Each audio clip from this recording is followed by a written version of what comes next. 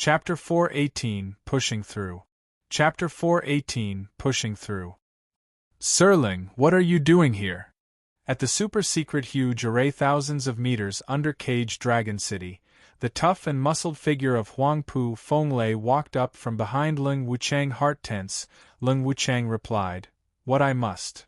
Sirling should oversee the situation outside and not keep watch over the Dragon Vein Seal. You need to deploy the Venerables." Huangpu Fenglei's tone was cold. Information has been received from the Imperial capital. The Divine Dragons are on the move and the Emperor is alone. You must have an idea about what we need to do next. Wait and see. Ling Wuchang's reply was on point. Huangpu Fenglei frowned. Sirling, please reconsider before making hasty decisions. This is our best chance. Nothing is more important than this moment. Our best choice is to wait and see. Ling Wuchang's eyes never left the array. Huangpu Fenglei felt something was off. Being around Ling Wuchang for so long, he knew this was not his usual style. Wait for what? Huangpu Fenglei glanced about. Sirling, how come I haven't seen Estate Lord around? Usually when one of you is around, the other is not far behind. What is he up to being missing for so long?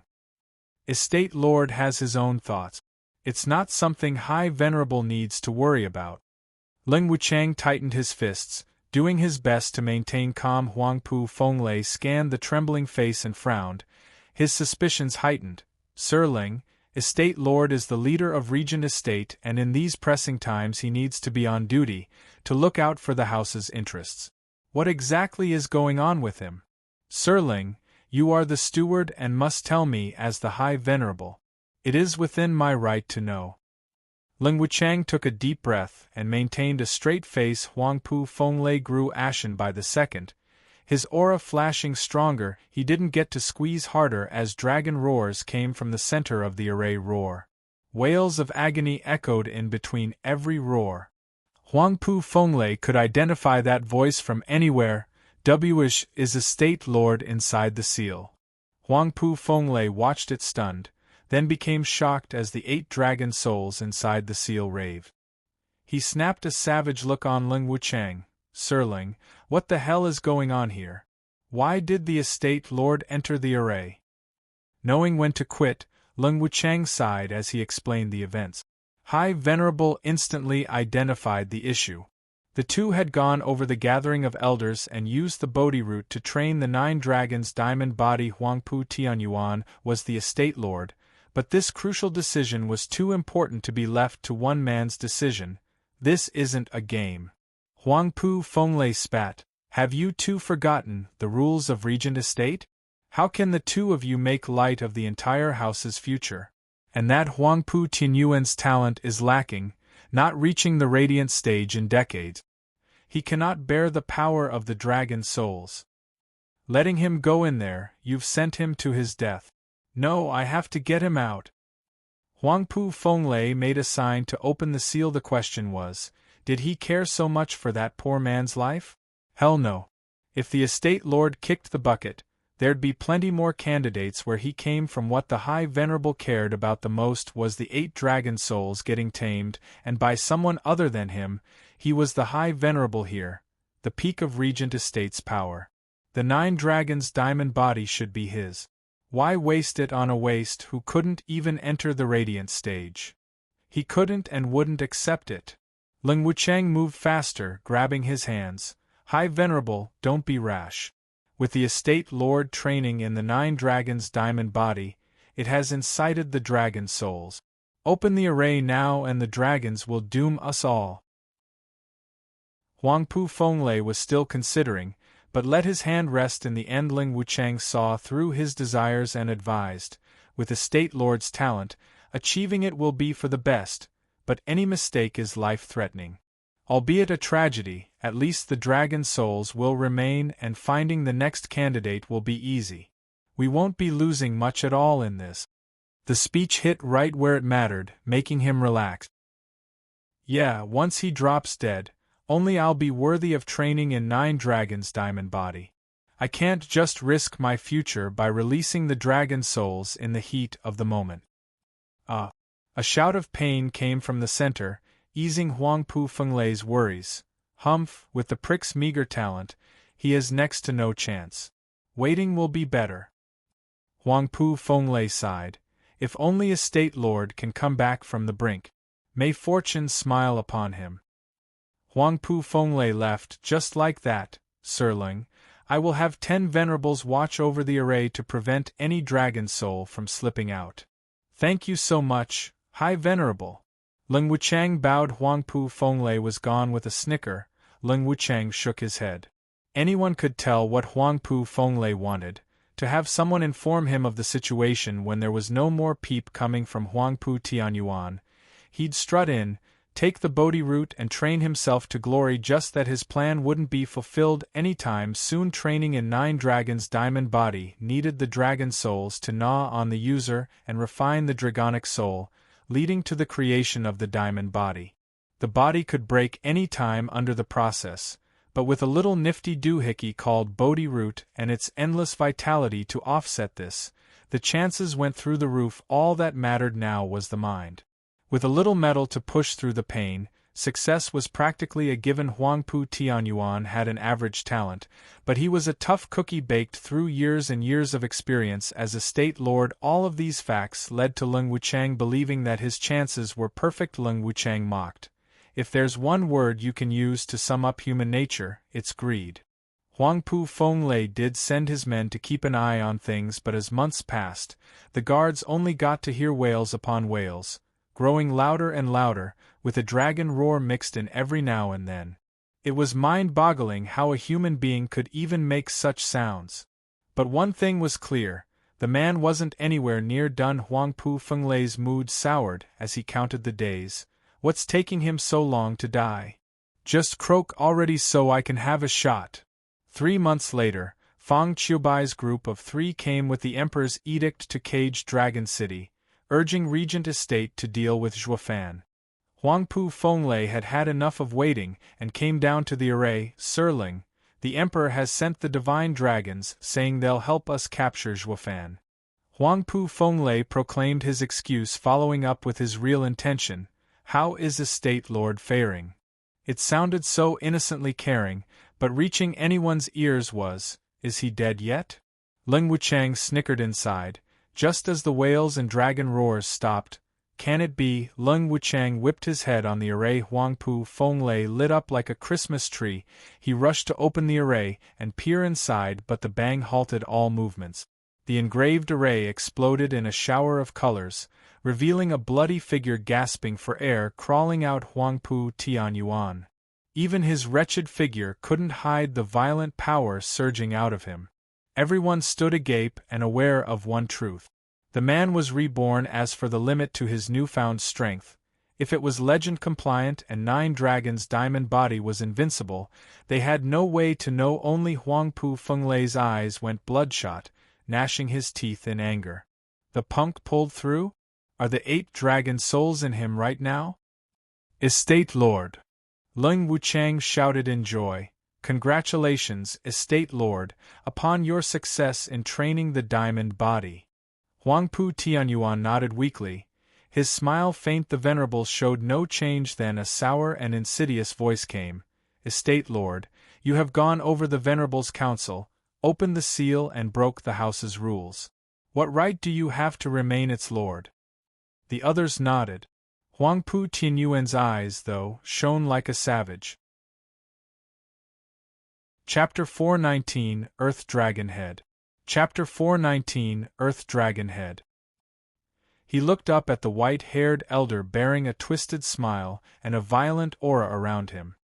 He was the second venerable under Huangpu Fenglei. With Huangpu Fenglei around, he was in fact speaking his boss thoughts. Huangpu Fenglei looked coldly at the show. Second venerable, what did you say?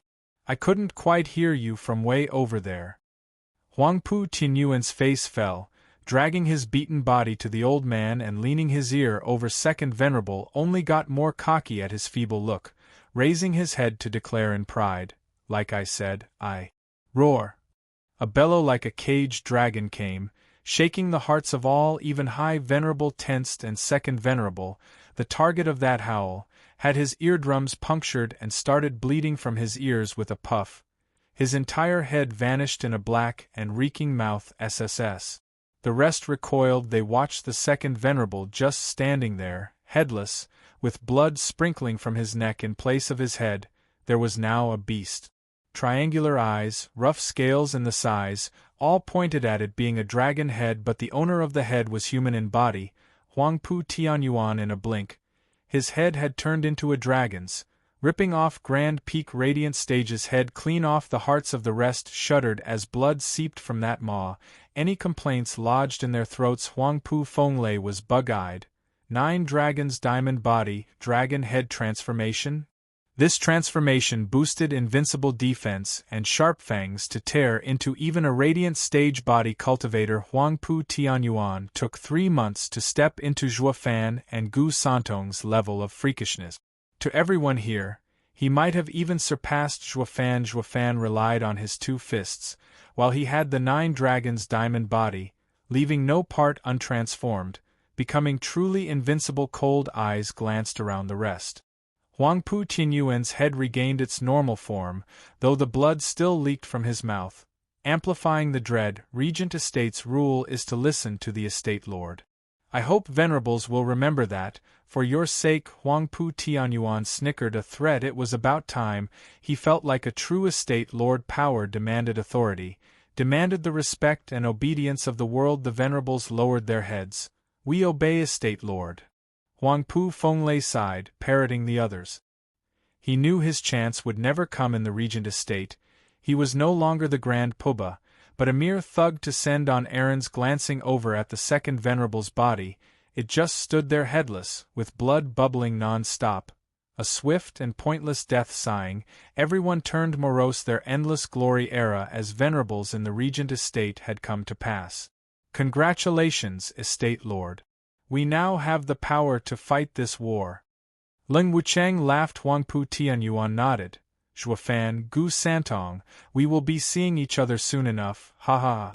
Estate lord, the emperor's men. Leng Wuchang spoke of the details. Huangpu Tianyuan nodded and showed a cold smile. Humph, just some divine dragons and a shadow captain to monitor me? Naive. Huangpu Fenglei rolled his eyes. Just presumptuous much? To look down on even the likes of divine dragons. Then again, it does make sense. Even united, those 3 can't do anything to him. Mocking them is only natural. Huangpu Fenglei's envy grew with each thought, his drool leaking. It would have been so nice if it were me instead. Alas, it's wasted on an average person like him when it would have shined in the hands of a high venerable. Like yours truly. A darn shame. High Venerable shook his head, which Huangpu Tianyuan ignored, saying to Leng Wuchang, but since they're here to assist, we do well to use them. No matter what insidious plot they have, my strength will trump it. Estate lord is brilliant. This is what I've been waiting for. With estate lord's unstoppable power, anything can be settled. Even a fight with Zhuo Fan or the imperial family. Leng Wuchang bowed, excited that his long-cherished ambitions were about to come true. Huangpu Tianyuan laughed, strutting. Come, let us meet these experts, ha ha ha. The others bowed and followed. They soon arrived in a lounge where the divine dragons waited. But the relaxed look on Huangpu Tianyuan had them all tense. Peak Radiant Stage? The trio exchanged shocked looks. They all knew Huangpu Tianyuan was a peak profound heaven cultivator, yet he had now shown up, 3 months later, at the same level as them. His speed was more freakish than Zhuo Fan's. They could feel the threat coming from his blood-reeking figure. It only put the 3 on guard. Huangpu Tianyuan's sudden transformation had them on edge. Estate Lord Huangpu, it's been ages. I am impressed. I wonder what miracle art the estate lord used to undergo such an amazing transformation.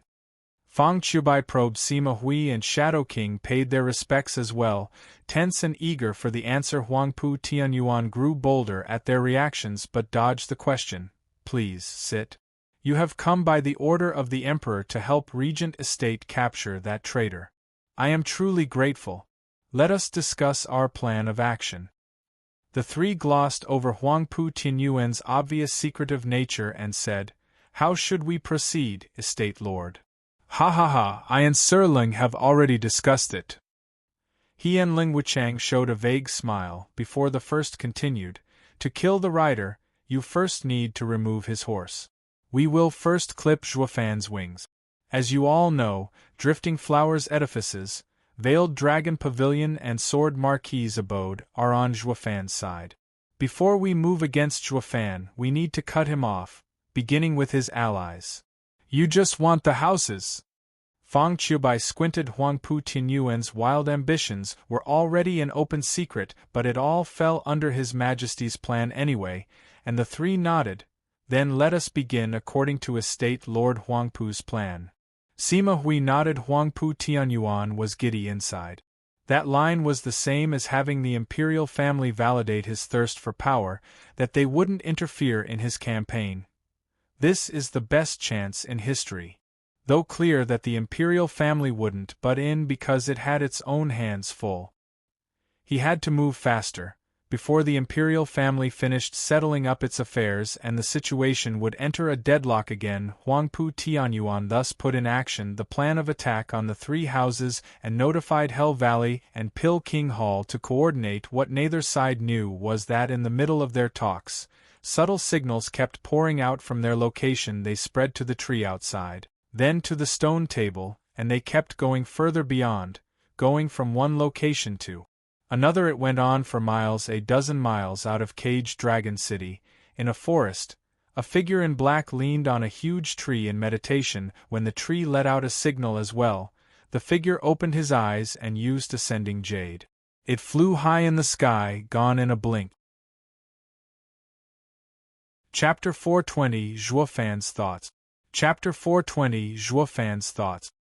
Where's Zhuofan? I have crucial intelligence. In the Luo clan hall on Blackwind Mountain, Lei Yuding in all black skipped over. She asked once she saw only Yen Fu was around, playing the assistant and handling resources. Yen Fu pointed at the floor. "Go to the bunker. Steward Zhuo has been there for the past few days." "Thanks." Lei Yuding waved. Yen Fu asked before she got away, "Captain Lei, just what intelligence has got you so giddy?" "Nothing much, just that the Regent estate is on the move.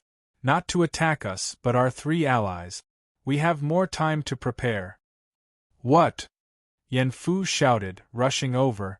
"Is the information accurate? Let me see." Lei Yuding raised an eyebrow. "What's got you in such a tizzy?" "It's got nothing to do with you. And this is for the steward's eyes first. An assistant has no right to see it." Yen Fu paused and nodded. It was one of Zhuofan's rules to prevent a leak and maintain secrecy. Anyone caught breaking it would be in for a severe punishment. Even with this rule, he was still worried. "Captain Lei, let's go to Steward Zhuo. Even if you do report it, with me there as well, he'll allow it." Lei Yuding nodded. The two soon arrived at the bunker. There were people everywhere. Luo clan's guards with the Yun clan's people made up for 10,000 heads, busying themselves in every corner of the cave according to the orders from the front. That was where Zhuofan and Yun Shuang, where he was ostensibly making an array, unknown as of yet to what end. "Humph, Steward Zhuo, you sure are a good headhunter. Flirting and working at the same time, not missing a single second." Lei Yuding saw the two close and jealousy reared its head. Yun Shuang blushed and lowered her head. Zhuofan only raised an eyebrow. "Miss Lei, what brings you here? You should be out there gathering intel." "Humph, I came here to report." Lei Yuding threw a jade slip, her tone cold at the lovely couple. "Steward Zhuo, how's it going between you and Miss Shuanger? Any progress?" "Be nice. Shuanger is Yun clan's holy maiden. We're only discussing how to direct her people." Zhuofan turned his attention to the jade slip. Zhuofan's cold attitude had her even more enraged. So she turned a broken smile to Yun Shuang. "Miss Shuanger, let me give you a warning. Zhuofan is unreliable. He draws a pretty crowd, but he only sticks around for 3 months at most, taking the girl and all her possessions. Your sister here is a living witness and victim. So I warn you, as someone who has gone through this already, be on guard around the thieving Zhuo. So you are soft towards Steward Zhuo as well. I thought it's only young Miss Luo. Schwanger blinked her large innocent eyes. Lei Yuding flushed, still holding her head high in stubbornness. No way. Why would I look at him? Yeah, you don't like me, so don't talk behind my back. Ha ha ha. Zhuo opened his eyes and chuckled. Regent Estate is finally moving, and against those houses. Not bad at all, just as I predicted. The others were stunned. Why is he so happy if his allies are in the dumps? If our allies cave, won't we be without cover? Yan Fu grew frantic. Steward Zhuo, when will Regent Estate strike? How will we assist? Why would we assist? Zhuofan's eyes flashed. This is exactly what I want, for the Regent Estate to attack them. If I had to deal with them personally, besides making it awkward for me, it'll be hard to get them on my side. What? Everyone was in complete shock. Zhuo had no intention of repelling the Regent Estate's raid, but was thinking about how to integrate his allies. Those houses were his support, with Veiled Dragon Pavilion being the very first. Selling them out like this and even turning on them would be a new low. Zhuo snickered at their thoughts. You're too naive. There's no such thing as an everlasting friend in this world. Even if we beat Regent Estate and the rest back and crown ourselves kings, our alliance with the houses would have run its course and we'd have a conflict of interest. They'll look at us as the new Regent Estate. It's better to take this prime opportunity and deal with them, ending with a truly peaceful community. This is the way to go. Ain't that right, Miss Yun Shuang? Zhuo snickered. Doesn't your clan always advocate salvation? That's just what I'm doing. Yun Shuang mulled over his words. Zhuo was as despicable as it got, but changing perspective, it would be for a noble cause, for the people's future. She nodded. Lei Yuding remained silent. Only Yan Fu was fretful. Steward Zhuo, you really don't care about them. How can I not? Am I not taking them all in with open arms instead of wiping them out? I do have a modicum of conscience, you know. Grinning, Zhuo paused. Here's how it's going to play out. Going by the intel, Regent Estate will act in 3 months, so we'll notify our allies 2 months later. Without any preparation, their 1,000-year legacy won't save them, though they can still flee. Leaves us as the only option to turn to. And since they'll be in our house, they'll know to keep their heads down. We'll use this chance to integrate them while making them eternally grateful for our help. That's just how good I am, doing them a favor. Now ain't that a twofer? Rotten. Everyone revolted. They were sickened by his methods, yet bowed in respect. Such a heartless move could only come from the bottom of a blackened blood pump of a demon like Zhuo watching the world aflame and swooping in to reap the spoils. That was his style. All right, he would profit and earn fame, more devious and sly than a fox could ever be. Killing their whole house, yet the victims would be ever grateful? That was only something a conscience-free lowlife scum, who felt no remorse about snuffing out a human life, would do, but this was the only way for the Luo clan to come out as the biggest winner. Though Yan Fu was morose after hearing the plan, Zhuo asked, Yan Fu, why the long face? With your usual self, you'd never care about the next person. Steward Zhuo, could you please save Drifting Flowers Edifices? Dandan, Yan Fu hesitated. The brat must be head over heels. This thought led him to a more worrying one. Nice, I approve of a man like you. You stand up for that woman in times of danger. Not like a certain unmentionable someone, so callous and scheming even after spending time with their edifice lord. Lei Yuding slapped Yan Fu's back in praise, sneaking a glance at Zhuo. Zhuo frowned, then shut his eyes. After a sigh, he left. His voice traveled to the shocked ears of everyone. Send word to Drifting Flowers Edifices. Tell them to evacuate to Luo clan. As for the other 2 houses, 2 months later. Thank you, Steward Zhuo. Yan Fu perked up and left happy. Lei Yuding watched Zhuo's lonely back, then gave Yun Shuang one last word of sincere advice. Miss Shuanger, give up while you have no feelings for him. His heart belongs to someone else. Yun Shuang was puzzled. Lei Yuding sighed. I know him to be a principled man of strength and decisiveness that won't change no matter what. The only 2 times he has lost himself was in Beast King Mountain, over Ninger, and now. I reckon it's over the Drifting Flowers Edifices. Edifice Lord. Sighing, Lei Yuding left. As I cannot move that man, I will give up. Yun Shuang shuddered. She was an ascetic holy maiden with her mind solely focused on the future. But now, she has sunk into perplexity. As Zhuo Fan left the bunker, he went deeper into the forest. Sullen, a blue-robed person popped up in front of him. Vicious Pill King Yen Song. Elder Yen, what is it? Zhuo Fan glanced. Yen Song was flushed from worry. Steward Zhuo, I heard you've let them use 6th-grade ingredients to make 3rd-grade pills. Yes, won't it raise their success rate? Zhuo Fan nodded. Yen Song's heart was bleeding. But Steward Zhuo, isn't that a waste? Zhuo Fan grinned. Elder Yen, here's the thing. In half a year, I plan on seeing 100,000 3rd-grade pills, the spirit melding pill. After so many years of being in your care, that batch of hundreds of people can only make a 3rd-grade pill at best, with a low chance of success as well. To get 100,000 pills, I can only use high-grade ingredients to boost the odds. But isn't it still a waste? Yen Song was an alchemist and felt pain seeing them go like that. Zhuo Fan mocked, his eyebrow high. It's fine, we're rich. Zhuo Fan left suddenly and came back with the biggest haul of the century. And the original plan to bake 10,000 pills was upped to 100,000. It not only meant more work for them, but it had an even lower chance of success, so Zhuo Fan compensated with riches. No matter how much Yen Song cherished every leaf and petal, he had to accept it. Going back slumped and depressed, Zhuo Fan's voice was heard from afar. Oh, Elder Yen, tell Elder Li and the others to gather. We're leaving for Hell Valley soon. And those profound heaven fakers, have them come as well. Zhuo Fan's eyes glinted as his mouth curled in a twisted snicker. Chapter 421, Raiding Hell Valley. Chapter 421, Raiding Hell Valley. Whoosh.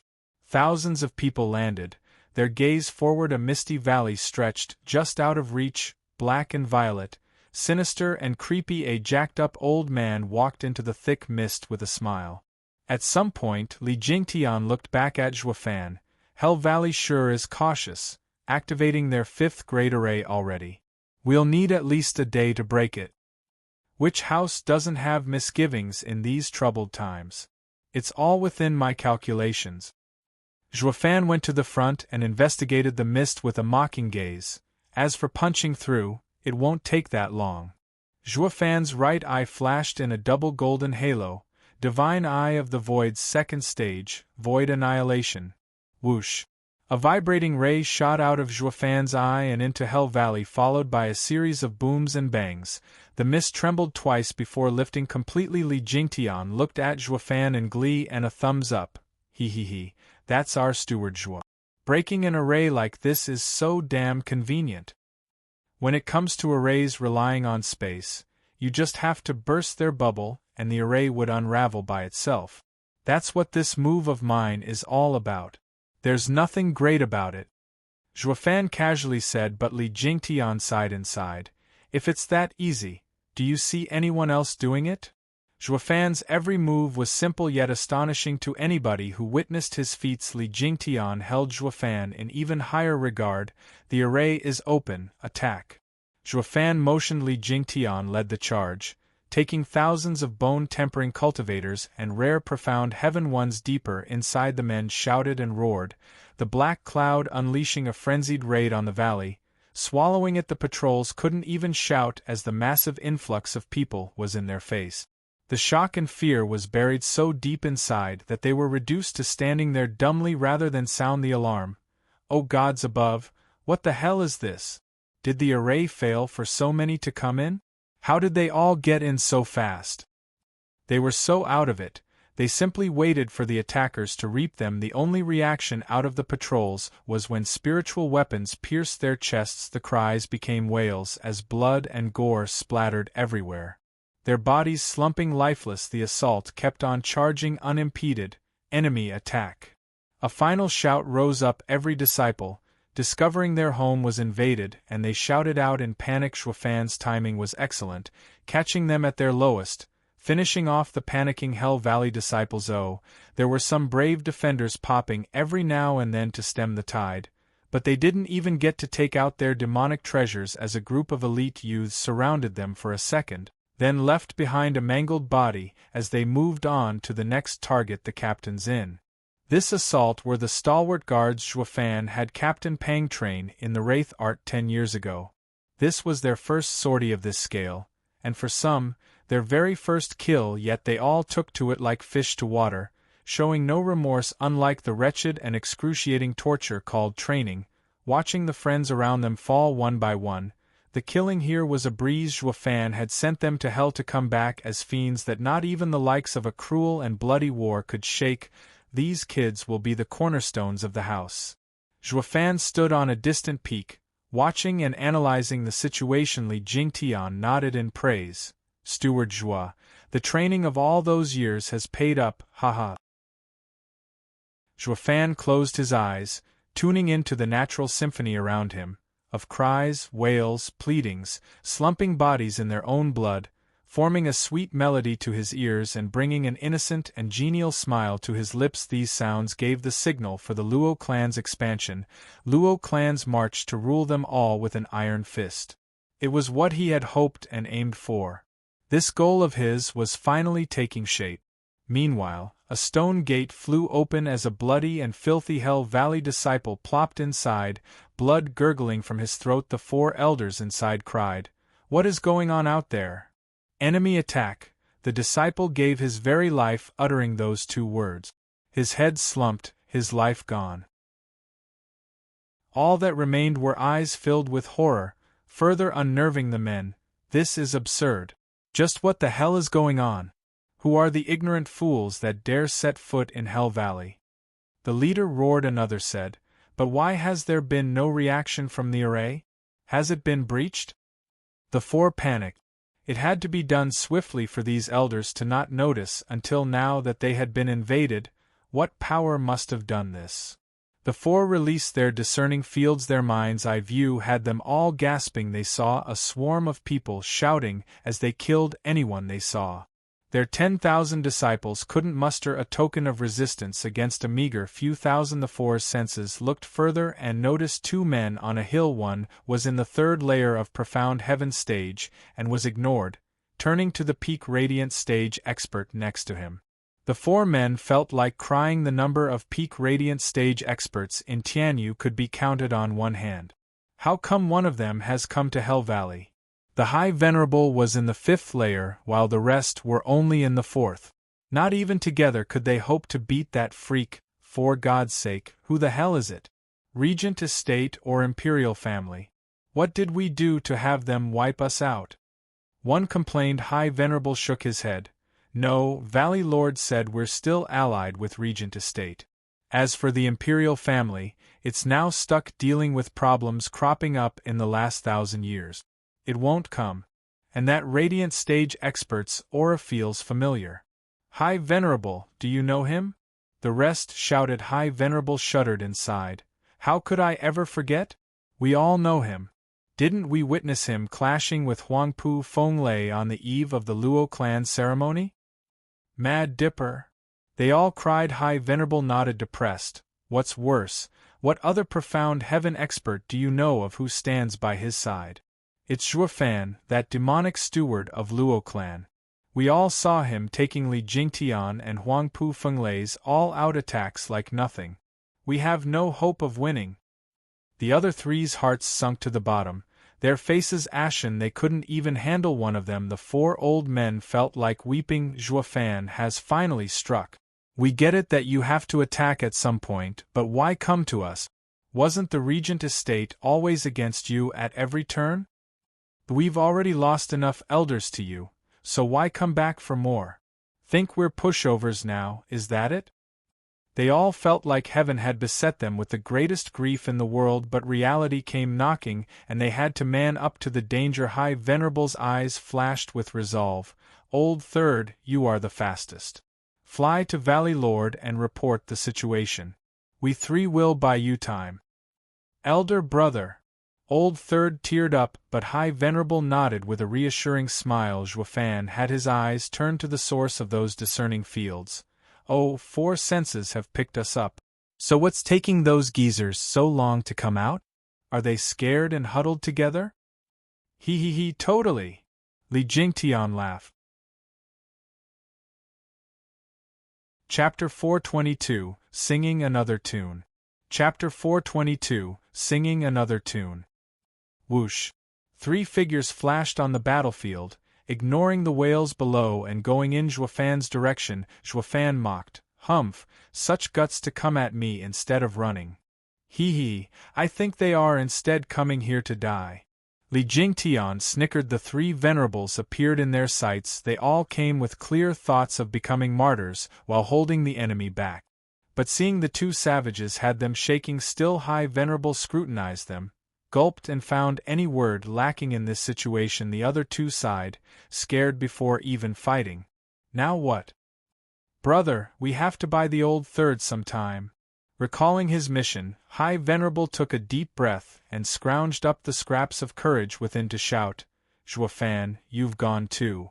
Zhuofan had no time to indulge in this guy's pedantic style and asked, "Weren't there 4 senses? Where's the other one?" High Venerable's courage got stuck in his throat. Zhuofan's haughty and obnoxious attitude, like a big kahuna, lorded over them with such pressure that their heads jerked back. This was called the power gap. They were like 1st-level spiritual beasts facing a 6th-level spiritual beast, with no chance whatsoever at coming out alive. The 3 threatened to burst out in tears. They were Radiant Stage cultivators, Hell Valley's Venerables, but they couldn't even get a worthy death. Li Jingtian cracked up, jarring to their ears. Zhuofan shook his head. Not like one missing person would make a difference. Zhuofan took out a gourd and let bloodworms wiggle out. They looked downright eager to get out of that darkness they had known all their lives, ready to enjoy the big outdoors. Here's the deal. Eat it and you're one of us, becoming Luo clan's elders. Don't, and I'll just have to take you back as corpses. Zhuofan was like a tyrant in his demands. The 3 jerked and panicked.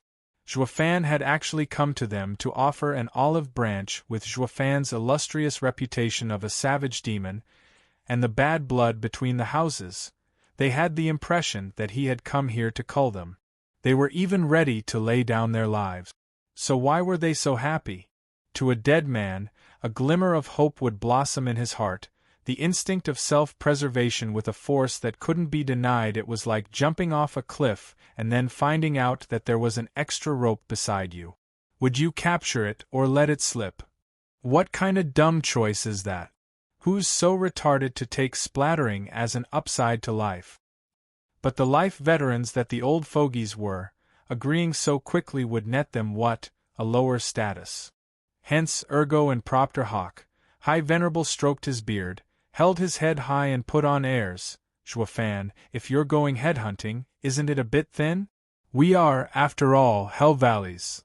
Elder Li, kill him. Zhuofan deadpanned. Li Jingtian grinned, cracking his knuckles as a fire lit in his eyes. The 3 jerked like mice, waving around in panic. Let's be reasonable. Don't resort to violence. Humph, you old coots, I've already said my piece. One more or less will hardly make a difference. Yet you dare posture before me? It's to the afterlife with you. Zhuofan snorted. The 3 jerked and bobbed their heads like cute children holding out the gourd. Zhuofan watched them each swallow a bloodworm, and so, easy peasy lemon squeezy, Luo clan gained 3 more Radiant Stage elders. Though Zhuofan didn't give a flying fig about them, they were of even less value than Yen Song, a peak profound heaven expert, but every penny counted. Even if those pennies were so thin and corroded that you wanted to throw them, they all had their use sometime in the long future. And the newly baked elders? Now they were clued in as to why a die-hard expert like Li Jingtian fell in with Zhuofan. Besides bloodworms control, Zhuofan's attitude left no room for dissidence. As Sir Zhuo. Steward Zhuo. Zhuofan's icy tone warned High Venerable jerked and nodded. Steward Zhuo, we have another elder sneaking out to report. He is still close. Should I call him to join Steward Zhuo's camp? The other two bobbed. The four of them were a clique. With three of them coerced into working under Zhuofan, the day would come when they'd have to kill their brother, so having the old third join the gang in one big happy family worked out smashingly. Zhuofan shook his head. No need, one less won't make a difference. The three looked downcast. Steward Zhuo never gave a hoot about us. It was best to play it safe and not get on the young master's nerve. They reckoned not even Li Jingtian could take his punishment if he did, while they would downright breathe their last in the process. Better wag my tail at every order. Luo clan is a den of monsters. We are three radiant stage experts here, yet this young master doesn't bat an eye. Tears welled up again. The fond times of being at the top seemed so far away. You three, the fighting isn't over. Go lend a hand. Zhuofan glanced at the slaughter below and ordered they shuttered. The fighting was one-sided to begin with, and them going would only speed things up. Zhuofan was having them go for another reason, to make them kill their own disciples. A second ago they were still Hell Valley's Venerables, yet in the next moment they were ordered to go kill their own clansmen. It was a little hard to take. Steward Zhuo, a man of power, should look after the ones below him. How about I try and get Hell Valley's disciples to join the Luo clan? High Venerable looked on pleadingly. Jingtian nodded. It's not a bad idea, Steward. Kill! Zhuofan snapped. Your status in Luo clan is based solely on merit. With no merit, we'll be off with your head. Luo clan does not raises pansies. SSS. Zhuofan clearly wanted Hell Valley dead to the last man, dog and weed. If the three Venerables dragged their feet any longer, they'd soon join the bloody mud. This wasn't as simple as turning coats, but was cutting off any relation with Hell Valley. And these three were demonic cultivators, without shame or remorse. Now that they had grasped a lifeline, would they let it get cut over something as insipid as integrity?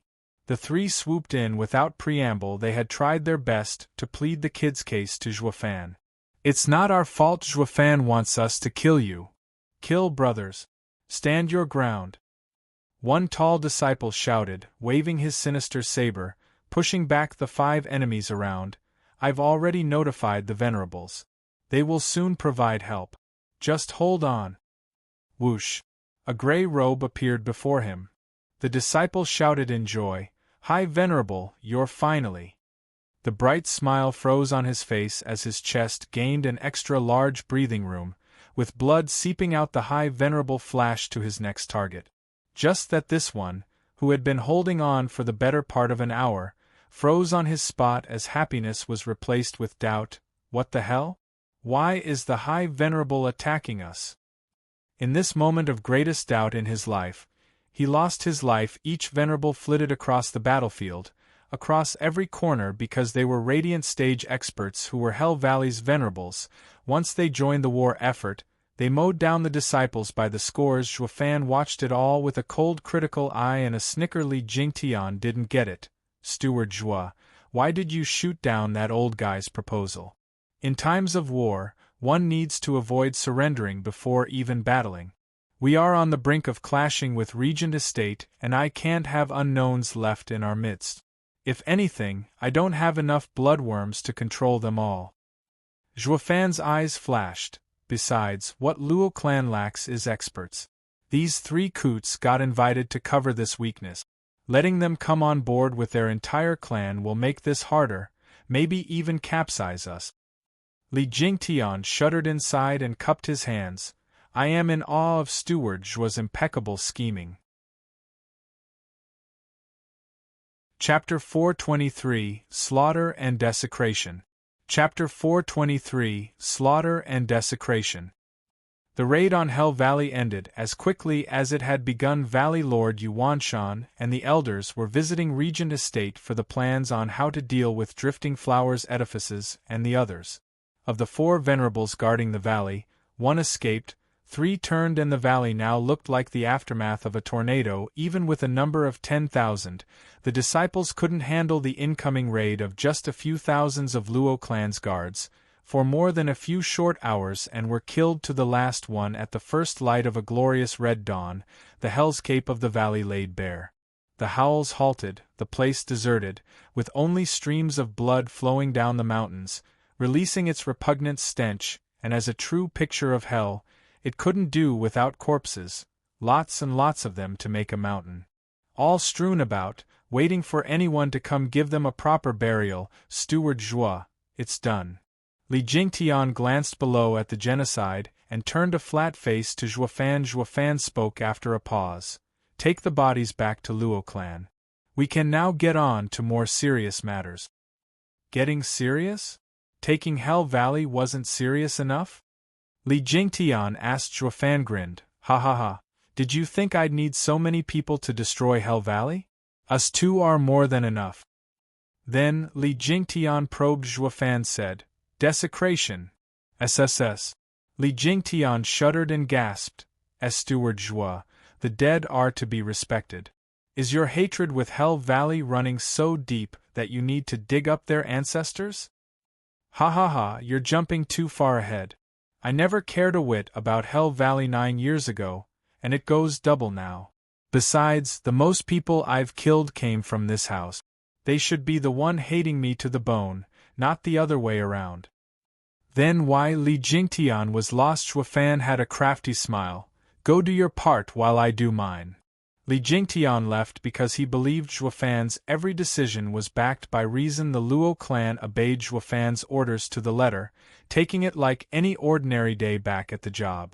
Only the Hell Valley Venerables were jumpy. They had turned their backs on Hell Valley in exchange for their lives, and were now forced to do such tasks. Faced with the order of digging up their ancestors, they just couldn't do it. That was where Hell Valley's elders, Valley Lords and Venerables were laid to rest. What logical explanation did the posterity have to dig them up? This is outrageous. The trio were going to see Zhuofan about this. Preach reason, that the two clans weren't enemies to such a degree. Li Jingtian saw through their intent and glared. You, newbies, listen up and listen well. In Luo clan, Steward Zhuo's word is law. Any complaints you have will be met with a quick trip down under. Li Jingtian flew away. The trio sighed in helplessness, stopping in their tracks. A guest could only play a guest in a host's home. Since Steward Zhuo wants us to shame our ancestors to get our trust, we're his men. They took this task as Zhuofan's test of loyalty, to have them break all ties with Hell Valley. After flipping over one's granddaddy's tomb, one lost all right to call this place home. A darn shame that all their conjectures were wrong from the get-go. Zhuofan never cared about them, but to prove their change of heart, they worked the hardest in tomb raiding their long ancestors. Li Jingtian didn't take much to have them figured out and laughed. Steward Zhuo, these old coots will do anything to get your trust. Ha ha ha. Li Jingtian mocked. Zhuofan had a faint smile. Nothing strange about it. Respecting one's ancestors is the righteous way, while demonic cultivators only pay attention to power. That makes digging up one's old man more common with demonic cultivators. When taking people in, one needs to keep an eye on their character. These three are expert demonic cultivators. I don't care if they bear any grudge for me after this, since all you have to do is sit on them and they'll be as meek as lambs. Steward Zhuo is a genius. That's why you sent the order to have them dig their ancestors. You never feared their resentment. You truly know the heart of a demonic cultivator. Li Jingtian laughed. Zhuofan shook his head. Hardly. Righteous cultivators aren't any different. Give them enough incentive and they'll do the most menial and nasty thing you ask. Just that they had to always dress it up with fancy justice. Like they do it, ha ha ha. Zhuofan had a strange smile, throwing Li Jingtian off on a loop. Li Jingtian's eyes lit up. Having picked up something in the corner, the Luo clan members were digging up Hell Valley's ancestors, everywhere but there. 24 people moved around the place and looked around, not doing much of anything. They were the Emperor bestowed profound heaven fakers, while the rest of the Luo clan was putting their backs into it. They didn't do so much as lift a pebble, blast it. These guys were last in the Battle of Hell Valley, and now they're goofing off when it comes to work. See how I'll give them an earful. Li Jingtian stomped, but Zhuo Fan stopped him from going. Elderly, easy, let them go. Besides, they've completed their mission. When we return, take care of them and make sure the 3 newbies see it to drive fear into them. Their mission? Yep, leaking. Zhuo Fan snickered. Why else would I bring these losers along? To drag me back? Then you. Let them inform the Emperor. Zhuo Fan smiled. Even before the Luo clan rose to power, the Emperor had these guys play the moles. That's why I had Elder Lei handle them all this time, letting them report only what we wanted. After feeding them for so long, they finally have a use, to report to the Emperor. What? Be but Steward Zhuo, why do this? Isn't the Emperor focused on you? Li Jingtian jumped in fright. Zhuo Fan was reckless. If the imperial family joined Regent Estate in coming here, they were finished. Zhuo Fan could escape with his ridiculous power, but the Luo clan members would fall for sure. All the effort spent raising them for the last decade would go to waste. Zhuo Fan laughed. Elderly, that's only half true. He isn't focused just on me, but on everyone. Taking the lone road means everyone in this world is your enemy, be it in the court or outside it. Blinking, Li Jingtian was still lost, and Zhuo Fan continued, Elderly, who do you think he wants to kill right now? You, of course. He even allowed the 7 houses to use the demon purging decree. Ha ha ha, wrong. He wants to get rid of chess pieces. Me, Regent Estate and Zhuge Changfeng included. How will the nation change if he only gets rid of me? Regent Estate will get the houses, becoming the biggest power outside court and a threat to him. While in court, Zhuge Changfeng will be against him every step of the way. This is something he wants to avoid at all costs. So after getting wind of what we're doing here, he will not only sweep it under the rug, but even help me. Zhuo Fan's eyes shined, his voice firm that confused Li Jingtian even more. Help you? Indeed. Zhuo Fan smiled. I can't kick the bucket just yet, or Regent Estate will have free reign. We got word that he has sent divine dragons to assist the Regent Estate. To help, all right, but it's only a thinly veiled disguise to force them into fighting us. He doesn't want us to remain in a stalemate. But when I make my move, because Regent Estate is stronger, they will act faster than me. At that time, the help will drag the Regent Estate down, to give us room to build strength and fight only when we're on equal footing. That's the best way for the Emperor to swoop in and swallow us both, by letting those fools snitch to the Emperor.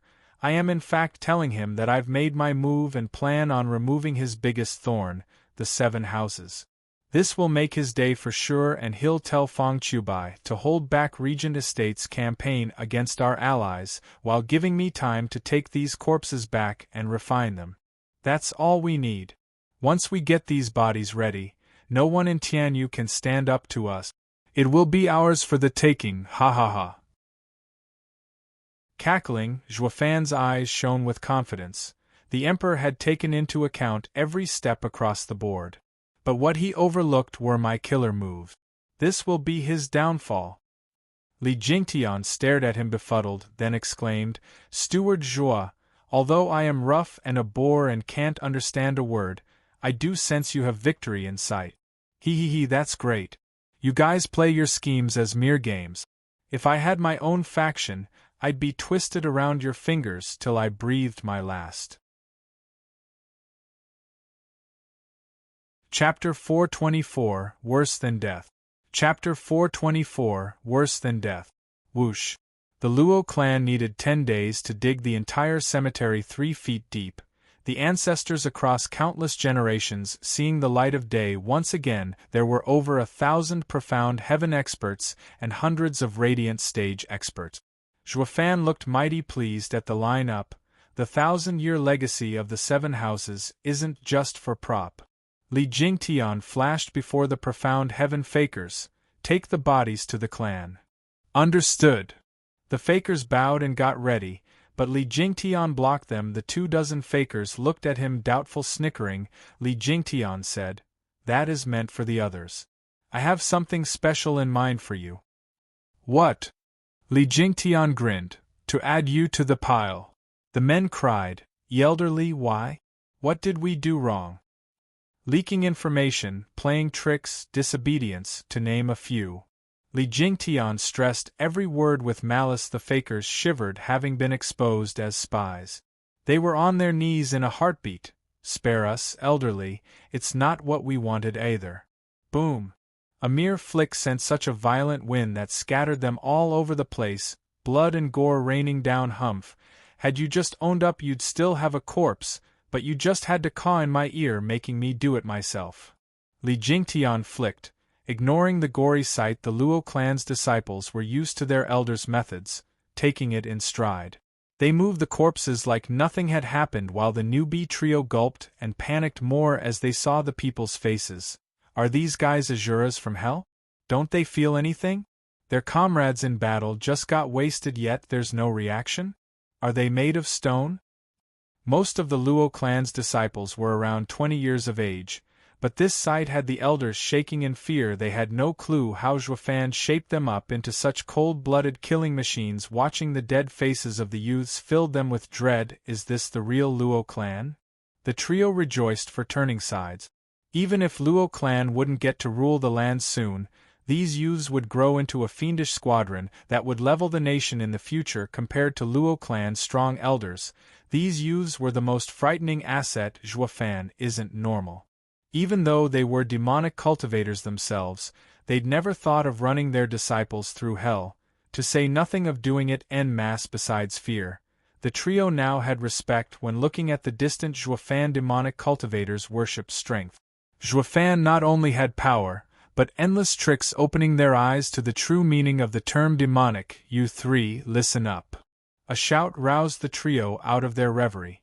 Li Jingtian stared at them, and they lowered their heads. "Escort the people carrying the bodies back to Luo clan. Don't mess up. If I find out that you've been up to no good, humph.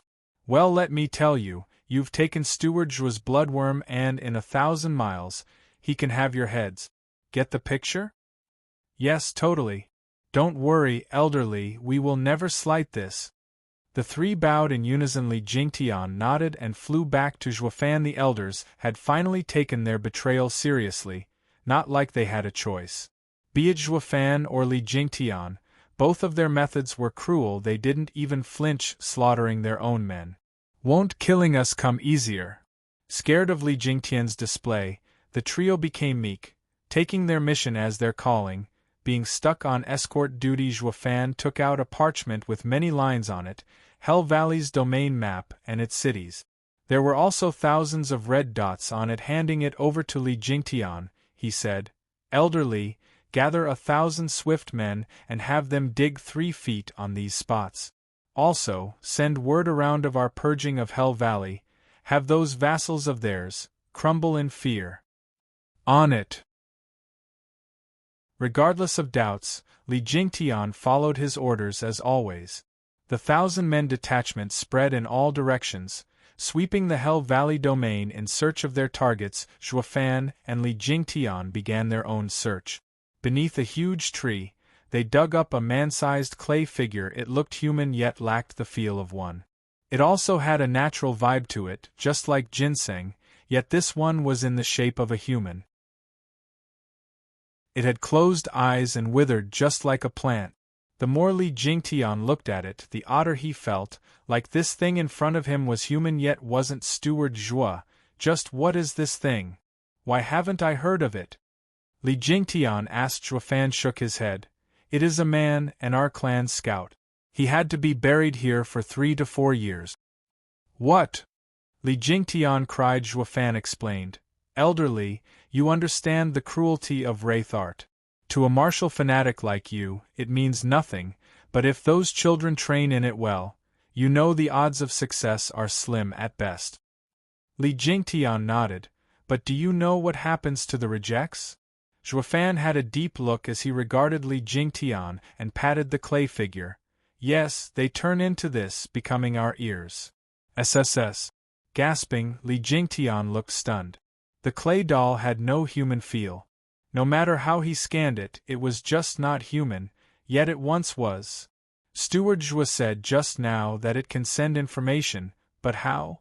Zhuo continued. On failing to cultivate the wraith art, one would die at worst, while at best they would have their meridians shattered and live the rest of their life as a vegetable. But the demonic path has a skill, myriad breaths, a soul-cultivating cultivation method. Though not without its caveat. Only the soul alone can be trained, turning the vessel into a dried husk. In time, the soul's aura will, along with the body, blend in with nature, turning into this human pillar. Don't take it for just a clay man, when in fact it has a soul stronger than a profound heaven expert's.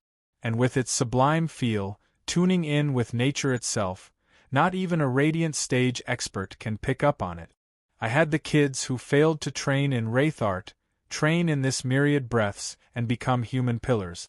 Miss Lei and her team buried them in the 7 houses vicinity, at their doorstep. Through their souls, they send out the information in a 1,000-meter radius.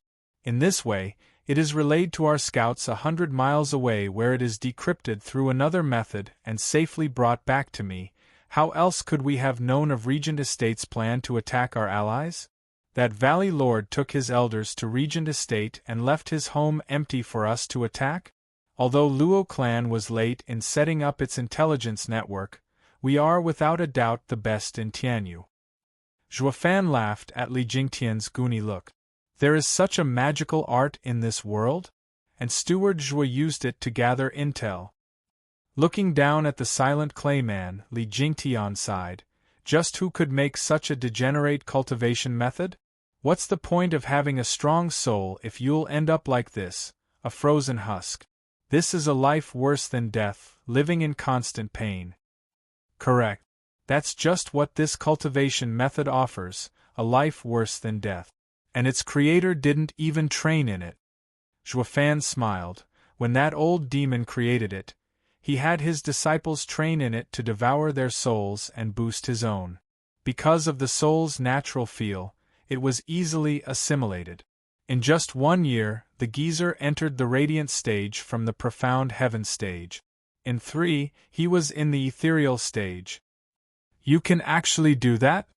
Li Jingtian's sad look turned brighter, drooling at the clay man. The kid training in myriad breaths can be such a wonderful tonic. Who knew? Zhuo mocked, elderly, let me stop you right there. There's no such thing as shortcuts in cultivation. I haven't finished telling you how the old demon met his end. His speed was fast, but the souls of his disciples were filled with anguish and despair. And because anger and despair built up so much inside of him, his soul disintegrated under the strain. If not for this, I'd have used the thousands of Luo clan human pillars for myself. Shuddering, Li Jingtian chuckled awkwardly.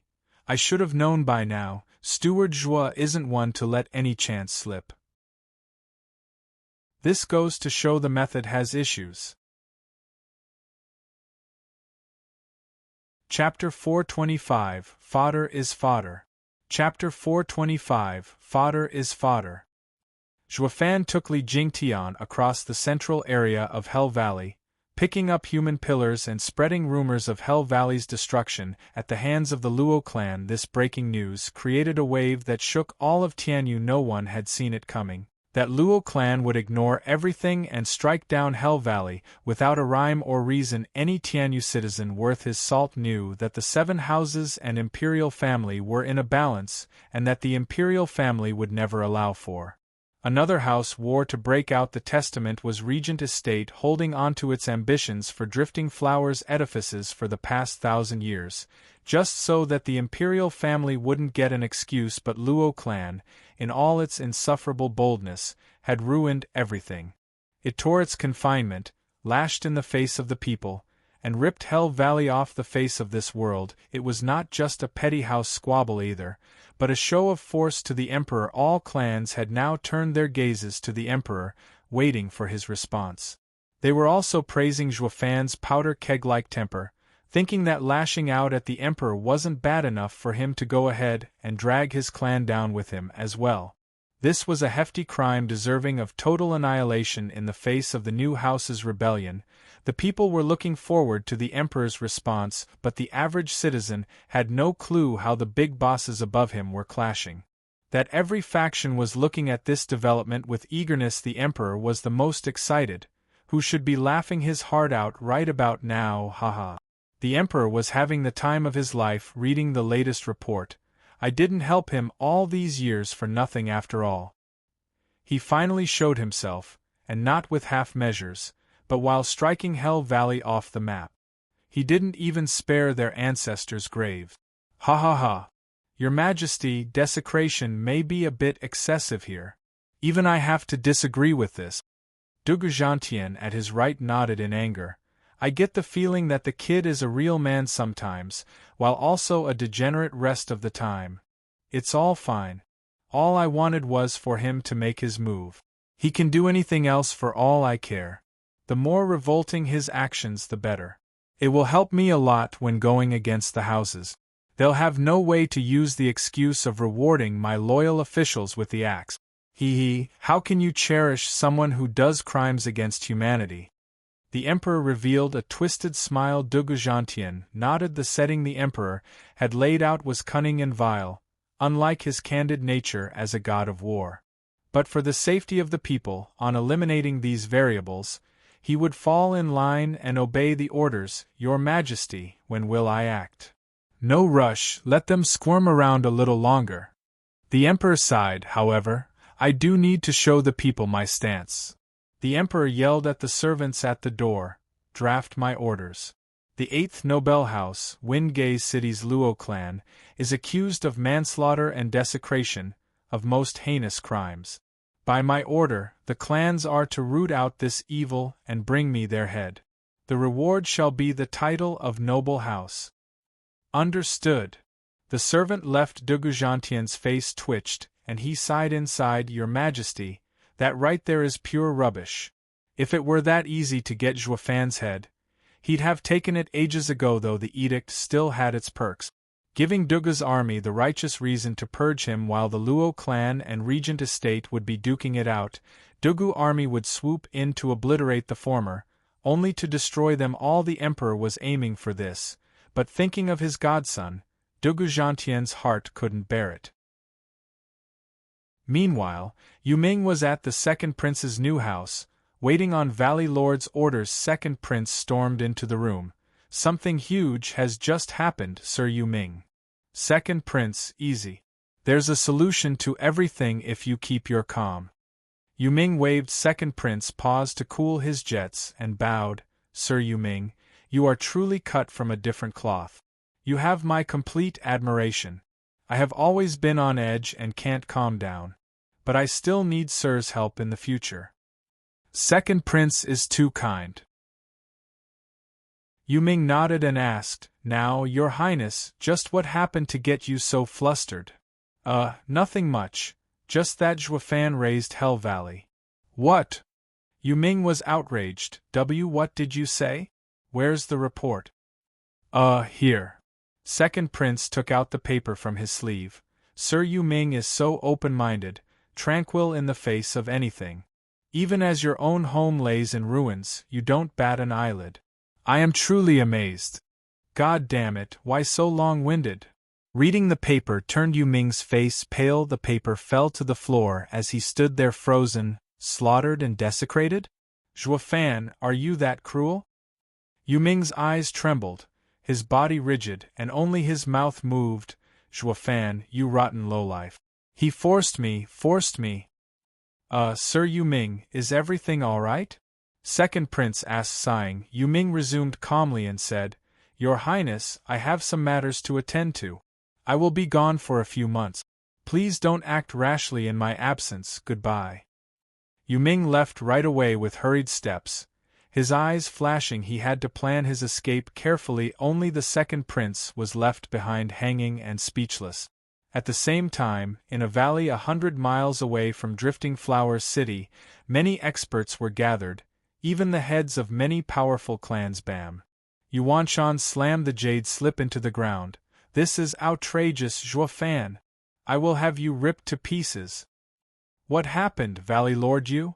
Huangpu Tianyuan asked. Yuanshan panted and cupped his hands, for the first time ever, tears trailing down his face. Estate Lord Huangpu, you are the head of houses. You must give Hell Valley justice. I just got word from the third Venerable that Zhuo Fan, along with Li Jingtian, has raided Hell Valley. The other 3 Venerables fought back, but I fear they have fallen as well. Please, Estate Lord Huangpu, send your men to assist. A what? Huangpu Tianyuan was stunned. We haven't even begun our attack on Drifting Flowers Edifices, and yet he struck Hell Valley. Yuanshan gave a mournful nod. The Hell Valley's elders were enraged. Turning to Huangpu Tianyuan with expectant looks, they all looked on with hope that their boss would give his support. Huangpu Tianyuan only stroked his beard. Sirling, what do you think? Hell Valley is our ally. Valley Lord Yu is our close friend. Of course we'd go out on a limb to help him. Ling Wuchang shouted. Hell Valley's contingent perked up. Looking at him with gratitude, Huangpu Tianyuan looked at him dazed though. Since when did the shrewd Sir Ling turn righteous? But Ling Wuchang showed his true color soon enough, be that as it may. Ling Wuchang sighed. Zhuo Fan's treachery knows no bounds. Going without a plan will like playing into his hand. We have to avoid that. Valley Lord Yu, rest assured, we will avenge your home. But we are now on the eve of striking Drifting Flowers City. We must first handle Drifting Flowers Edifices. Huangpu Tianyuan nodded. Drifting Flowers Edifices is in cahoots with Zhuo Fan. Taking them out will soothe Valley Lord Yu's anger. Everyone nodded. Pill King Hall and Mary Woods enjoyed the show, sneering all the time at Hell Valley. Yuanshan was fuming, his face red. He flipped around and shouted, Sir Fang, you are His Majesty's reinforcements to quell Zhuo Fan. That wretched servant is running amok in Hell Valley, and you are just going to do nothing? Zhuo Fan's mind is a maze and his actions a mystery. Sir Ling is right. We need to take it one step at a time. First comes Drifting Flowers Edifices, sweeping clean all places he might turn to when he is desperate. Then we will go after him when he has no place to hide. Valley Lord Yu, you don't need to worry. Fang Qiubai spoke. He had long since received the Emperor's order to have Zhuo Fan and Regent Estate mind their own business for a while longer. Of course he'd drag this out as well instead of pitting the two ahead of schedule. As for the fate of Cannon Fodder dubbed Hell Valley, neither cared a whit. Fodder was fodder. They'd all die sooner or later. The hegemony for the world would ultimately come down between Zhuo Fan and Regent Estate. The rest couldn't affect it one damn bit. Yuanshan saw the open taunts and his anger reached boiling point, yet he was unable to do a thing. Chapter 426, Drifting Flowers Edifices Siege. Chapter 426, Drifting Flowers Edifices Siege. In Drifting Flowers Edifices' main hall, Grandmother took the seat of honor with a frown. On each side of her were the 15 overseers. Bang! Grandmother threw a sending jade on the table and sighed. This is the Luo clan's 10th message. And like the ones before it, they all warn of a great disaster, that we need to retreat to Luo clan. What do you all say? Humph, that vile ingrate, our edifice lord sacrificed so much for him, and this is how he repays us? By stealing our most sacred treasure. Who'd believe his messages? I bet it's just another one of his sick, twisted schemes. Peony Overseer was the first to show a negative attitude, her anger having reached a boiling point. Iris Overseer nodded after a pause, yet the frown never left her. Nevertheless, even with Zhuo Fan's insidious mind putting us on guard on every one of his actions, it's better to believe the worst than be skeptical and suffer because of it later. Taking up arms won't harm us in the least. I have already activated our defenses, for any eventuality. Grandmother nodded, As for the credibility of these jades, it remains to be seen. Boom! A rumbling sound came from outside, rattling their ears. All overseers looked on in shock. Grandmother shook and turned downcast. Xiao Dandan burst in as fast as her legs could carry her. "Oh God, enemy attack! Dandan, speak clearly!" Peony Overseer said. Xiao Dandan gasped a few times. "Drifting Flowers City's guarding array is under attack. Senior sisters are now inside to defend it." "What do we do, Grandmother, Master?" "We're really under attack." The overseers were incredulous, turning to the jade slip with regret. Zhuo meant nothing more than to simply inform them by sending those messages. "Grandmother," the 15 pairs of eyes turned to her.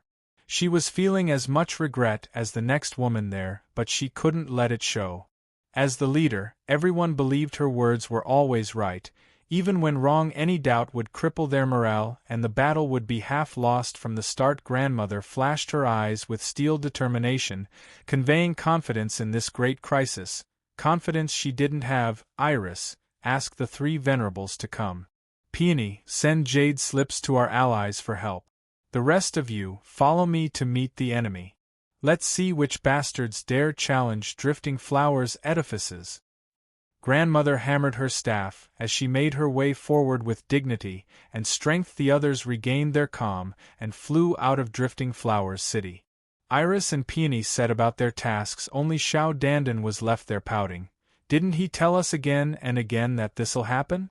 Now even if you do believe him, we are cut off and can't run." "Dandan, what are you mumbling? Who taught you to talk of your betters behind their back?" Peony Overseer glared. Xiao Dandan retorted, "What talking back? It's the truth. We got a clear warning for 3 months that this was going to come." "You know nothing," Peony Overseer barked. "Don't you know who Zhuo is? He even stole Bodhi root from us. How can we trust him? How can we be sure it's not another trick? But it was Yen Fu who told me. He'd never lie to me." Xiao Dandan was stubborn. Peony Overseer shook her head. "You brat, Yen Fu was never good to begin with. Now that he's with Zhuo, he's even worse. No matter how sincere, he needs to first prove that Zhuo had nothing to do with it, that it wasn't false. You think I don't know where you'd been running to these months?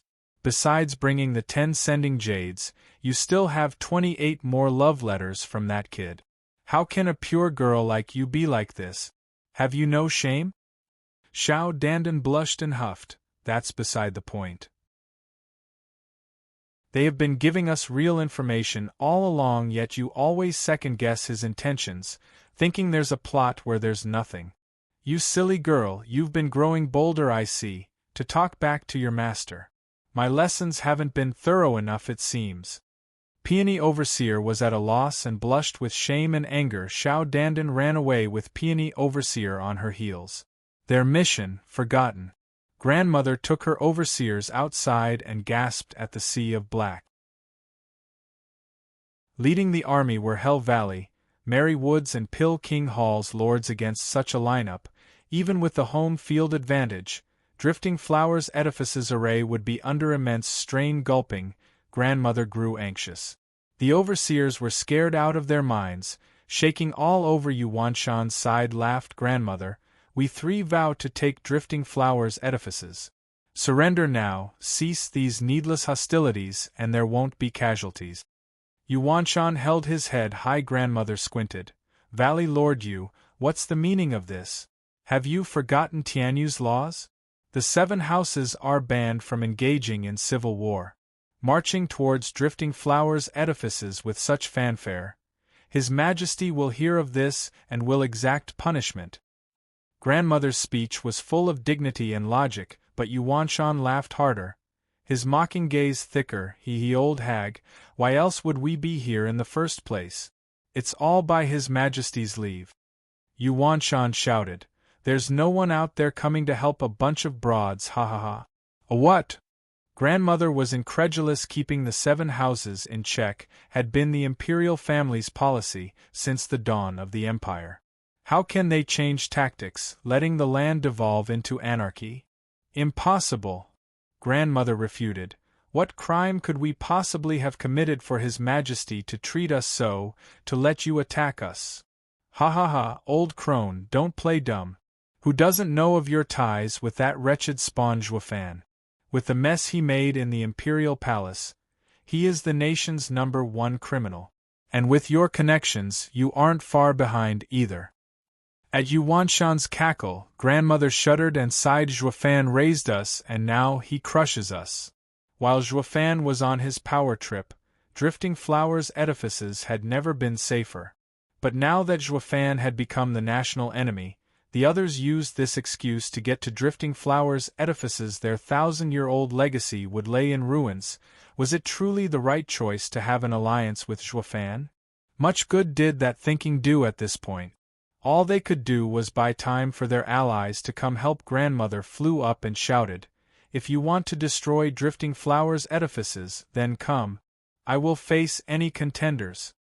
Ha ha ha, I've heard so much of the Lady of Steel, and have long wished to try you out. Yuanshan flew forth, covered in gray energy, letting out eerie cries of infants. Hatred and grief filled the sky, sweeping grandmother in its clutches. With the shrieks of agony, malignant specters made of anguish bit at her. Hell Valley's profound ranked martial art, demonic face seal. The hearts of the overseers were in their throats. Demonic face seal was a soul attack, creepy and powerful. Grandmother had no power against it. Yuanshan laughed, finding victory in his grasp. It was then that a glaring white light flashed. The howling sea of agonized faces came to a halt as ice spread all over them. They cracked to pieces, pulverizing the demonic faces, leaving room for grandmother to walk out and send Yuanshan flying with a palm to the chest and leaving behind a scarlet trail. Chapter 427, Crisis. Chapter 427, Crisis. Yuanshan spat out frozen blood as he wobbled to his feet. Drifting Flowers Edifices profound ranked martial art, heavenly austere ice palm, trained to such perfection it can even freeze my demonic face seal. Congratulations, Lady of Steel. Valley Lord Yu's demonic face seal is too exquisite even for me to take lightly. It's all thanks to decades upon decades of hard work that I had the honor to match Valley Lord Yu's skills. With how grandmother wheezed, looking thin and pale, she wasn't faring much better either. Yuanshan cupped his hands and withdrew. Yen Bagong laughed, stepping in next. Ha ha ha, grandmother has aged with grace, coming above even the likes of Valley Lord Yu. How about you humor this old man next? Yen Bagong, you lowlife, you just want to take advantage of grandmother having fought a hard battle and being exhausted. You're just picking on the weak. One overseer cursed. Yen Bagong took it all in stride and showed a light smile. That's a little off, my lady. We 3 houses joined hands just so we don't have to go one-on-one. How does picking on the weak fit here? We just want to duel with grandmother right now for a bit instead of starting the assault. We're doing you all a favor. Yen Bagong justified himself, leaving the overseer's speechless. Grandmother let out a cold laughter. Her eyes icy. Yen Bagong implied he was giving Drifting Flowers Edifices leeway, but one thing remained unchanged. In an all-out war, Drifting Flowers Edifices had the disadvantage, but it wasn't going to fall that easily, not when having a defensive array while grandmother was the pillar of Drifting Flowers Edifices.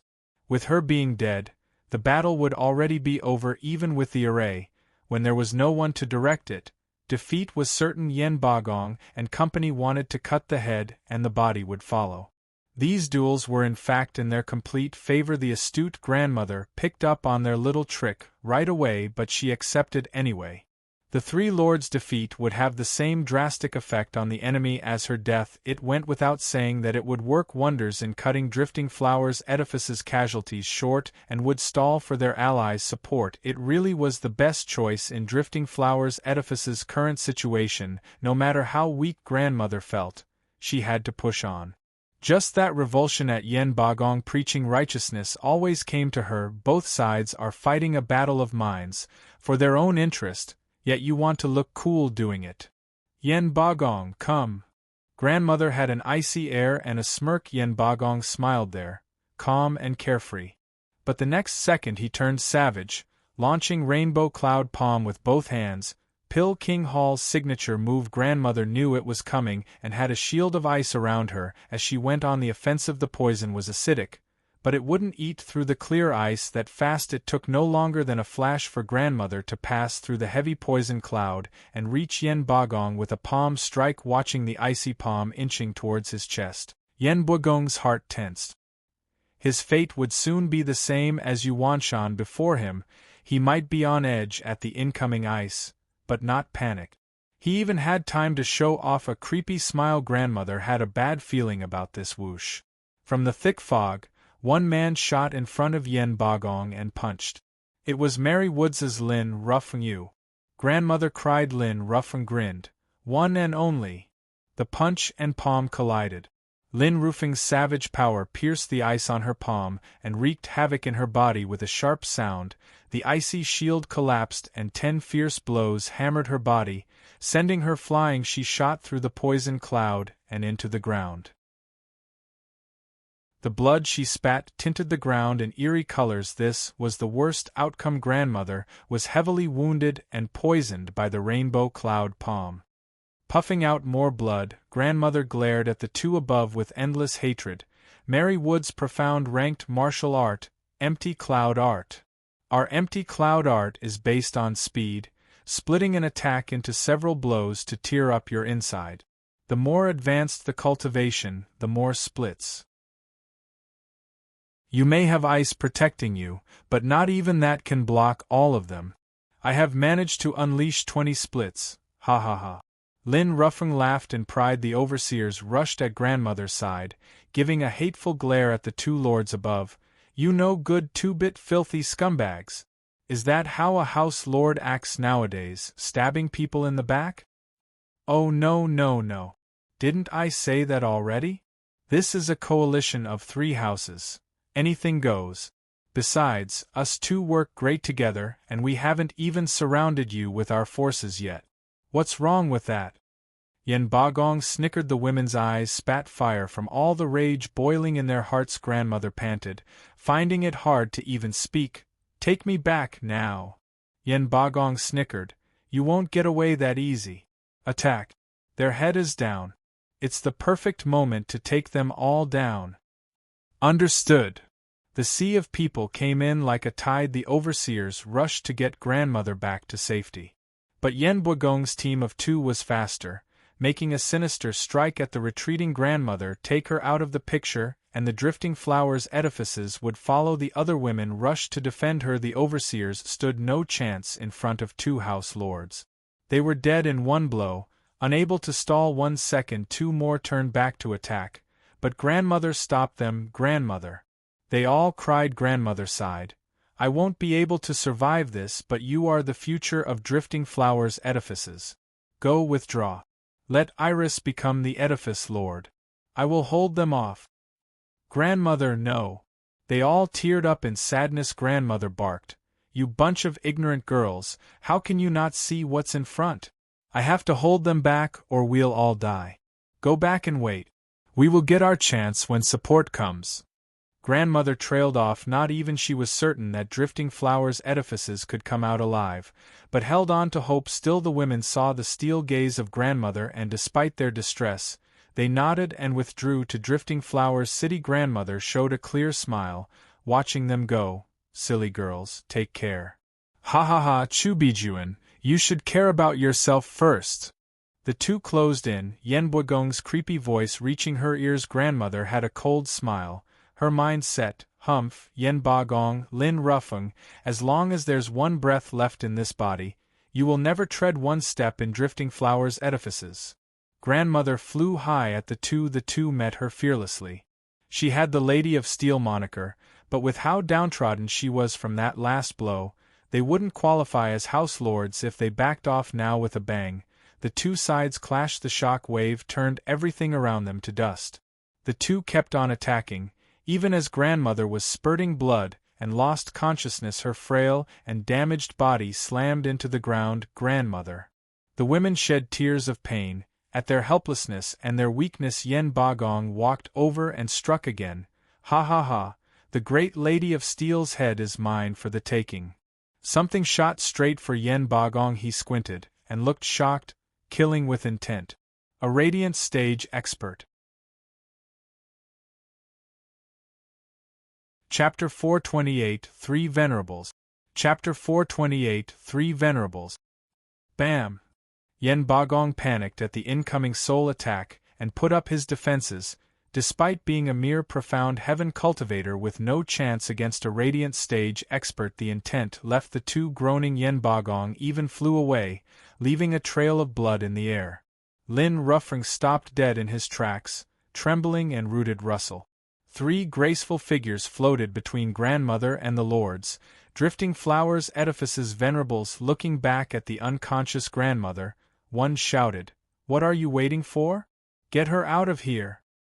Understood. The overseer's morale soared, flying away with grandmother. They were at ease knowing the Venerables had their back. The tide of people came to a halt as well. Humph! You lowlifes dare set your eyes on drifting flowers. Edifices? The Venerables faced the thousands with angry rebuke. Yen Bagong barely stood his ground, pale and weary, yet not a trace of fear. He. Big words for just a bunch of broads. If not for the Imperial family's help in the past millennium, you'd never see today. Don't think for a second that being in the Radiant stage will change anything. Which of us houses doesn't have its own Venerables? Now more than ever, when we have the great Regent estate taking the lead. Ha ha ha, we are the ones behind this siege. Laughter shook the area.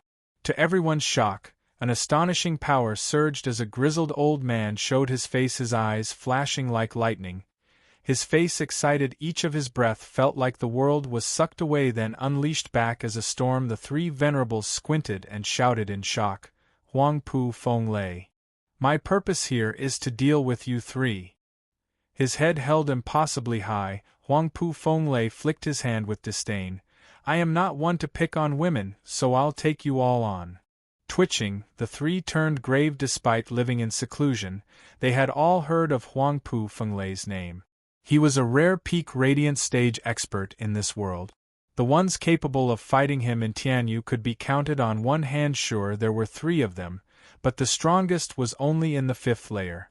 It'd hardly make a difference. But as Drifting Flowers Edifices Venerables, having enjoyed its resources for decades, they weren't about to flee in the face of danger. They were women, but they were principled, even more so than some men. With a deep breath to steady their nerves, one showed her will to fight or die trying.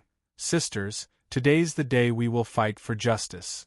Ha ha ha, it won't matter. We've lived together and we'll die together. A fitting end for our 100-year friendship." The 2 laughed. The first smiled, having reached an understanding. All flew at the mighty Huang Pu Feng Lei with not 1 ounce of fear. Huang Pu Feng Lei praised, "I've heard of Drifting Flowers Edifices women being staunch, and now I see it for myself. You are far better than some male wolves drunk on power." Huang Pu Feng Lei continued, "I will give you 3 free shots at me before I attack, seeing as I'm so kind. Begin." "Humph, thank you for your consideration, sir. We're happy to accept."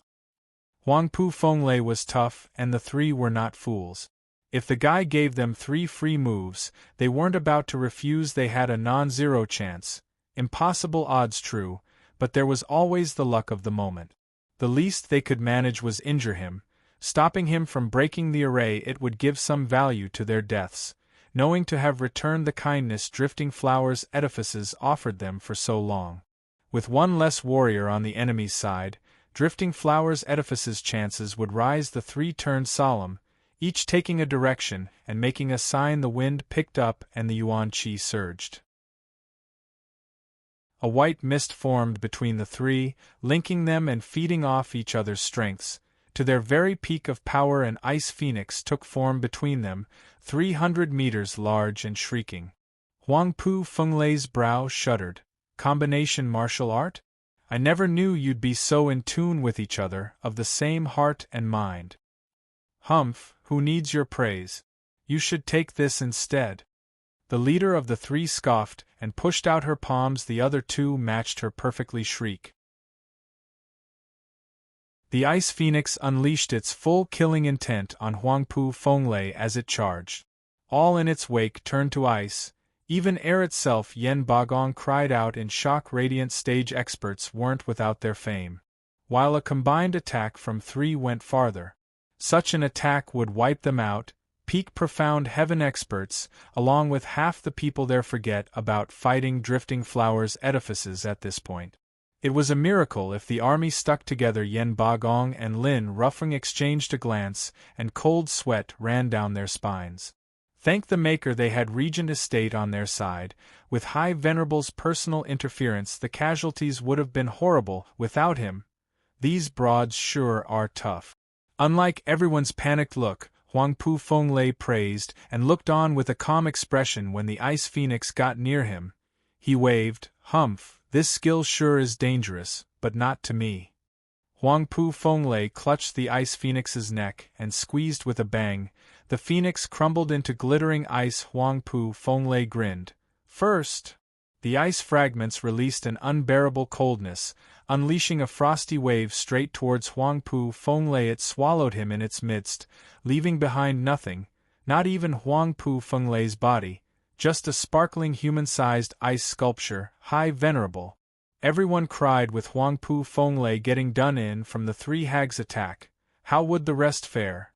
Amidst their anxiety and fear, cracking sounds revealed the breaking of the sculpture with a bang. To finish, Huangpu Fenglei was revealed in all his glory with a manic laughter.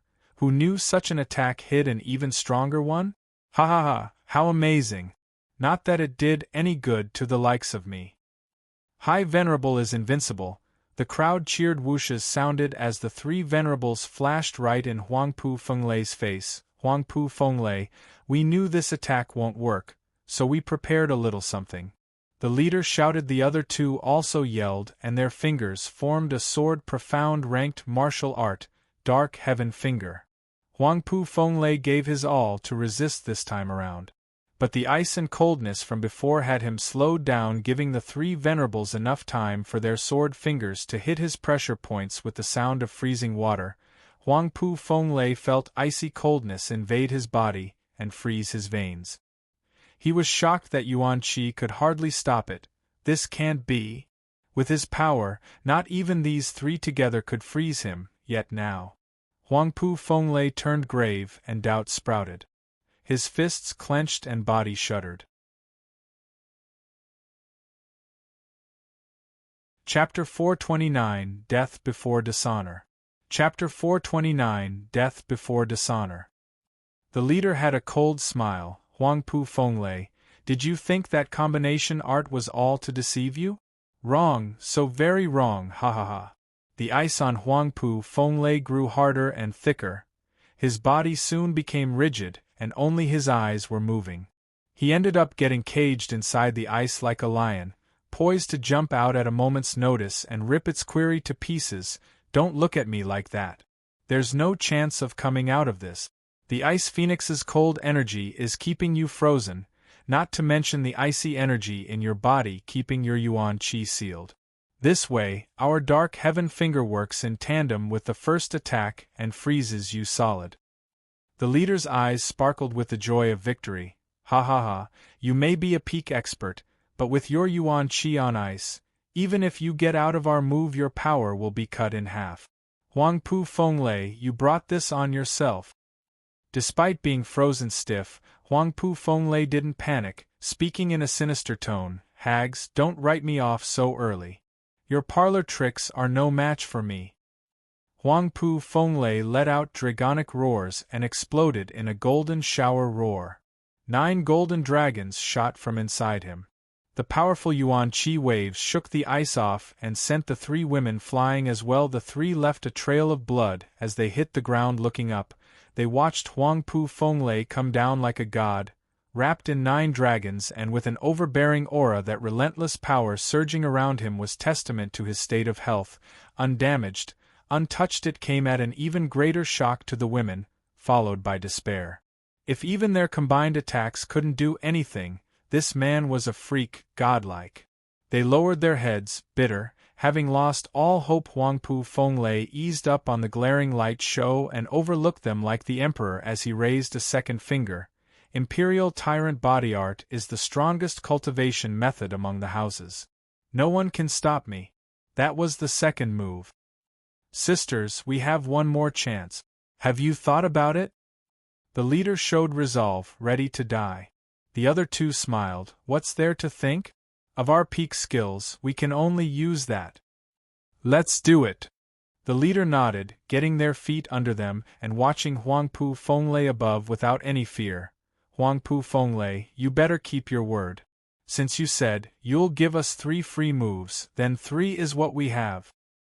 Of course. My word is my bond.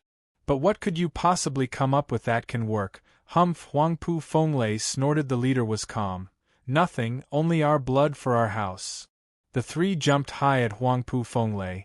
With power and speed, Huangpu Fenglei frowned.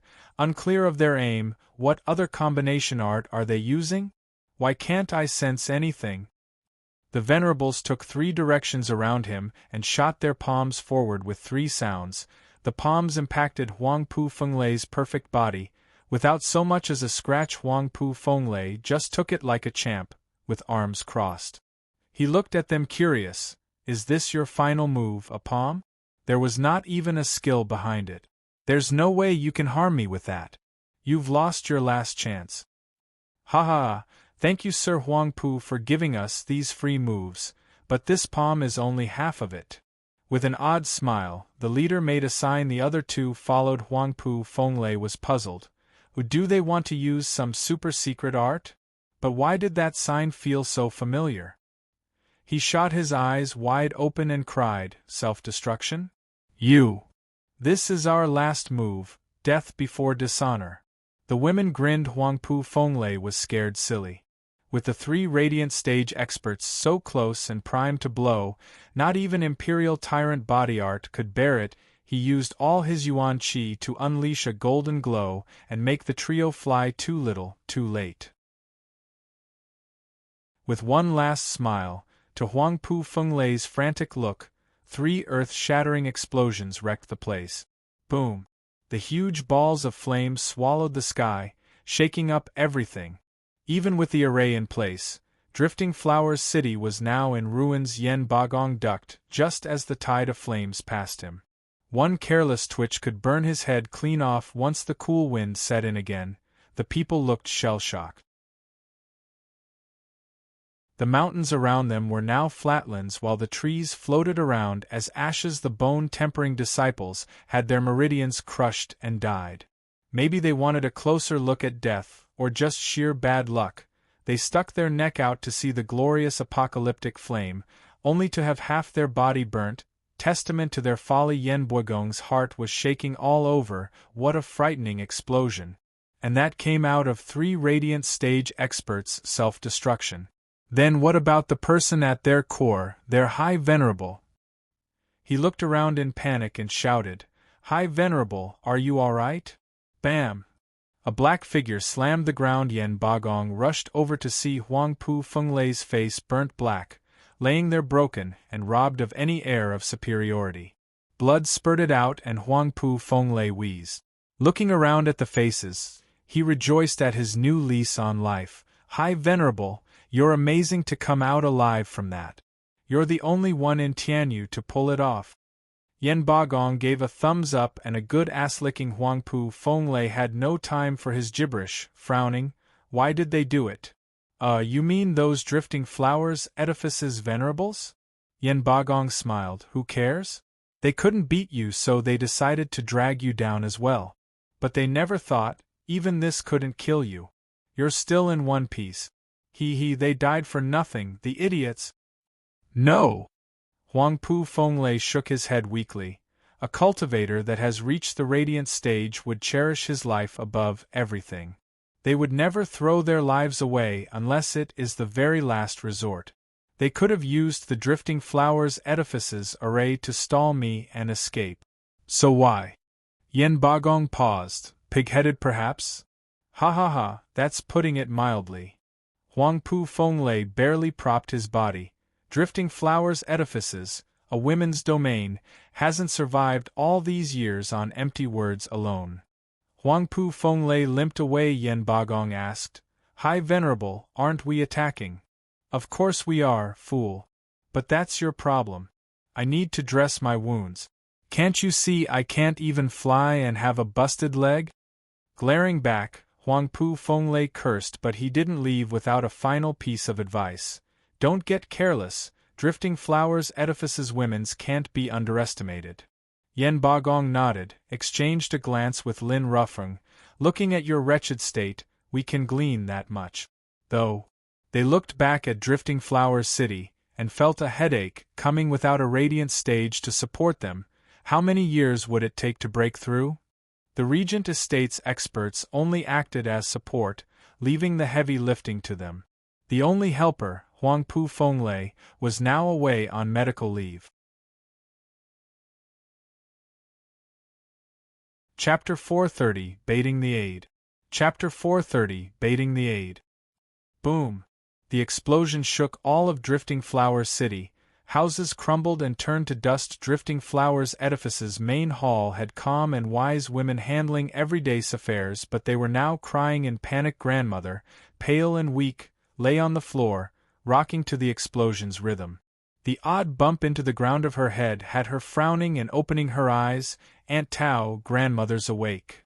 Peony Overseer perked up. Drifting Flowers Edifices' head alchemist, Tao Danyang, rushed over.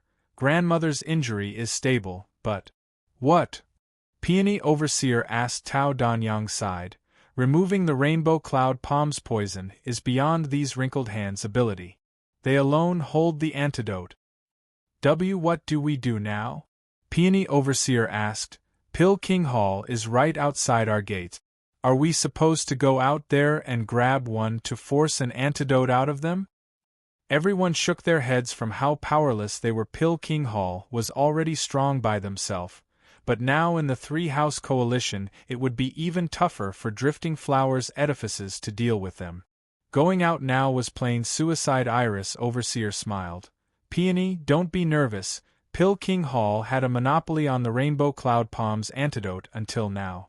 Did you forget how Zhuo deciphered the antidote at the 100-pill meeting, curing grandmother, Aunt Tao and many of our sisters?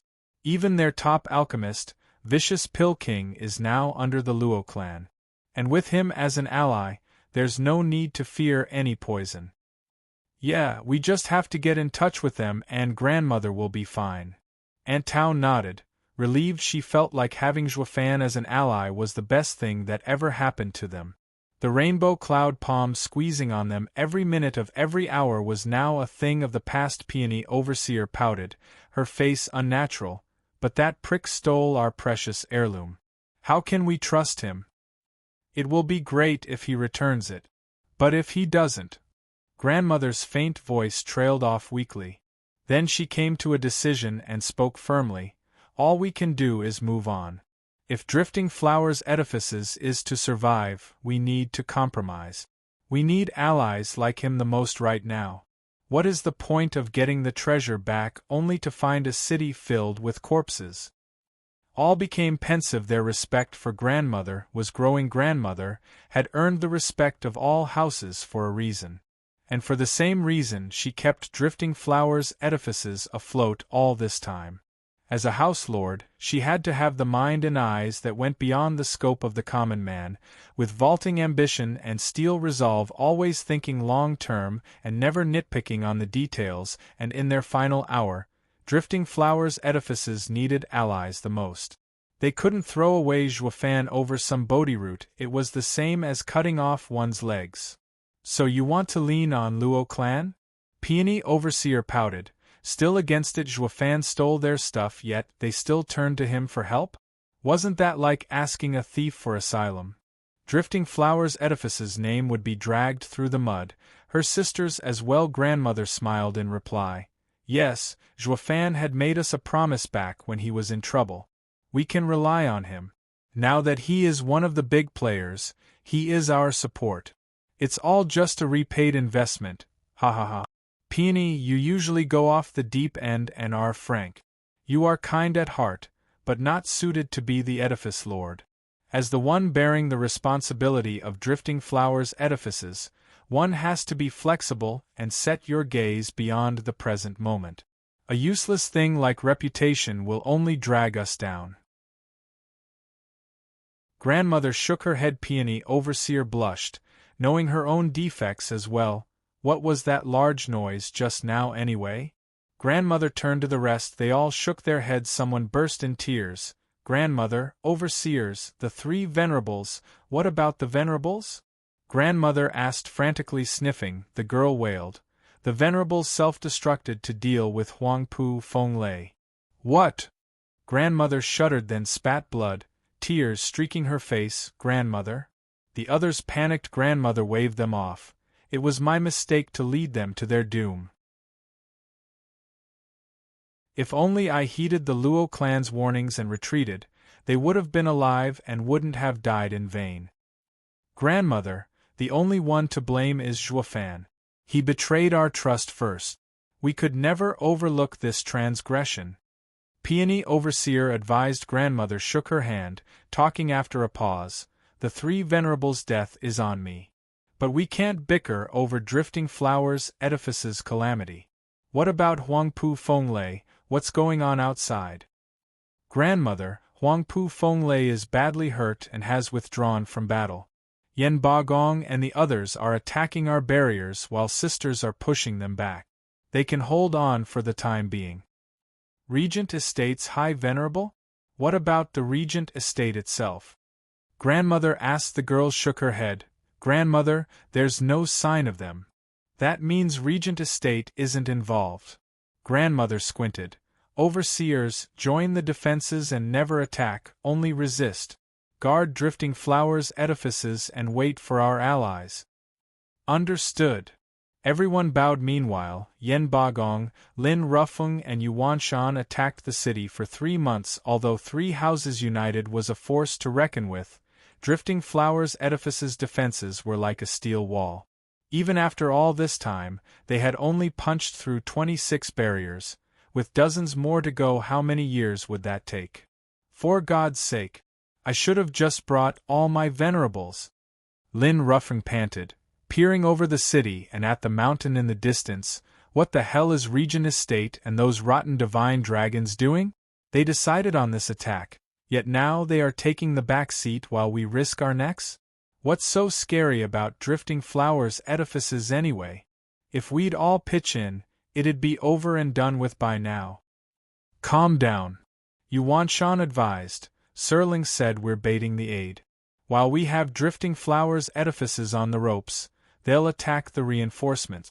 I heard Veiled Dragon Pavilion and Sword Marquise Abode's forces have been beaten back many times already. Humph, Regent Estate can handle those guys with a modicum of effort. What's the point of having all of them in the back as support? Lin Rufeng mocked. Yen Bagong shook his head. House Lord Lin, don't say that. They aren't much hassle, true, but what if Zhuo comes? Rumble. Lin Rufeng's face fell and his voice was cut off. On the day of Luo clan's ceremony, they all witnessed its power and glory. Besides the abomination dubbed Zhuo, they had 10 elders, each stronger than the next, violent and savage. Not even Regent Estate wanted to pick a fight with them. Lin Rufeng waved his hand. Let's just keep attacking. Yuanshan and Yen Bagong chuckled inside. Yuanshan slapped his chest in full confidence. Worry not, the city will soon fall. My 3 Venerables are coming in 2 days. With Radiant Stage experts clearing a path for us, their guarding array will be no obstacle. Yuanshan beamed with pride. Want to break Drifting Flowers City? Only we can do it. Yen Bagong snickered. With Valley Lord Yu's home a wreckage, you don't need Radiant Stage experts to defend it. While our men are just too homesick to leave. Haha. Lin Rufeng mocked. Yuanshan's face fell. It cut him deep. Each time he was reminded of the ruined Hell Valley. What he wanted was to get merit in this battle and earn Regent Estate's compensation. But Lin Rufeng and Yen Bagong, the bastards, had to poke where it hurt. Humph, you'll see. Zhuo will take good care of your shacks just as well. We'll see who's laughing then. Yuanshan's mind was filled with malicious curses. Chapter 431, Most Dangerous Ally. Chapter 431, Most Dangerous Ally. Sir Ling, any updates? In a quiet little room, Ling Wuchang was sitting at a desk deep in thought when Huangpu Tianyuan came in laughing. With drifting flowers edifices under siege for 3 months now, small fries keep on coming. It's so boring. When will a big fish bite anyway? Sir Ling, what do you reckon that big fish is planning right now? After a bow, Ling Wuchang sighed. Estate Lord, our plan and reality do not match, I'm afraid. Where exactly? Huangpu Tianyuan asked. Ling Wuchang spoke. Our main plan to bait the aid involved faking an attack on Drifting Flowers edifices to draw Zhuofan out. With Estate Lord's 9 dragons diamond body, we'd catch Zhuofan by surprise and finish him off in one swift blow. However, what? Huangpu Tianyuan asked impatiently. Ling Wuchang shook his head. The way it has played out is that we've fallen for it. What, how? Huangpu Tianyuan jerked. Ling Wuchang said. By being a borrowed knife. Unsettled, Huangpu Tianyuan eyed him. Ling Wuchang explained. It may be that we predicted Zhuofan's aim all wrong. His vision is far wider. We thought he would protect his allies to secure his power. But with Drifting Flowers edifices under siege for months, yet there being no sign of Luo clan, it goes to show that he has abandoned them. If anything, he was counting on us to destroy Drifting Flowers edifices for him. What? Huangpu Tianyuan trembled. To what end? What does he get from this? Humph, plenty. Ling Wuchang snickered. A man without roots is the easiest to sway.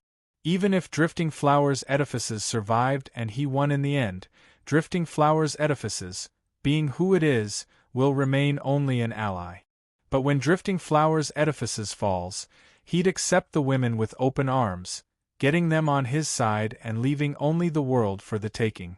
Such a cunning plan, what a twisted mind. Even I could only deduce this from the current state. Zhuofan is a truly diabolical mastermind, by my calculations. He not only wants us to destroy Drifting Flowers edifices, but all his allies.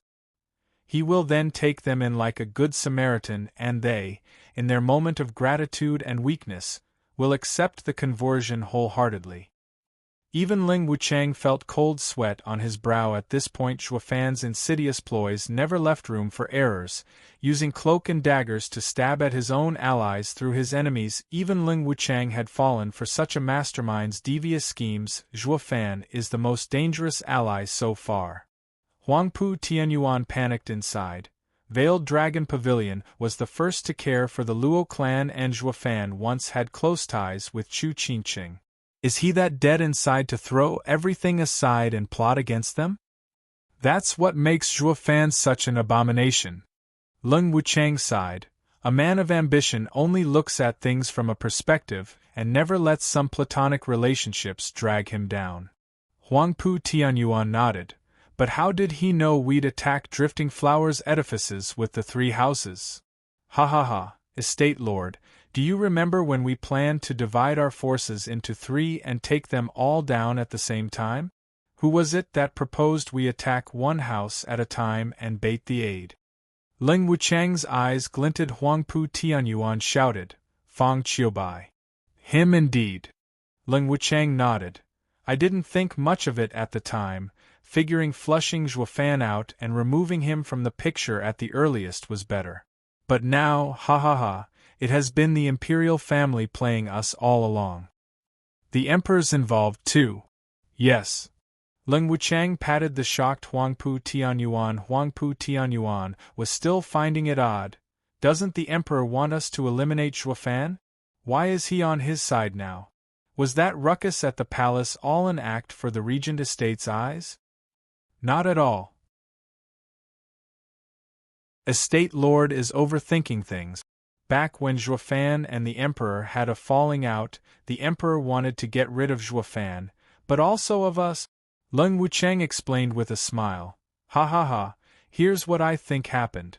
The emperor had divine dragons come to us as helpers but used them to find our plan of attack on Drifting Flowers edifices and gave it over to Zhuofan. With the prick's cunning nature, he knew that standing on the side and taking a beating will get his allies wiped out. So he attacked Hell Valley. The Emperor caught on to his action and had the Divine Dragons propose the baiting the aid plan, not to draw Zhuo out but to give him time to ruin Pill King Hall and Merry Woods.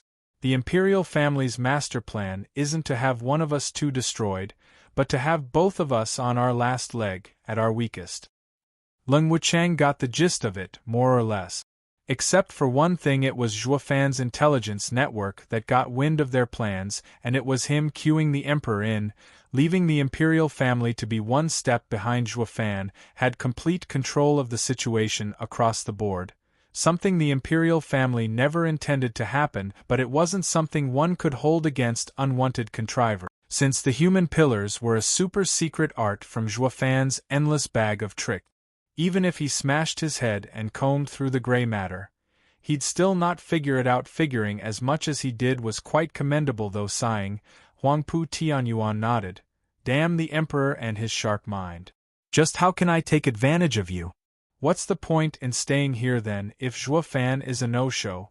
Men, everyone go back to Drifting Flowers Edifices and capture it in one move. We'll then handle Veiled Dragon Pavilion and Sword Marquise abode the same way. We just have to be faster than Zhuo.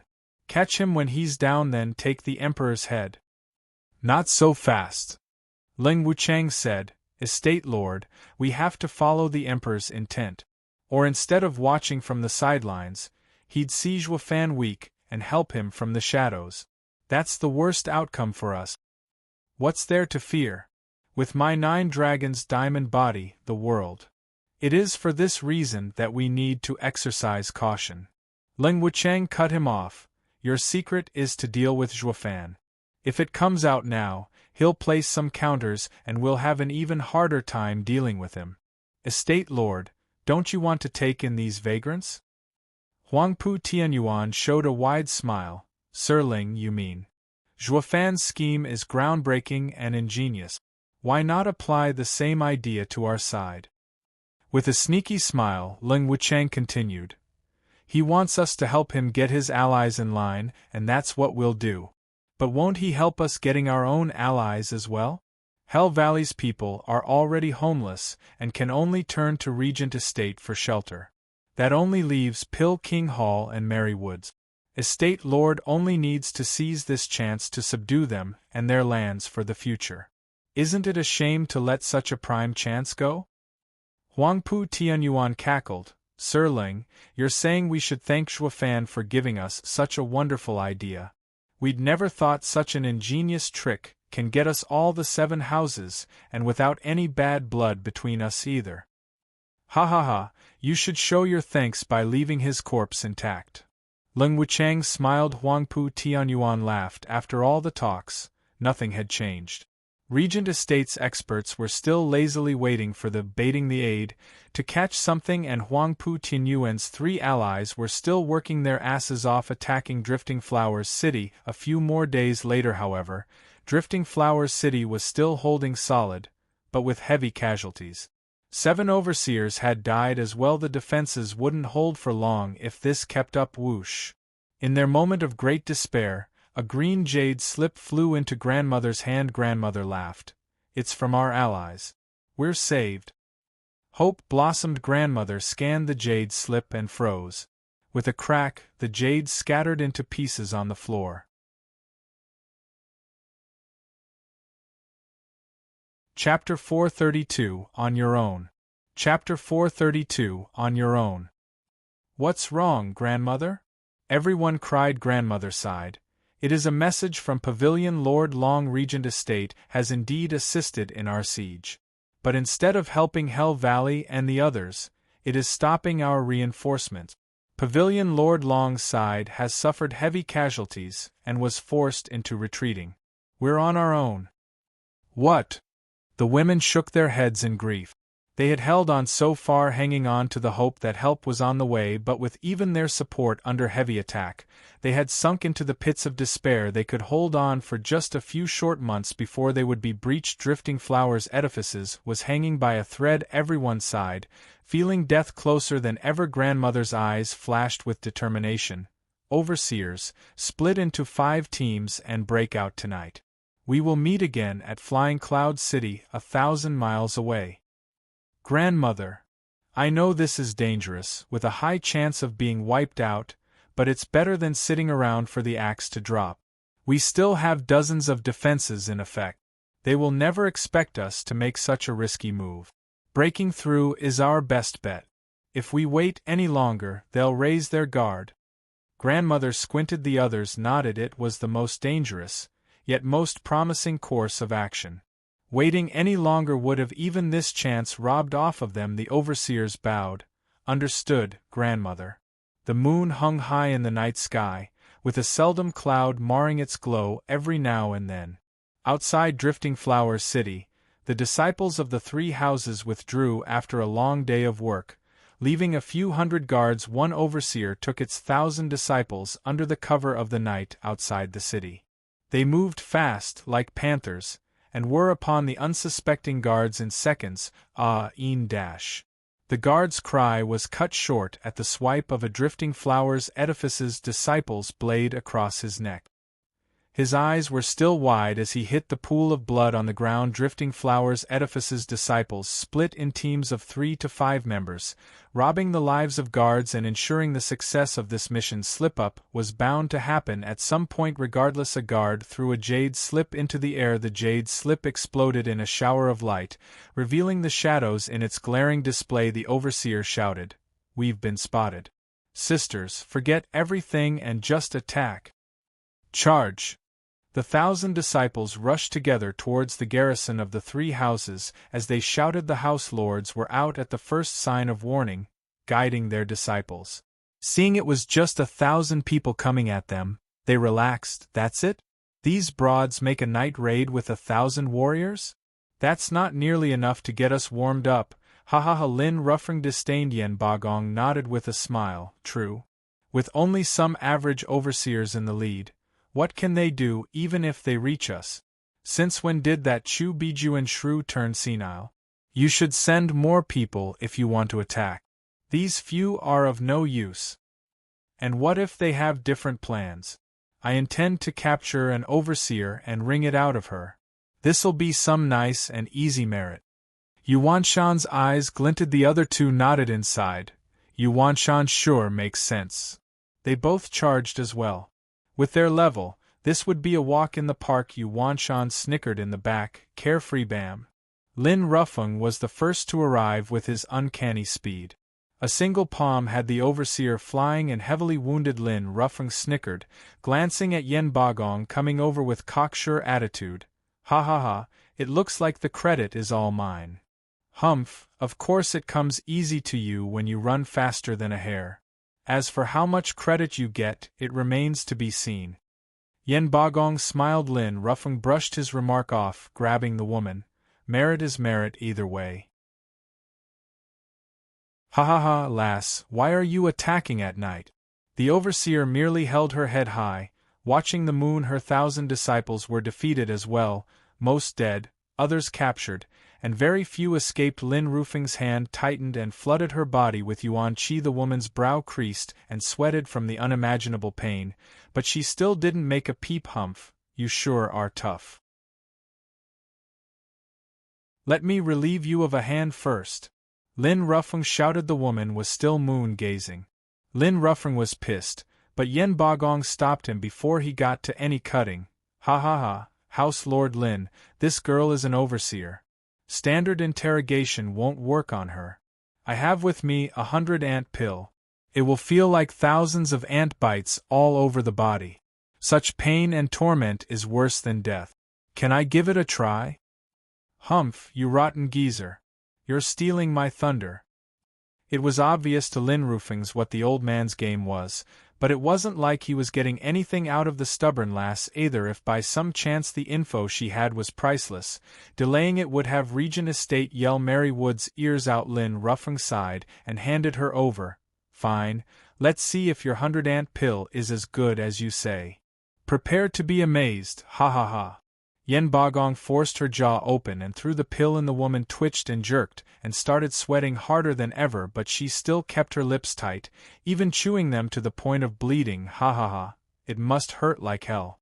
Stinging, itching, tingling, and let's not forget the excruciating pain. With a cackle, Yen Bagong approached her ear. No one can stand it more than 2 hours. You better fess up and I'll relieve you of your torment. Why must you be so stubborn? Talk, why are you attacking? The woman gnashed her teeth harder and her face contorted. Yen Bagong wasn't going anywhere, just looking at her in confidence. Then help yourself to a world of hurt. Just let me know when the going gets too tough, alright? I'll be waiting, ha ha ha. Yen Bagong spoke like a winner. Yuan Shan at the side had a lazy and vague smile. An hour into the torture, the woman was red like a ripe tomato, and could no longer take it. Give it to me now. I'll talk. I'll tell you everything. Yen Bagong glanced at Lin Ruffing in pride and threw a pill in her mouth. The woman calmed down, while shivering. Ha ha ha, now talk. Don't think for a second that I'll believe you if you say you came to capture our camp with so few people. What's your aim? Speak the truth. Yen Bagong smiled. The woman looked at the sky and showed a pleased smile. Ha ha ha, it's too late. You're too late. What's going on? Talk. Yen Bagong frowned. The woman mocked him. I led my team here knowing full well that all we'll find is death. Our mission was quite simple really. To kill the guards and fake a raid and, once discovered, stall. Grandmother and the rest have already left. You're too late in catching up, ha ha ha. What, this was a diversion? Yen Bagong shuddered and cursed. Damn that bitch and her schemes. That hag acted all dignified for so long, and we never thought she'd sacrifice an overseer, to save herself no less. Humph, you really showed me, Lady of Steel. Yen Bagong fumed under the woman's sneer. Lin Ruffung was already thinking about how to explain this to Regent Estate. Only Yuan Shan had a prideful look and a crafty grin.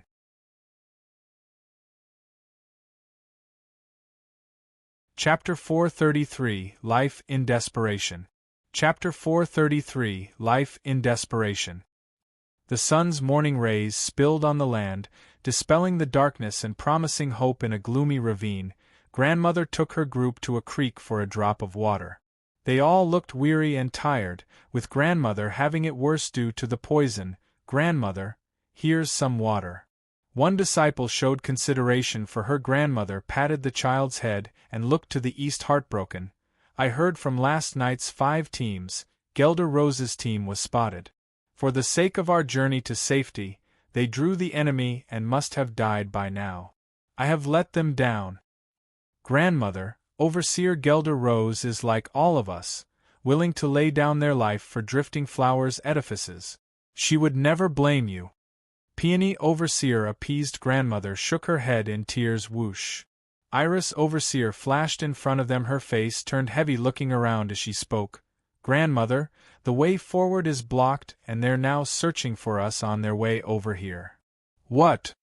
Grandmother cried and shook. If not for someone holding her steady, she would have collapsed by now. Did they foresee our plan to escape? How? Grandmother asked incredulously.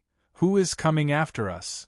Iris Overseer replied. Grandmother, their group is made of youths led by Hell Valley's Grand Elder and 5th Elder. Did Hell Valley guess our attempt to flee? Ever since you geeky died, they've never had such guile. Shaking her head, Grandmother felt bitter regret festering inside. I've completely lost. Back in Drifting Flowers' edifices, they could still hold on for a couple of months with their defenses, but here, turned into stragglers, they stood no chance against any group. Their escape was a bold gamble win, and Drifting Flowers' edifices would one day rise from the ashes. Lose and their deaths would be all the more tragic. It was quite obvious now what hand she had played. I have been far-sighted all my life only to make mistakes over and over at the end, ruining Drifting Flowers' Edifices' legacy. I am ashamed to meet my ancestors in the underworld." "Grandmother," cried. The others sighed as well, hanging their desolate faces on a hill behind them. Footsteps sounded that had everyone on edge. All the eyes looked over tense and frightened. Meanwhile, Hell Valley's army of thousands was combing through the area, zeroing in on Grandmother's location. Between Grand Elder and Fifth Elder was a man in gray, Yu Ming, taking in the lush vegetation. Yu Ming's eyes flashed. "Yu Ming, you've grown so much in skill over the years. I still can't believe that old hag would leave the city and its defenses and make for such a daring attempt. We never would have had such an easy time trapping so many of them if it weren't for you. I wonder how much merit will this get us?" "Ha ha ha," Grand Elder praised to Elder nodded. "Ha ha ha, Yu Ming is turning out to resemble the Seventh Elder more and more. No, I do not want to become my master. I want to surpass him." Yu Ming sighed. "Grand Elder, has Grandmother been caught?" Grand Elder shook his head. "In their attempt to flee, we've captured 4 teams, but neither had that old hag among them." "Perfect." Yu Ming nodded. He gave the signal to stop, peering at a hill in front of them.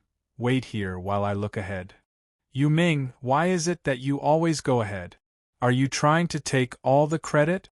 Fifth Elder asked. Yu Ming smiled. "I am only an advisor, Fifth Elder. How can I take down thousands of people by myself and steal your credit? I only want to check for signs of them passing through here and their direction. With all of us going ahead, it will mask all the clues." "Old Fifth, you're so petty." Grand Elder glared. "Yu Ming earned the most merit in the first place with his plan. Why would he steal ours then?" He, I was just messing around. Don't mind it, Yu Ming." Fifth Elder scratched his head. Yu Ming nodded, rushing up the hill. What he saw beyond the hill had him wide-eyed. Grandmother and her people were tense, but ready to fight to the last. The only choice now was to go down fighting, yet Yu Ming made a signal for them to stay quiet. They all looked stumped. Yu Ming turned around and shouted to Grand Elder, "Drifting Flowers' Edifices team passed through here. They must have gone in that direction. You might catch them if you give chase." Yu Ming's finger picked a random spot. Grand Elder was overjoyed and led his men into a chase. With their trust in Yu Ming and the hill separating them, they had no clue their quarry was just over yonder. They were so close yet oh so far. The women were stumped, looking tensed at Yu Ming. Why would someone from Hell Valley help them? With the army behind him gone, Yu Ming said, "Everyone from Drifting Flowers' Edifices, east and west, are blocked. Only north and south have been searched already and there's no one there. But I highly recommend going south. In those tall mountains and dense forest, it's easy to hide." Yu Ming left. "One moment." Grandmother cried. "Thank you, sir, for your timely rescue. But why did you help us?" Yu Ming mocked. "Help you? Ha ha ha, you're rich. It's never worth betraying my house over some strays. Just send this message to Zhuo Fan. He owes me one." Yu Ming flew after Hell Valley's men. Grandmother felt bitter and despondent. Zhuo Fan had cast such a huge shadow that even the enemy had people hoping to get on his good side.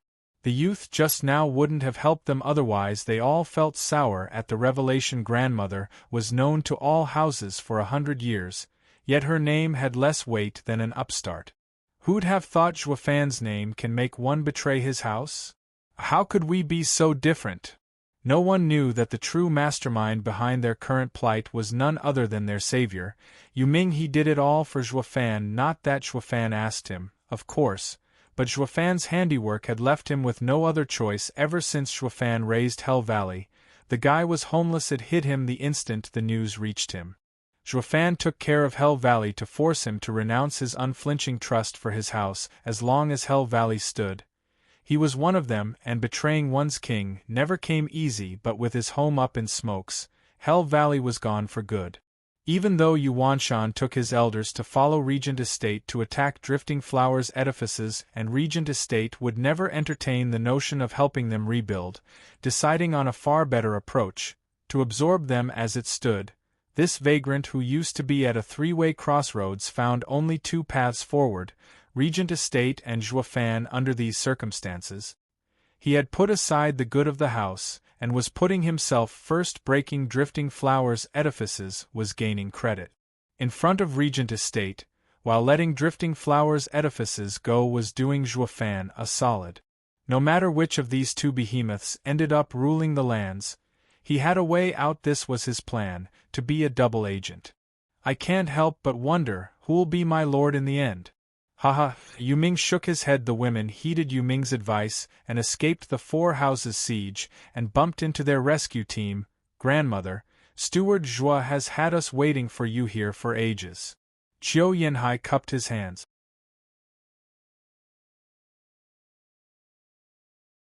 Chapter 434, Rescue and Attack.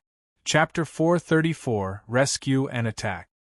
The women got startled thinking the enemy was upon them, but on a closer look, it was only Luo clan's power couple, and thus they breathed easier. Bowing, grandmother spoke. Elders, it's so good to see you in this hour of desperate need. Our houses are allies after all. It's only natural to help. Qiu Yanhai replied in kind, then turned serious. Grandmother, there's something I don't understand. We've clearly given you ample warning about Regent Estate's assault, yet why were you so passive? Grandmother and the overseers flushed, hanging their heads in shame. These elders are clearly hinting at our mistrust in the Luo clan. That we stalled making a decision for so long. That was like calling them petty and suspicious.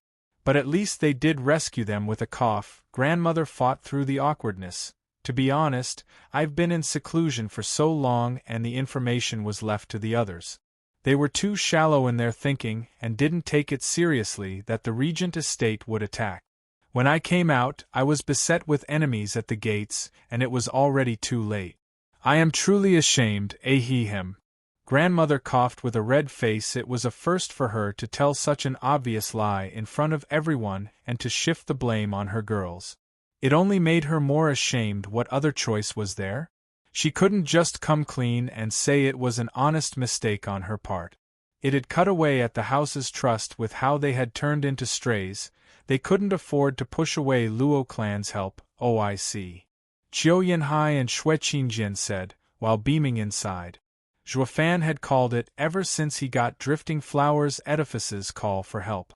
And these two were obviously clued in as well. Just that, to complete Zhuo master plan of adding Drifting Flowers Edifices to the Luo clan, these two had to rein in the teasing, lest they ruin the demonic steward scheme. So they could only laugh inside, nodding at the hag's lame excuse, but they couldn't wipe that silly grin off their faces. Grandmother figured out on the spot that the two were in on her difficulties and turned away from those taunting stares. A humph. You don't know how to take help at face value, so you suspected our info? Hee, look who's down in the dumps now. Grandmother felt bitter inside. Peony Overseer was outraged. Since you knew about the attack on us for so long, why didn't you come help earlier? Were you waiting for us to be destroyed before acting? What kind of an ally are you? Girlie, we wouldn't be here in the first place otherwise. Qiu Yanhai was a radiant stage expert. He showed class to the women on behalf of Zhuo, but would he let a profound heaven overseer just talk back to him? Grandmother mediated. Elder Qiu, please calm down. Peony is just so brash. Please don't mind her. Grandmother then chastised. Peony, Elder Qiu has come from afar to help us, so the least you could do is show some consideration. Apologize. Humph, screw apologies. If their rescue is real, why are there so few of them and without even Zhuo? They have no intention to help us, clearly. Peony Overseer shouted. Qiu Yanhai snickered in rage. Ignorant lass, what does a bunch of thoughtless broads like you know of Steward Zhuo's intricate planning? When he received your plea for help, Steward Zhuo knew you'd never look at him the same way for taking your Bodhi route or believe his messages. Steward Zhuo even warned us not to say this or it would break the ties between the houses. But you've given me no choice. Humph, does that give him the right to steal our precious treasure? Peony Overseer didn't back down even against a Radiant stage expert. Grandmother kept on pulling her, but it was no use. These two are with Luo clan now, but they're still known as monsters in Tianyu. How could you irk them? Confronting them here was the dumbest thing one could do. Qiu Yanhai clenched his fists. You listen here, girl, if not for Steward Zhuo, I would have snapped your neck for this gross lack of respect. Qiu Yanhai's savage aura exploded and sent shivers down everyone's spine. Grandmother paled, pulling Peony Overseer behind her and glaring at her to keep her trap shut. They had barely gotten out alive from one siege, and were now about to find their end at their own allies' hands over a petty squabble. They are stronger than everyone here, yet you're still nagging? Grandmother sighed, feeling like giving Peony Overseer a good ass-kicking. It's been so long, yet your temper has never mellowed. We may even die from it. They all gulped with fear, watching Qiu Yanhai on edge. Xue Qingjian diffused the heavy mood with a smile, pulling Qiu Yanhai over. Ha ha ha, we're all on the same side. Why must we bicker? Right, Grandmother? Yes, Elder Xue is totally right. Grandmother was quick to grab the lifeline, bowing to Qiu Yanhai. Elder Qiu, forgive me. I have failed to teach her properly. It is all my fault, and I ask that Elder Qiu restrain his anger. Grandmother's bow was real low, her Lady of Steel vibe gone, leaving her with no prestige. This scene dawned on every overseer that they were now homeless and had lost all their pride. Qiu Yanhai snorted. Xue Qingjian smiled. Big lug, they've already apologized. Show some consideration. Humph. Qiu Yanhai flared his nose, his chin still way out. Xue Qingjian turned serious and kicked his ass, launching into a tirade. Now you're ignoring me, is that it? I thought I told you to show some consideration. Qiu Yanhai's cocky attitude was gone, looking at Xue Qingjian like the victim. Then he waved it all off with a cough at Grandmother. It's fine. I am not so petty, ahem. Perhaps it was all too awkward, but he coughed and raised his head again. Drifting Flowers Edifices women were stunned, even Grandmother. She snapped out of it with a thanks though, while the women laughed inside. Nah, that explains it. The savage Elder Qiu is whipped. Xue Qingjian came to Grandmother and Peony Overseer with a smile. Don't mind him. His temper is always burning hot. Comes and goes just as fast. As for the Bodhi root, Steward Zhuo forbade us from mentioning it. You will have to ask him when you meet. I wouldn't dare. Grandmother shook her head, relieved. Xue Qingjian had her consideration in mind, guaranteeing Qiu Yanhai wouldn't mess with them later. The stress of having an 8th layer of Radiant stage expert after you would give one nightmares. Also, Xue Qingjian said, after hearing your plea for help, Steward Zhuo split his forces. While we were here as relief, he led an attack on Pill King Hall. Pill King Hall? Why? Peony Overseer became a sourpuss again. But a glare from Grandmother shut her up. Qiu Yanhai mocked. That's why I said you are ignorant. In his infinite wisdom, Steward Zhuo knew of your siege and was thinking about how to assist. He foresaw Sword Marquis's abode and Veiled Dragon Pavilion coming to help, but getting pushed back with heavy losses. You thought Steward Zhuo would lead his own people into a trap? I'll have you know that Steward Zhuo is attacking Pill King Hall to get them to fall back. Reports on the attack on Pill King Hall should be coming in right about now, getting Regent Estate and the rest to come to its rescue. Wouldn't that relieve your city of the siege?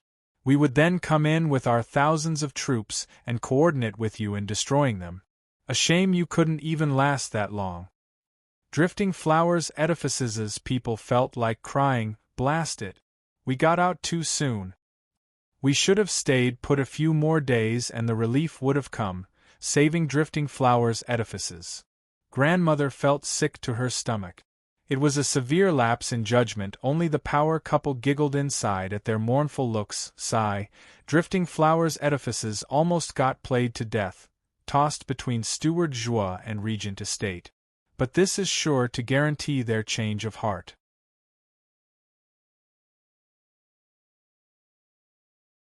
Chapter 435, True Expert. Chapter 435, True Expert.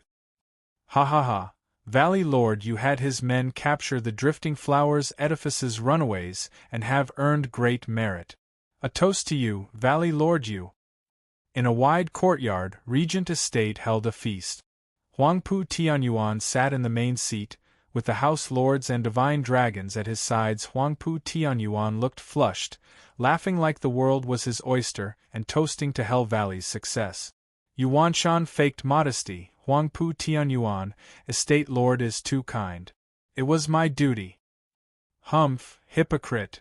Yen Bagong and Lin Rufeng spat in their minds, eyeing him with ill intent.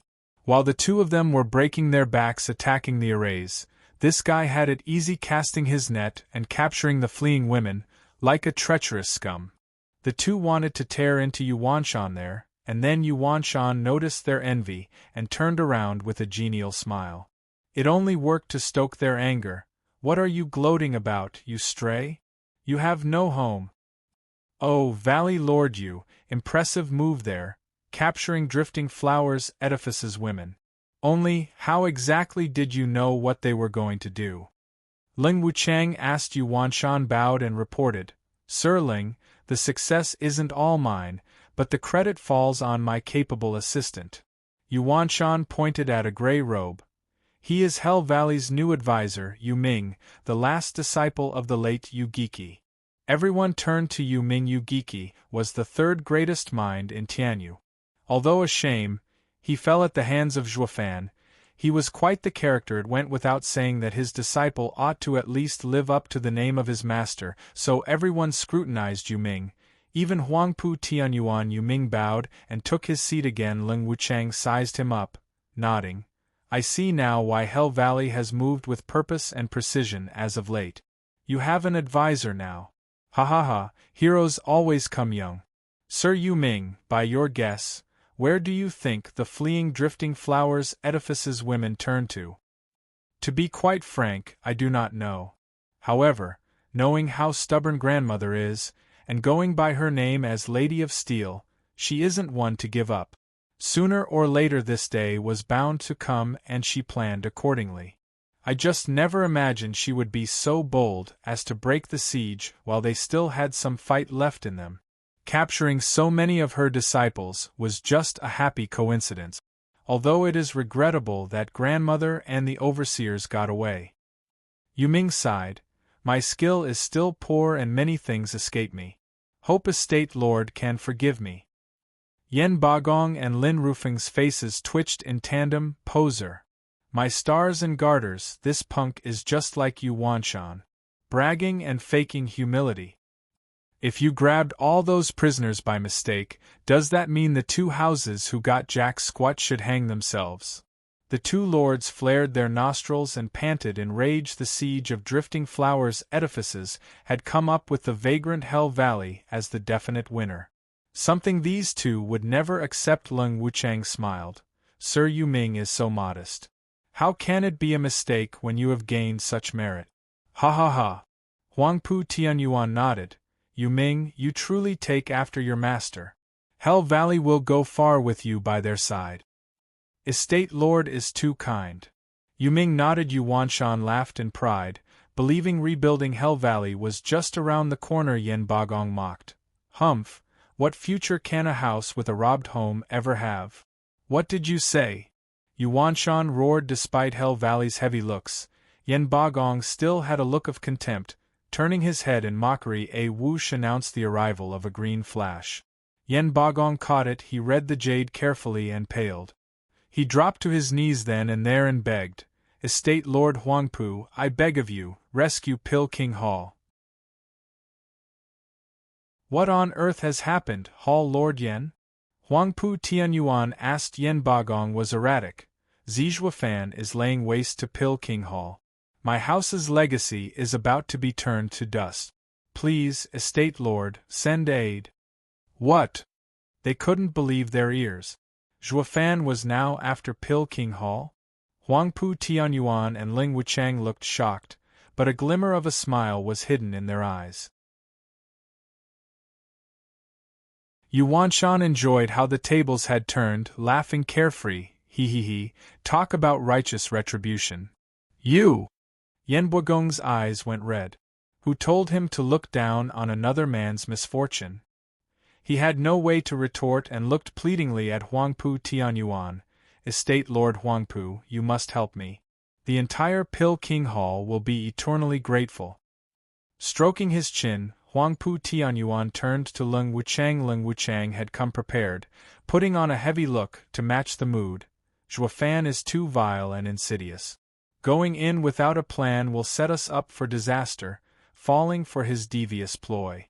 To the best of my knowledge, we should instead attack his allies to force him away. We will attack Veiled Dragon Pavilion, and that will make him come to their rescue. Won't that relieve Pil King Hall? Zhuo would have given Leng Wuchang the biggest thumbs up if he was here. Nice. You took the words right out of my mouth. The two were in tune with each other on this, using each other's actions as an excuse to further their personal agenda. Besides, I'm providing relief, just not directly. I have my best insider working on it as we speak. So you can't fault me for being a bad ally. The result? The 8 noble houses were falling one by one, leaving Luo clan and Regent estate the only ones left standing. The Exodus had no choice but to rely on them, boosting their power. In short, all of them would be laid to waste, with only these 2 masterminds making out alive like bandits. Yuming saw through it as well. Inside. Now, this is an overt plot. You may know every detail but would still be powerless to stop it. Each side has their own mastermind acting as coordinator, and the houses are the fodder. Be it an ally or an enemy, all of you will end up getting chewed and spit out. Seeing Yuanshan's condescending look for him, Yen Bagong sighed. Inside, he had finally figured out the difference between Yugiki, Leng Wuchang and Zhuge Changfeng. Skilled at working behind the scenes yet powerless in the face of an open scheme. Zhuge Changfeng, Zhuo, Leng Wuchang, the Emperor, all are true experts. Meanwhile, within 2 months, Xue Qingjian finally got the thousands of Drifting Flowers Edifices women back to Windgaze City. Zhuo had long since come out to welcome them. Of course, grandmother, as I live and breathe. I welcome you. Zhuo spoke with hands behind his back. Grandmother bowed from dozens of meters away. I thank you, Steward Zhuo, for the assistance in Drifting Flowers Edifices' hour of need, for taking the time to come see us in person. I can't say how honored I am. How can you say that, grandmother? We are allies. Of course I'd help you. It must be that grandmother must still be hurting for what I did back then. Zhuo sighed. It is all my fault for betraying your trust and for your suffering now. The more Zhuo showed his remorse, the more guilty she felt. She had been suspicious of him from the first message that arrived and still blamed it on him, leaving her with an even worse feeling of making the wrong accusations. Peony Overseer had no such qualms. Talk then, why did you steal our heirloom? Peony. Grandmother glared. Zhuo waved. I admit it was wrong stealing from you. I have no excuse. For that, I have let everyone down when you needed me the most. I didn't wish for this to happen. There's no need for excuses. Steward Zhuo, you have done nothing wrong. Xue Qingjian intervened. Did you know that Regent Estate had young Miss and young Master in their clutches, forcing Steward Zhuo to commit such a vile act? What would you have done, grandmother? Elder Xue, you're out of line. Zhuo berated, but Drifting Flowers Edifices got the full picture. That the bastards from Regent Estate had pushed him.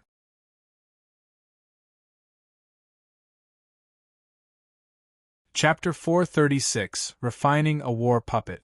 Chapter 436, Refining a War Puppet. That devious Regent Estate, and Leng Wuchang, that snake. Grandmother gnashed her teeth. Zhuo sighed. Grandmother need not say that. They're not that vile. It was me who betrayed you despite our ties. It is all on me. The only one you can take it out on is also me. A man has to do what a man must. I can take it. Oh no, Steward Zhuo, I am not so unwise as to take it out on you. I could never blame you now that I know the source of our misfortune. Elder Xue is right. Anyone would have done it if it were them, including me. It is not within my right to judge you, Steward Zhuo. The more Zhuo gave his head on a platter, the more he made grandmother feel bad. Riddling her with guilt and shame, she ended up cursing Regent Estate some more. That wretched and vile and degenerate Regent Estate wanted to incite discord among us. Leng Wuchang is even worse. I bet he came up with that despicable plan. He stands back while Regent Estate is put to work, forcing you into driving a wedge between us. Alas, I did fall for their ploy, doubting Luo clan and resulting in today's calamity. This is all my fault. Grandmother cried again. Zhuo blinked whether Leng Wuchang aimed for this when forcing him to get the Bodhi root. He didn't know. But one thing he was certain of, Regent Estate was packed with experts, while Drifting Flowers Edifices women are impulsive, not to sound narcissistic, but the task of stealing their great treasure could and would only be done by yours truly. No one else had the skills nor the expertise to pull off such a heist, yet grandmother was here denouncing Regent Estate, and he couldn't agree more. Zhuo patted her shoulder. Grandmother, now you know that it was all a trick. We must now stand more united than ever, to have nothing come between us again. Yes, Steward Zhuo, Drifting Flowers Edifices is now at its weakest, and we will do everything you ask of us, for vengeance and rebuilding Drifting Flowers Edifices. Grandmother nodded with conviction. Zhuo did the same. You honor me with your deep sense of duty. I will never let you down. I noticed you are poisoned with the rainbow cloud palm. I will have someone give you the antidote. Thank you, Steward Zhuo. Grandmother bowed again, and the disciples helped her into the city. Zhuo watched her go. Drifting Flowers Edifices. Every member passed by him with apologies. At Peony Overseer's turn, she dodged his gaze and was no longer as fiery. Well, I'll be honest. Steward Zhuo, you sure know how to turn excuses into a high-class act. We could have just told them when we first met. Why drag it all out till now? I felt my ears explode hearing that Peony nag us on and on. With the coast clear, Shui Qingjian looked at him puzzled. Zhuo sighed. These ladies have just experienced a change of heart. And supplied with, Elder Shui, do you know the difference between fetching and sending? Shui Qingjian shook her head. Ha ha ha, like they say, easy come easy go. When someone gives you something, you don't give it much value. If you had used the same excuse from the start, no matter how good, they still wouldn't believe you. Only through their constant inquiry, forcing me to say it, did they take it as truth. And another thing, these excuses cannot come out from me. It has to be from a third party. That's why, Elder Shui, thank you for your hard work along the way. Your ears must be in agony, ha ha ha. Zhuo laughed. Drifting Flowers Edifices are in ruins, and my helping hand will be seen as God-sent. Now that all doubts are cleared as well, they will trust no one more than me. This trust will also affect the incoming houses as well, making the reform of the 3 houses a done deal. Elder Shui, Regent Estate must be gunning for Veiled Dragon Pavilion and Sword Marquis abode now. Send them a word. Urge them to leave their homes and come to Luo clan. Homeless, they will only have us to rely on in the end. Yes, Steward Zhuo. Shui Qingjian cupped her hands. But paused. Steward Zhuo, what is Sir's age again? Why do you look more and more like a sly old fox? Human yet vile at the same time, you still got the 3 destitute houses moved to tears from your generosity. Ha ha ha, it's not me who made them homeless, but society. Zhuo said, the signs of conflict and chaos have appeared, and I can't stop it. All I can do is stave off the anarchy at my gate. Elder Shui, you will learn in due time. What I have in store for them is for their own good. While I want them integrated and re-educated, everyone else would have them purged. Shui Qingjian just bobbed her clueless head. You're telling me it's common sense to thank the guy for wrecking your 1,000-year-old legacy?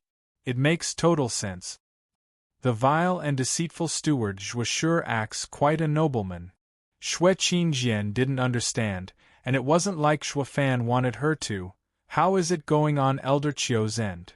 Per your orders, I escorted Drifting Flowers Edifices disciples, while the old guy is waiting for Regent Estate to vacate their city before they'll desecrate Drifting Flowers Edifices' ancestors and fetch you those bodies. Marvelous!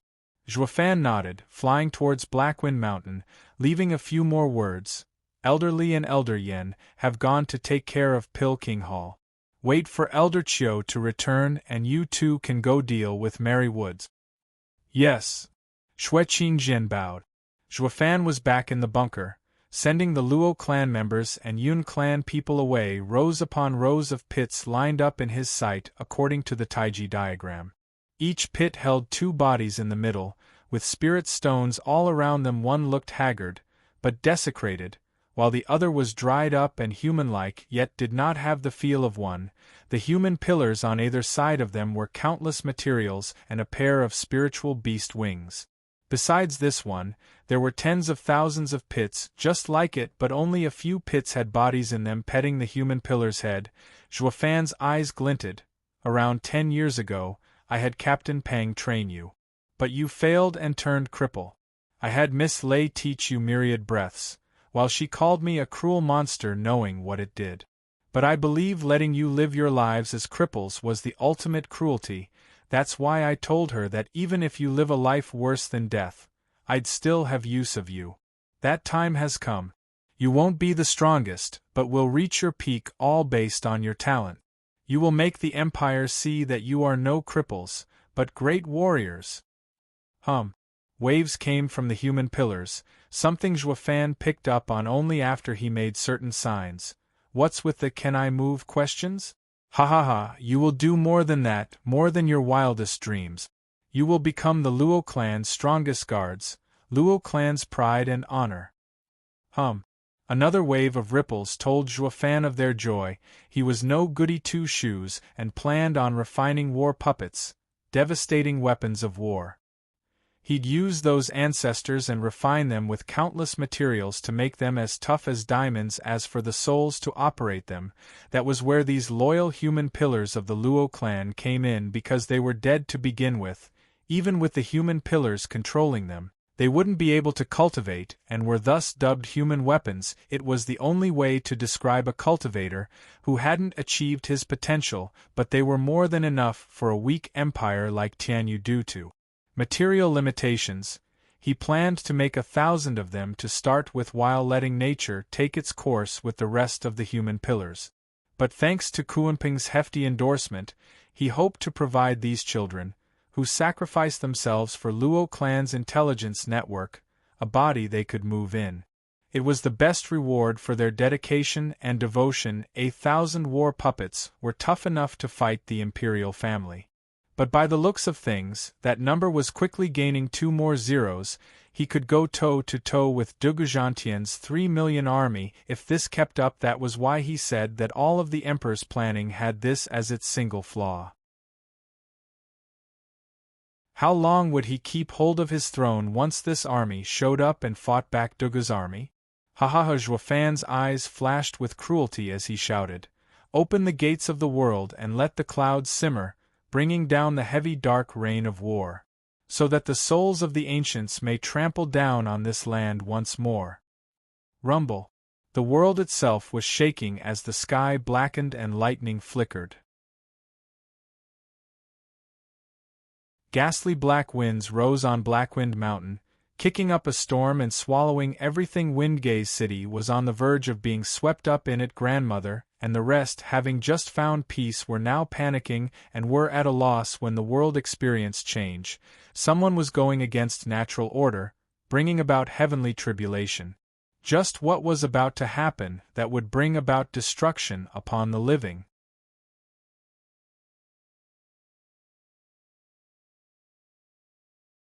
Chapter 437, Road Pass. Chapter 437, Road Pass. SSS. Lightning snaked all over the corpses as the materials and the wings shone. They liquefied and entered the body, fusing together. It went just like what Zhuo had been through the first time, but way easier. Unlike the live refining he underwent, this time it was done on cold, dead corpses. unfeeling and uncaring about some trifling stuff like a destroyed soul. So, Zhuo went big this time, 1,000 of them at the same time with the job done. The bodies had a metallic sheen to them. Zhuo made a sign, change places and let the souls return. Bang! The human pillars exploded into a shower of blood and viscera. As the gruesome display splashed the ground with a sickening sound, it left behind faint flames of a spectral green glow. Zhuo made another sign, and the flames entered the corpses. The corpses rattled and their eyelids shivered. Zhuo went through another sign, and the corpses opened their mouths, while he sent a pill in fuse and let spirits assume their rightful place. Another sign, and the rumbling continued constantly as the sky had a hole in it spewing out a lightning shower. The mountains shook, and Blackwind Mountain's arrays were close to crumbling. Windgaze City's people paled, taking this unnatural phenomenon as the end of days coming to take everything they knew. Zhuo shook with the earth, knowing this was heaven's way in showing its wrath. Tribulation, any items this world did not condone, incited the heavenly tribulation to have them all purged, disintegrated, to guard all living things from destruction, decreed by the world's Tao. Zhuo, while refining war puppets, was doing just that, going against heaven and bringing down the fury of the world on his head, but he had put too much work in this for a puny heavenly tribulation to come ruin it all. Since he was fully intent on refining the war puppets, he had a way to keep the war puppets alive, so to speak. The snap of his fingers echoed out. The 4 arrays started up and spewed out pitch-black mist all around Windgaze City. The black mist wiggled and spun, swallowing all lightning strikes, shroud the heaven's eye, the sun and the moon. 10th grade array, hidden shadow dragon. With a whistle, the black mist swept over the war puppets, covering them completely. When the Black Sea passed, Zhuo saw a flat ground, with all the war puppets gone from the bunker and his sight. The rumbling in the heavens was on hold, having lost its target. The black clouds scattered, having nothing better to do. The land no longer shook, and Windgaze City returned to normalcy. But what had just transpired had every one of its citizens filled with a bad feeling. Sighing, Zhuo wiped his brow. Overjoyed, at least he had the foresight to use the new authority of the Luo House and mine his domain, gathering the spirit stones needed to set the 10th grade array up. Everything would have been wasted otherwise, with even his home base laid to ruins under heaven's tantrum. Heaven was quite generous, though. It would strike down with unbridled fury and unmatched force when anything foreign was taking shape, but will leave you be. Once it was done shaping up through the hidden shadow dragon, Zhuo hid the war puppets until the fusing finished. Then he'd have nothing to worry about. The world shall soon follow, with 100,000 puppets sweeping the lands in every direction. Ah ha ha ha! Zhuo looked around the bunker one last time before leaving. Only the world's odd phenomenon had left a mark on its people, yet they had no way of unraveling the mystery. This event was the start of a quirky habit, happening every other month. With Zhuo keeping mum about it, none was the wiser, and everyone became more puzzled than ever. It was like the world's ant flow was doing its thing with no losses to worry about. No one bothered with it. This was how the next few months passed. Regent Estate used this time to lead its allies like an unstoppable flood towards Veiled Dragon Pavilion and Sword Marquis' abode. Learning from Drifting Flowers' Edifices' miserable ending, the two didn't resist and stuck to fleeing. Regent Estate's attack on the houses met hardly any resistance, since the houses were long gone, taking less than a week to trample both of them. But unlike Drifting Flowers' Edifices, these 2 houses hadn't suffered many losses, while the wretched Zhuo was the real big baller, getting rich over this war. He robbed Pill King Hall and Marywood's blind tombs included, but didn't forget to include his precious allies as viable targets for some relaxed desecration. It went like this. Once Regent Estate knocked itself out after attacking a house, his team would swing by for some quality digging. The true winner in all of this was Zhuo by far, getting close to 100,000 powerful corpses with bone tempering stage as the minimum. He had already refined tens of thousands of puppets, just that none of his allies were clued in on this little tidbit, following him like good little doggies and blaming it all on Regent Estate. It was safe to assume that a heavy war would break out if they found out who was behind all this. Up till now, the foundation of the 7 houses laid in rubble as 2 sides formed. All that remained was a cruel and hard war for supremacy. Blackwind Mountain's main hall was packed with leaders of every house. Zhuo and Luo Yunhai represented Luo clan, taking the main seat, while the rest were their 3 allies. Zhuo glanced over them. The imperial family is beset with inner and outer conflict, while the regent estate is running rampant across Tianyu. Both camps are at a breaking point. War is knocking and we can't avoid it. Then we don't. We've suffered the past 1,000 years at their hands and now they've even ruined our homes. Long Zhuo snorted. We didn't fall out all this time for the nation's sake. But now we have you as a brother, Luo clan, and together we can fight them. We have you to lead us, to destroy them. It is the only choice left to us. Yeah, we'll destroy them. The others echoed. The disciples of the houses present were all homeless, runaways in the truest sense and form. When they had nothing left to lose, why would they shirk from this? And with victory promising to restore their lands, they were all for it. War was the answer and their thirst for it only grew. Zhuo put his trademark evil grin on. Perfect. He held his hand up for silence. Be assured, friends, we understand your plight. Our Luo clan's ancestral teaching is all about being righteous and moral to our neighbor. You've all helped us when we were at our lowest. We never forgot your great generosity. Now that you all are in difficulty, Luo clan will step forth and bring you justice. This is my declaration of war. We will fight them to the end. Oh! Fists were thrown into the air. Some sighed, praising Steward Zhuo's loyalty and Luo clan's benevolence. Only Luo Yunhai turned somewhat pink, sweating buckets like every other Luo clan elder present. Granted, Luo clan's ancestral teaching was about righteousness, having heard Luo Yunhai and Luo Yunchang talk about it. But ever since Zhuo took helm, that word was crossed out and written off from Luo clan's vocabulary, replaced with a better and truer aim, like self-interest. To start with, Zhuo used it just now only as a tool, but selling it with his pretty speech and heartfelt act, everyone was inspired, driven and filled with thirst for battle, to the point of giving their life for it. Funny enough, if it were plain righteousness, they might not be so keen on going along with Zhuo, but with him being so despicable and vile to throw in some incentives for everyone, they were all in. Like Zhuo once said, in this world where the strong ate the weak, going by righteousness alone would get one into a sorry dump, like the Luo clan. When he found it. Understanding this, Luo Yunhai's eyes flashed and he rose. Everyone, as the clan head of the Luo clan, I will draft the declaration of war, to quell Regent Estate and give you all justice. With a dignified act and powerful voice, he drove an even stronger sense of camaraderie into their hearts. Zhuo nodded inside. The kid grew up at last. Without darkness to back it up, light would be like dust in the wind. On the other side, Regent Estate already had its declaration of war ready, sending it to their final goal, Luo clan. The people cleared the room once the negotiations finished. Only Yu Ming stayed behind, and Ling Wuchang smiled. Sir Yu Ming, I heard you were close to the second prince. He trusts me completely. Yu Ming nodded.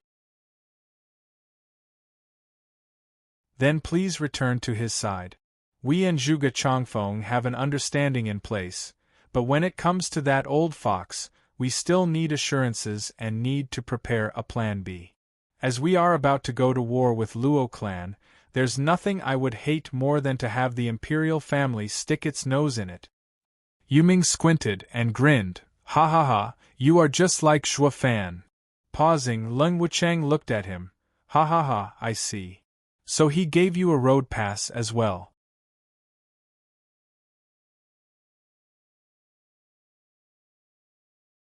Chapter 438 Chance.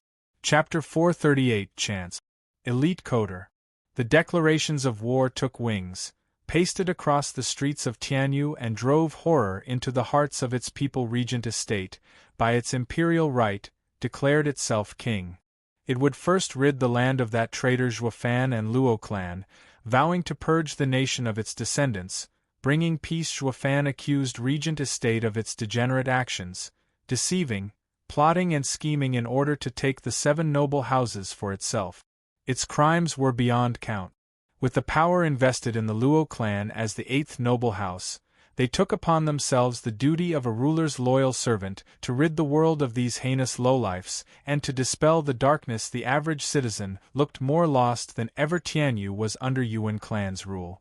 Whoever marched in the name of the imperial family had righteousness by his side. The emperor had Zhuo turn into a wanted man, and Regent estate was tasked to remove him. Everyone knew that.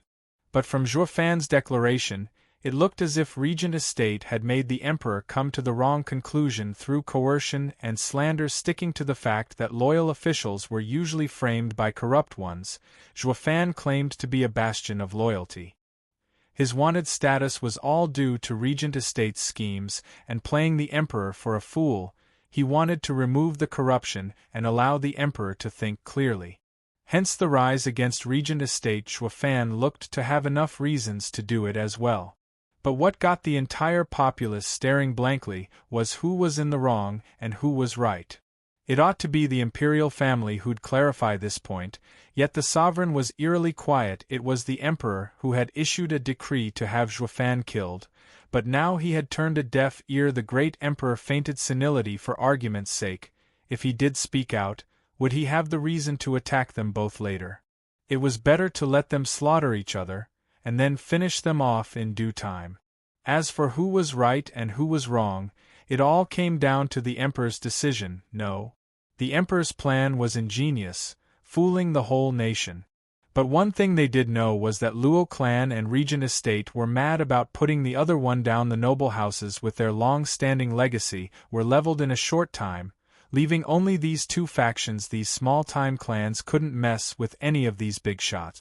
It was a safer bet to wait for the winner to come out before hugging their leg. Even though this action carried a slightly reproachful tone, it was way better than making the wrong choice and ending up a corpse in the mud. The emperor was shrewd, but the clans weren't that dumb either to get swept up by the vortex.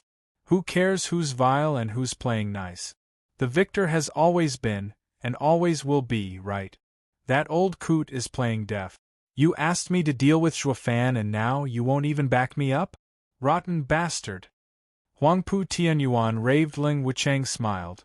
Estate lord, we knew this was coming. The imperial family wants to be the third party, so how can it give us just cause? It will only work to boost our forces. Not to mention he hardly has an excuse to deal with us. He must be thinking he has us and Zhuo right where he wants us. Humph, delusions is what he has. Before he even gets the chance, I'll make sure his backyard burns. Huangpu Tianyuan slapped the table. Ling Wucheng smiled with a wise look. Zhuo was laid back, waiting for the war to come knocking. He had figured out the imperial family's reaction ages ago, and had drafted that ridiculous and flashy Desecration for the same reason. He painted himself as the picture of loyalty, since no one was there to refute him anyway, or Regent estate would have taken the name of a loyal official to boost his ranks, and he'd be left with nothing. This way is much better. He, I am as guilty as you are righteous, making this war fair and square. As for the imperial family throwing its hooks in? Humph, his backyard won't be so quiet for long. With a twisted smile, Zhuo looked in the imperial capital's direction, confident in his contingencies. Anywho, in the imperial palace, the emperor in his throne had a shifty look in his eyes now and then. Marshal Dugu, it's time. Order me, your majesty. Dugu Zhantian bowed. The emperor said, Marshal Dugu, with purging traitors as the reason, assemble 1,000,000 men. I'm sure you know what to do next. I understand. Sighing inside, Dugu Zhantian shook his head in defeat. The emperor wanted him to root out all traitors. As for who these were, he didn't say. It was the same as asking to kill them all, and the emperor was sure to have their list of crimes ready to publicize any time, but to go to war against his godson was something this Marshal found toiling. But the emperor had given his order and he had to obey. Your Majesty, my departure will bring great chaos in the imperial capital. I fear. It's fine. Desecration was wrecked with worry, but the emperor cut him off. I have made plans for this eventuality. Marshal can go with ease. This plan will settle Tianyu's critical situation. No mistakes are allowed. Understood. Desecration bowed and left the palace. The emperor was struck with grief seeing him go. Marshal, for the good of the nation, I can only be ruthless. Days later, news of Desecration's army being on the move spread to every ear. Zhuo and Huangpu Tianyuan snickered, only the prime minister was frowning. Obscure Wolf slipped before him once again, excited. Prime Minister Zhuge, even Desecration has left the emperor's side. This is our best chance so far. We wait. Zhuge Chongfeng's brow was locked in a tight scowl. Hu Lianchai grew unsettled. Prime Minister, sir, all of the emperor's loyal subjects are gone. He is defenseless. If we wait for him to settle all conflicts, in and out of court, it'll be too late. The garrison has been putting pressure on us to leave since a few days ago as well. We can't wait much longer. Sighing, Zhuge Chongfeng's mind was a mess. Finally he spoke. We wait. For what? Prime Minister, sir, what's holding you back? Hu Lianchai was angry now. The Chuanrong's finest weren't here on a sightseeing trip. Going around the place doing nothing all the time would end up being the shame of their army back home, but this was all on the Prime Minister flicking his sleeve. Hu Lianchai was gone, leaving Zhuge Chongfeng alone with his jumbled thoughts. Whoosh. His two elders appeared at his sides, bowing. Lord Prime Minister, what plagues you? Of the 5 divine dragons, we've only ever seen 3. Now who do you think the other 2 are? Zhuge Chongfeng said. The Yin-Yang elders understood his plight and said, Lord Prime Minister, you've held back all this time because of these 2 divine dragons. Know yourself and your enemy and you will be ever victorious, even against divine dragons. If I do not know who they are, our impetuous action will be the death of us. Black Elder said, Lord Prime Minister, I have a conjecture but find it inappropriate. A man of your power has traveled far and knows much. No matter what happens in Tianyu, however people hide themselves, nothing comes as a surprise to you. Yet we have no information on these 2 divine dragons. They may not even exist, made up by the imperial family as a bluff. SSS. Zhuge Chongfeng gasped. You mean to say the old man has been using the empty city tactic? This is one dangerous bet. He would rather send everyone to deal with Regent Estate and Zhuo, and only then settle the court? That would mean not acting now will be a waste. But what if it's all a trap and everything we've worked for would go down the drain? That old coot scheme is brilliant. I am truly in a dilemma. Zhuge Chongfeng sighed, but his gaze steeled. Send the order to get ready. Second Prince was pacing in his new manner, excited and worried. Whoosh. A second later he found himself looking at a gray robe and said, Sir Yuming, you're back at last. The situation. I know. Yuming had a crafty smile. Your Highness, this is your moment. Truly. Second Prince beamed, too excited to speak.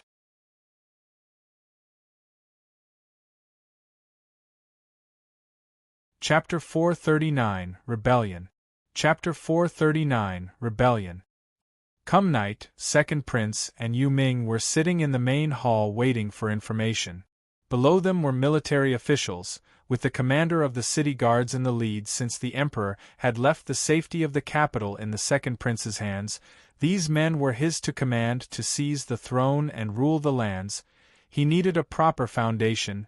What's taking so long? Second Prince's feet bounced, waiting with anxiety. Yu Ming, next to him, shook his head. Second Prince wears his heart on his sleeve. How can he be ruler material? If by some miracle he gets the throne, he'll soon get kicked off anyway. unlike the current emperor, who, despite being known as incapable, had his own thinking.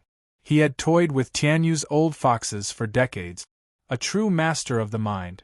Just how can such a father have a hothead for a son? Humph, that midwife must have been at fault. She must have dropped him on his head at birth. Smiley face, the literal translation. She had to have thrown away the baby thinking it was the placenta rather than the true baby. I.e., calling him brain dead. Yuming mocked him inside. Second Prince had no clue that his most trusted advisor had no trust in him at all, only waiting impatiently for the spy. Whoosh. A man appeared in front, on his knees. Second Prince jumped to his feet. What's the situation? Your Highness, Dugu army has been marching for a month, and is thousands of leagues away. It will be impossible for them to return in time, even if it is only Dugu Zhantian or the 4 tigers of Tianyu. Truly. Second Prince was ecstatic. Ha ha ha, Dugu army is gone for real. Father is wide open. Commander, assemble the 30,000 guards and attack the palace and force Father to abdicate. By morning, at court, I'll be the new emperor. No one can do anything, ha ha ha. Yes, your majesty. Long live the emperor. The commander bowed. Second Prince laughed harder, his face beaming, writing himself off as the emperor already. Hee. Let's see who will dare say I'm not fit to rule when I have the imperial palace in my palm. Second Prince left with the captains right behind him. Begin, capture all officials. I don't want any chaos. 30,000 imperial guards are enough to seize everything. We will settle it tonight. Your Majesty is invincible. The men chapped their lips. Only Yuming stayed behind with a mocking smile. Humph, the tallest tree gets all the wind. The imperial capital doesn't lack men with power and ambition, so why the hell don't they act, leaving you to go first? Idiot, your only use is to be someone else's pawn. I've done what Zhuofan and Ling Wuchang asked. The imperial capital will be in chaos. Dugu Zhantian's army will have to return and they can fight to their heart's content. Ha ha ha. Yuming slunk into the dark night. The main street of the imperial capital was soon crawling with soldiers.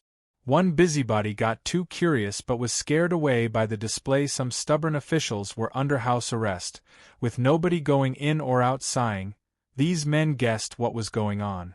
Someone was rebelling. Now of all times, when everything was in chaos, all they could do was to wait for the resolution, knowing the night would be a chaotic one. Zhuge Changfeng was at his home, consulting the details of his operation when he heard the commotion outside. One servant reported seeing guards around the house. Everyone was frantic, especially a man with sideburns, shouting, "Humph, didn't I tell you? He even has the Prime Minister's house surrounded. Just which captain dares to do this?" Minister of War, settle down. Zhuge Changfeng smiled. Ha ha ha, they're only making a scene, that's all.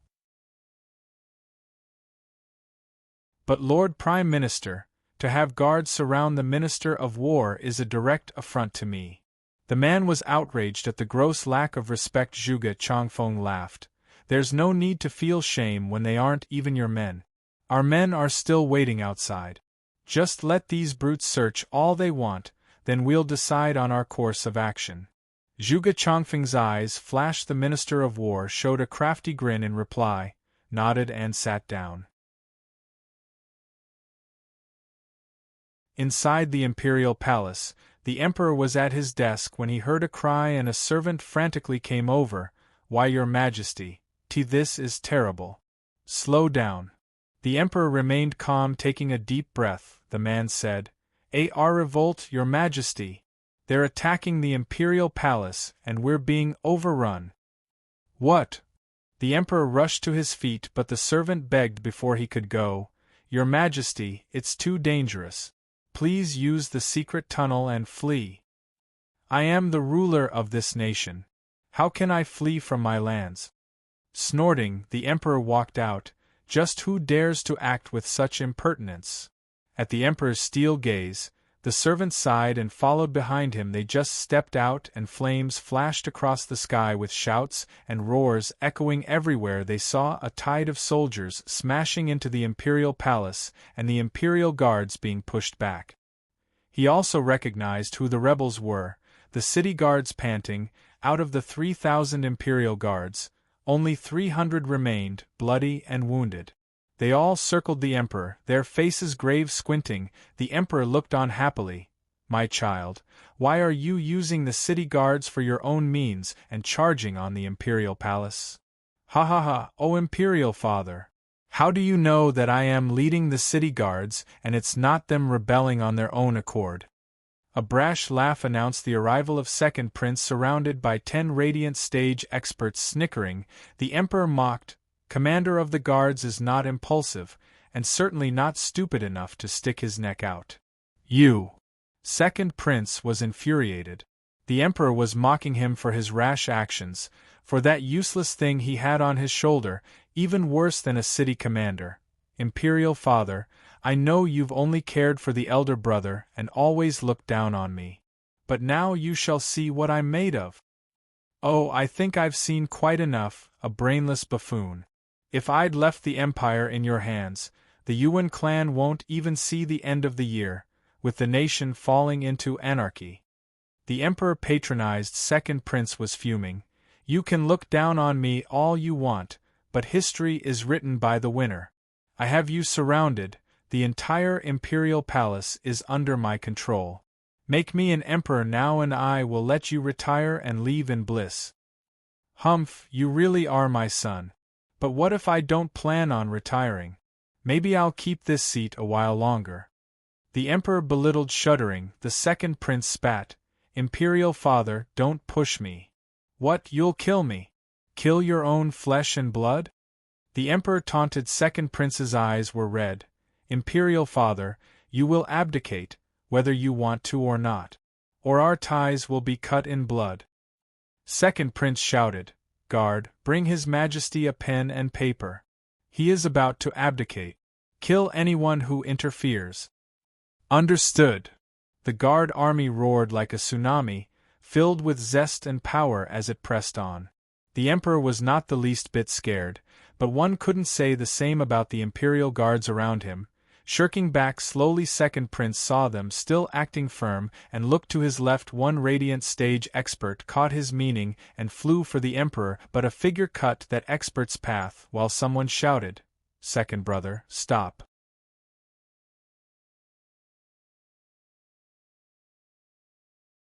Chapter 440 Oriole Behind. Chapter 440 Oriole Behind. Bam!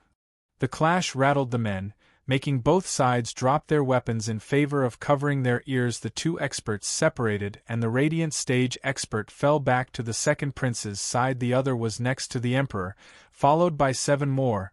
The remaining radiant stage guards in the imperial palace Yongning scrambled over, ranting, "Second brother, how can a prince stoop to such disgraceful acts as to take up arms and revolt? Stop this right now and ask imperial father for forgiveness." "Shut up, Yongning, this has nothing to do with you." Second prince never spared her a glance, only glaring at the emperor.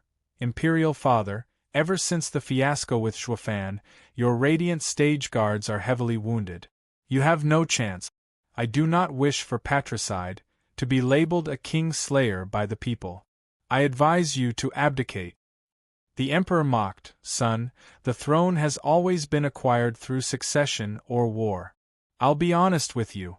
I never cared much for you, nor did I plan on making you the next in line. If you want my throne, you will just have to take it from my hands." The emperor raised his palm. Although empty, it carried all the imperial power he mustered as he taunted, "If you can, that is." Second prince gnashed his teeth, his nails digging into his palms, and spoke in a tragic tone, "Imperial father, finally you've come clean. You never tried to groom me into an emperor, casting me aside from the beginning. Then all I can say is that today the throne will be mine. Don't blame me, father, as I'm about to break our ties." Second prince almost roared, his eyes bloodshot. The emperor, though, just looked back coldly. Second Prince's heart was struck with dolor.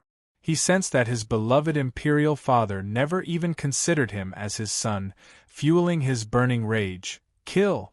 Leave none alive. Get the jade seal. I'll draft the order myself. Understood! The men shouted, storming the palace. The 10 Radiant Stage experts moved as well. With only 8 experts on the Emperor's side and no divine dragons around, they held the advantage. The Emperor would soon lay in chains and the coup would be victorious. The Radiant Stage experts were giddy at the prospect. They would become the new Emperor's loyal officials, blessed with riches and resources. The Emperor's Radiant Stage guards were getting graver by the second, finding themselves outnumbered and unfit to protect the Emperor. Yongning cried, "Father, look out." The Emperor still bore the same calculative look, standing firm and unflinching. His eyes flashed at the incoming enemy. Where are the shadow guards? Who? Black streaks flew from around the Emperor with eerie cackles. They moved on to the Radiant Stage experts like black clouds. In the hundreds, all experts kept calm and retaliated. But their attacks went right through the shadows, having no effect at all. While the shadow guards relied on their strong souls and couldn't enjoy tearing into the enemy, they could at least mess with their minds and unnerve them. There was hardly a Radiant Stage expert among the shadow guards, but thanks to their creepy methods and their numbers, the enemy had no counter to their harassment. The Emperor's Radiant Stage guards were filled with bloodlust, with the shadow guards keeping the expert busy. The guards would rob their lives. They moved fast, jumped up in the air, and came down under the cover of the shadows with a heavy palm attack. Ugh! Second Prince's experts drew a trail of blood as they crossed the sky. As for the city guards, they were pushed back in but few moves from the Radiant Stage Imperial Guards. Second Prince's experts could do nothing but lay there wounded, watching their brothers breathe their last. The city guards' metal cracked and shuddered back. Damn those pestering shadows! Second Prince spat. I knew them to only be scouts, but they're actually so strong, even without the Shadow King around. Imperial Father, is this your last ace? Second Prince muttered. The Emperor's eyes flashed in disappointment. Son, know yourself and your enemy, and you shall be ever victorious. You are truly a lost cause to fight your father without even knowing my hidden aces. Sigh, so many years have passed yet you never could fix this brash side of yours. Second Prince clenched his fists in denial. His mutiny might have less to do with reaching that fantastical throne and more to earn his father's approval, only to have neither. Second Prince, the Shadow Guards will overrun us. We need to fall back. One Radiant Stage expert, with blood coming from his mouth, advised, with the Imperial capital in turmoil, despite our failure, we will make a comeback as long as your Highness lives. Comeback? From this mutiny, here and now, was his best chance. He took the city guards for himself and struck while the Emperor lay defenseless. This was as good as it was ever going to get. Failing now, he'd be hard-pressed to get a chance even remotely as good as this one. And yet, he looked at the fallen Radiant Stage experts of his, at the city guards being toyed with by mere hundreds of shadow guards, and the Second Prince closed his eyes in defeat. I've truly lost. Second Prince, another expert urged, flashing his eyes open. He steeled his voice, fall back. Second Prince and his experts in the lead quickly made their getaway. Yet he turned his head at the Emperor now and then as the city guards followed behind him. The Emperor's eyes were struck with lamentation. After them. One Radiant Stage guard shouted, seeing them on the run. The Emperor sighed, waving, leave him be. The Radiant Stage guards froze, but nodded. Your Majesty is the Lord Supreme but still a father. Second Prince has revolted tonight, yet His Majesty would let him go. While the Emperor didn't pursue, some shrewder individuals weren't about to let this prime chance go. Second Prince was pulling out of the Imperial Palace while fending off pursuers when a boom revealed torches lighting up just beyond the gates, shining across thousands upon thousands of faces. Second Prince watched the sea of lights and spat, Crown Prince, third brother, have you come to ambush me? Second brother, You had the gall to raise your arms against our emperor and are charged with heinous crimes. Talk, how is the imperial father? Crown Prince stepped forth, demanding. Yuan Song was worried. Second brother, how are the imperial father and Yongning? You couldn't have been so cold as to harm them. Humph, old third, when people speak of lowbrow, bug-eyed, fat-headed fool, they mean you. I thought it would be obvious by now how they're doing by looking at my beaten army. Second Prince mocked. Ha ha ha, elder brother, you sure are considerate. I'm sure you've been waiting for this chance for a long time. With the sin of regicide on my head, you would have all the right to take me down and take the throne for yourself. Humph, like a true Oriole. Now I see why the imperial father made you crown prince. You really are resourceful. Crown Prince held him in a cold stare. Second brother, you are jumping to conclusions. I only have imperial father's safety in mind. Do you now? Then you should be relieved to know that the imperial father is the picture of health, strong as a horse. It'll be a long time before you'll take his mantle, decades even, ha ha ha. Second Prince cackled, to which the Crown Prince displayed a bloodthirsty look. Second brother truly is a waste.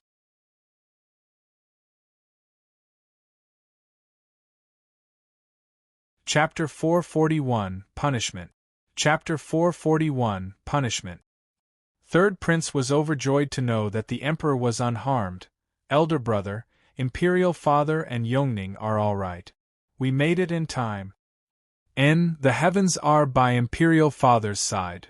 Crown Prince nodded, looking calm, but when he saw the second prince, he barked. Second brother, you stand accused of inciting rebellion. Give yourself in and let us take you before the imperial father for your sentence. Second Prince mocked. You've got another thing coming if you think it'd be that easy. I may have failed, but I still have my guards, my radiant stage experts. It'd be easy to get through you. Would it? Crown Prince looked down on him with a smile and shouted at the crowd. Officers of the city guard, have you forgotten whose men you really are? You have taken up arms against your lord, but your name is still on the record. You may run, but what about your families? Will you condemn them to annihilation? Every city guard shuddered on hearing this and their morale plunged frowning. Second Prince picked up on the Crown Prince's trick and his eyes spat fire. Crown Prince snickered, addressing the men once more. You are all loyal soldiers of the nation, tough and hard-working. This is not how you should go down in history. You are also victims in this mutiny. Stand down, turn back, and I promise, in my name as Crown Prince, that His Majesty will overlook this act of yours. You will keep your jobs, you will stay as city guards. Crown Prince. Second Prince snapped, jumping at him with a 5th-grade spiritual weapon. Crown Prince was firm, facing him with a 5th-grade spiritual weapon of his own. Bam! Under the screeches of metal grinding on everyone's ears, they saw a terrible explosion as the second prince was pushed back and started spurting blood. He lay on the ground, pale and haggard. Crown Prince stood up with his weapon out, just like before, a cold smile on his lips. The only testament to his power was the cracked pavement underneath Second Prince. The radiant stage experts helped him up, while the city guards stayed away, as did the commander. Crown Prince had given them a way out.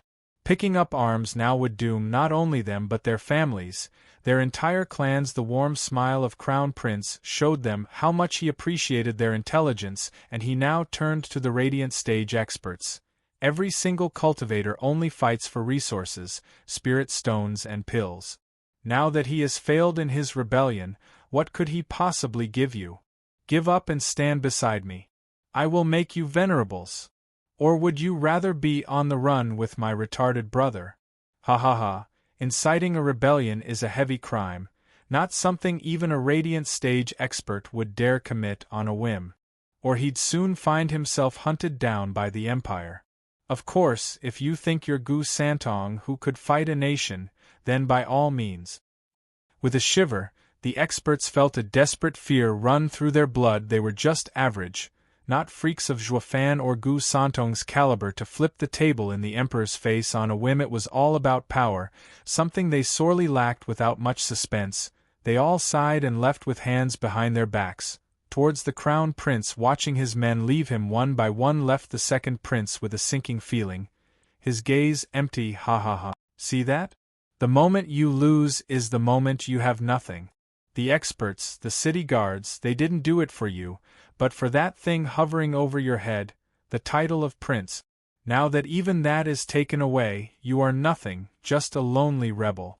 Your only choice now is to give up. Ha ha ha. Crown Prince laughed at the second prince frozen on the ground. Not only was ruling out of reach, even his status was threatened. Third prince shook his head, sending 2 men to tie him up. His mind was still in shock, walking around like an empty shell, only capable of regret and dread. The Emperor was back at his desk, lamenting. Yongning poured him tea, urging, "Imperial Father, please cheer up." Second brother's merely blinded by greed, the power having gone to his head. He'd never willingly hurt you. Ha ha ha, I would have been happier if he did. A pity. This is as far as my child can go. The Emperor shook his head. Yongning started. What does that mean? Nothing. This is a man's game, something you don't understand and hope you never will. The Emperor patted her head with a fond gaze. I wish for you to stay like this forever, pure and unmarred by the world's corruption. Blinking her big eyes, Yongning nodded clueless. The Emperor smiled. I just love that silly look on your face, ha ha ha. Report. A sharp voice announced the arrival of a servant.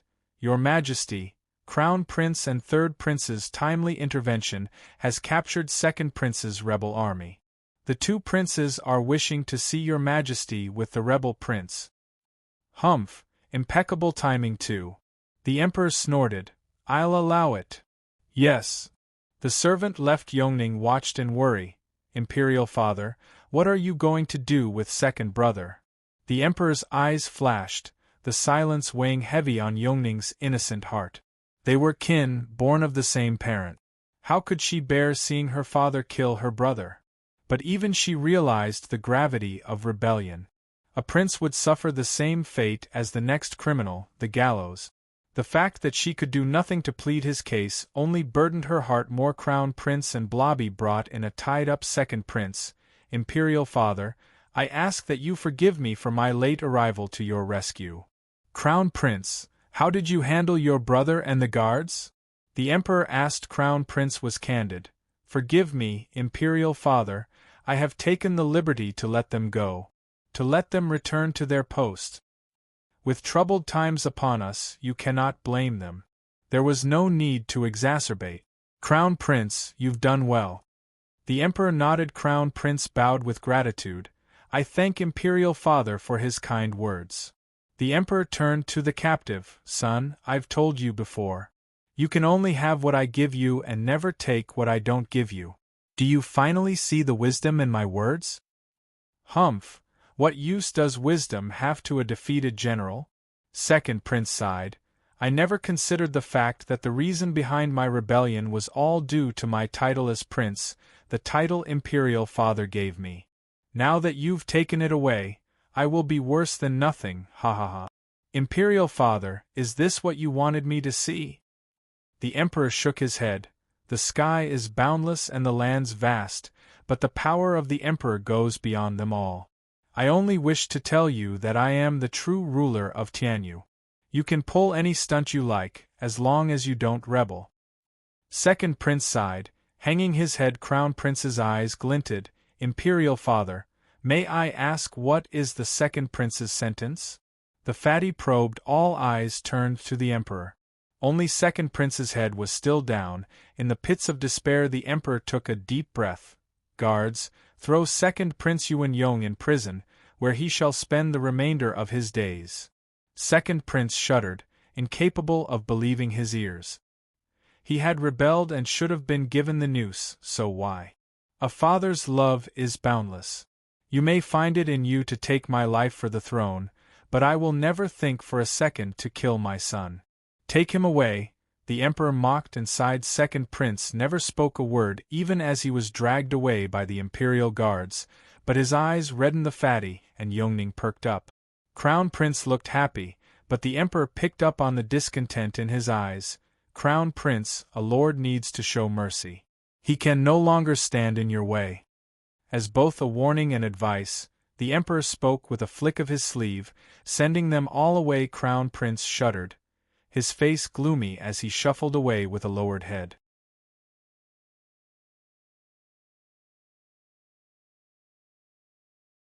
Chapter 442 to War. Chapter 442 to War. At long last, the sun dawned on the imperial capital after a tumultuous night, finding the city guards at their posts and the order restored. Zhuge Changfeng and many officials were waiting in the prime minister's mansion for updates. A shadow burst in and whispered in Zhuge Changfeng's ear, causing his smile to widen. Prime Minister, sir, what's the situation? The Minister of War asked. Zhuge Changfeng shook his head. Like a true failure he is, the second prince could never live up to his majesty's ability. However, and he laughed, thanks to the second prince's tantrum, he left his majesty open to scrutiny. He is indeed playing the empty city tactic. All he has are some shadow guards and wounded imperial guards. The Minister of War proposed, then we can. Of course. Zhuge Changfeng was firm, having grasped the truth. The old man has gone all in on this move of his. He has sent his forces to deal with those two, yet sits steady on his throne to blind us. He'd never guess that his treasured empty city tactic is now in shambles. It's like the heavens are begging us to take this chance. Ha ha ha. Minister, our forces can begin. Take the imperial palace within the week. Zhuge Changfeng's eyes flashed. His voice stern. The Minister of War saluted, as did the rest of the excited officials. The time for a new ruler is upon us. News of the second prince's rebellion spread like wildfire, reaching Duguzhantian's ears thousands of miles away. 3 days later, Duguzhantian panicked and was about to turn back. He didn't even get to strike camp, though, as a yellow flash landed before the marshal's tent bearing a scroll with imperial edict on it. Duguzhantian convened with his tigers and received the order. Hear ye, the emperor's edict. Marshal Dugu is to stamp out the traitors and press on with valor. He is not to return without results. The radiant stage messenger was one of the few capable guards the emperor had left. For him to come at this time spoke of the importance of this order. Duguzhantian took the edict. I am honored. May his majesty live a long and prosperous life. And then he put on a heavy look.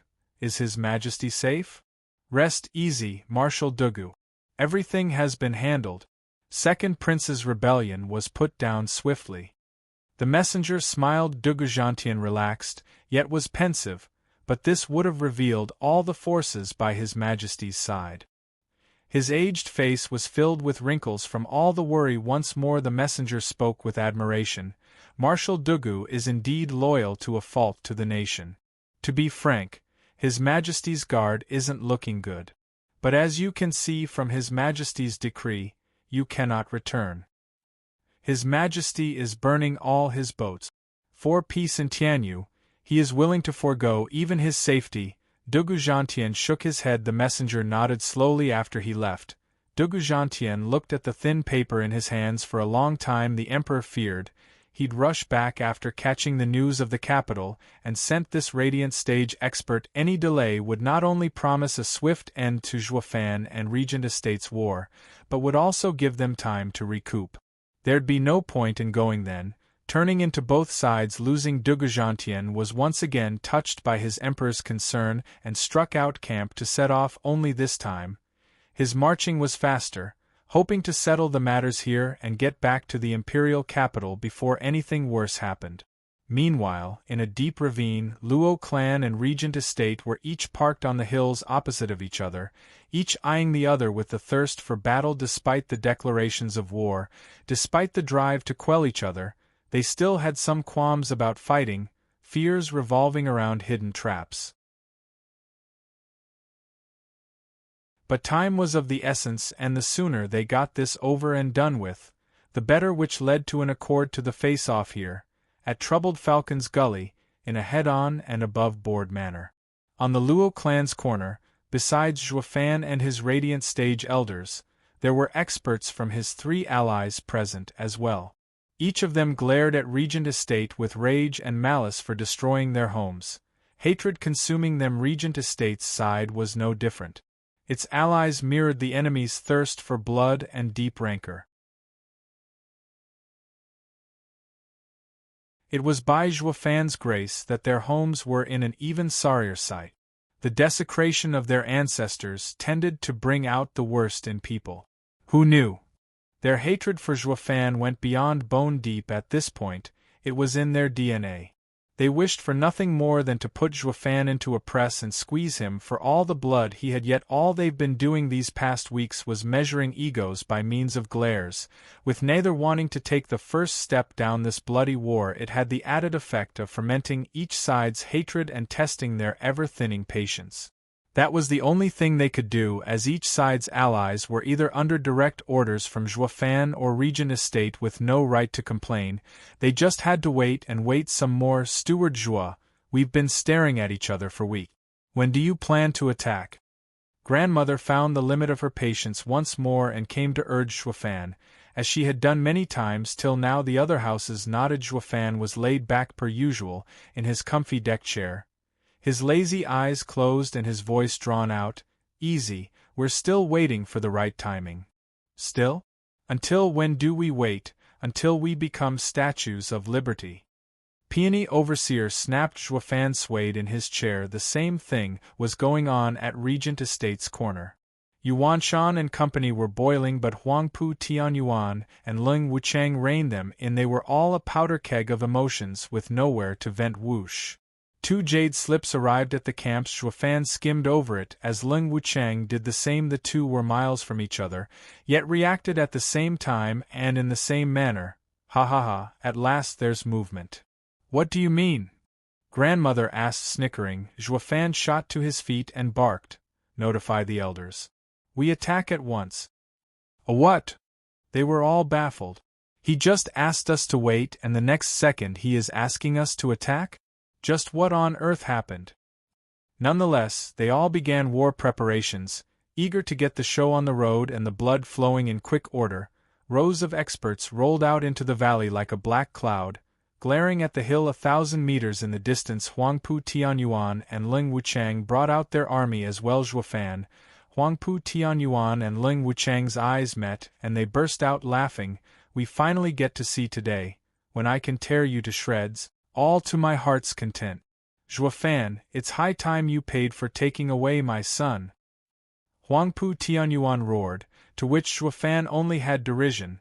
Huangpu Tianyuan, let's see you try. Ling Wuchang fanned himself with a smile. Estate Lord, Steward Zhuo, we are all bitter enemies here, with each side wishing to destroy the other. Just that there were so many interferences along the way.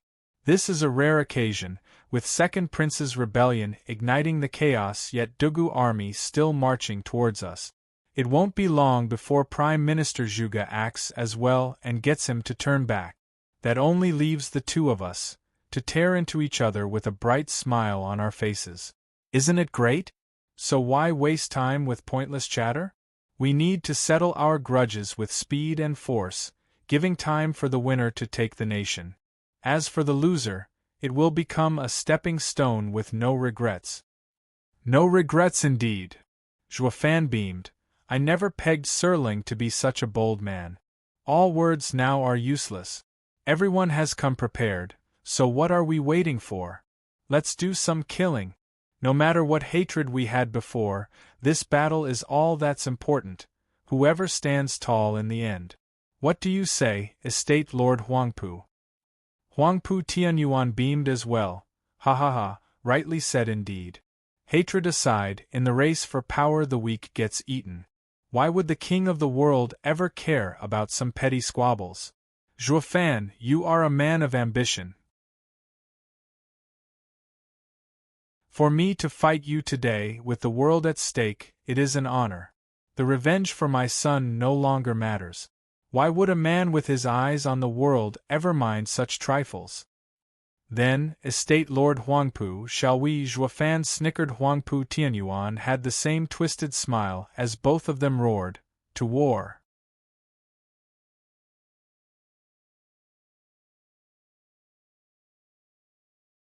Chapter 443 General vs. General. Chapter 443 General vs. General. The leaders' roars rattled the skies and their men's ears. Men poured out from each side like black rain, bone-tempering disciples. The two sides' gazes were locked as the wave of men rushed past them and deeper into the valley. These men's eyes turned red, consumed by madness as they exploded with yuan qi. It took only an instant to brandish their weapons and hack their opponents. The entire troubled Falcon's Gully was saturated with people, in the hundreds of thousands, drowning any other sound with their endless manic cries for blood and death. There were rules to war. Soldiers went against soldiers, and generals paired with generals as profound heaven experts and radiant stage experts were pretty much killing machines amidst bone-tempering cultivators. Both sides agreed on having their disciples' battle ignored, opting instead to stare off their equals in cultivation just across the gully. They were the real targets. Killing bone-tempering disciples only brought disgrace. Safe to say, the killing inside the gully among disciples reached the heavens. While their superiors were still in a stare-down competition behind them, Huangpu Fenglei, Mad Dipper Li Jingtian stood out, bowing before the High Venerable. We didn't get to finish our last fight in the imperial capital. With this prime chance befalling, will you dare meet me in battle? Ha ha ha, Li Jingtian, you're on quite the high horse, shamelessly uttering those words to me. Correct me if I'm wrong, but weren't you under me? Laughing, Huangpu Fenglei came forward with an intent to fight and a condescending look. Li Jingtian grinned. Humph, that's all in the past. All I'm asking is if you would dare to come at me. Why wouldn't I? Huangpu Fenglei jumped in the air towards him.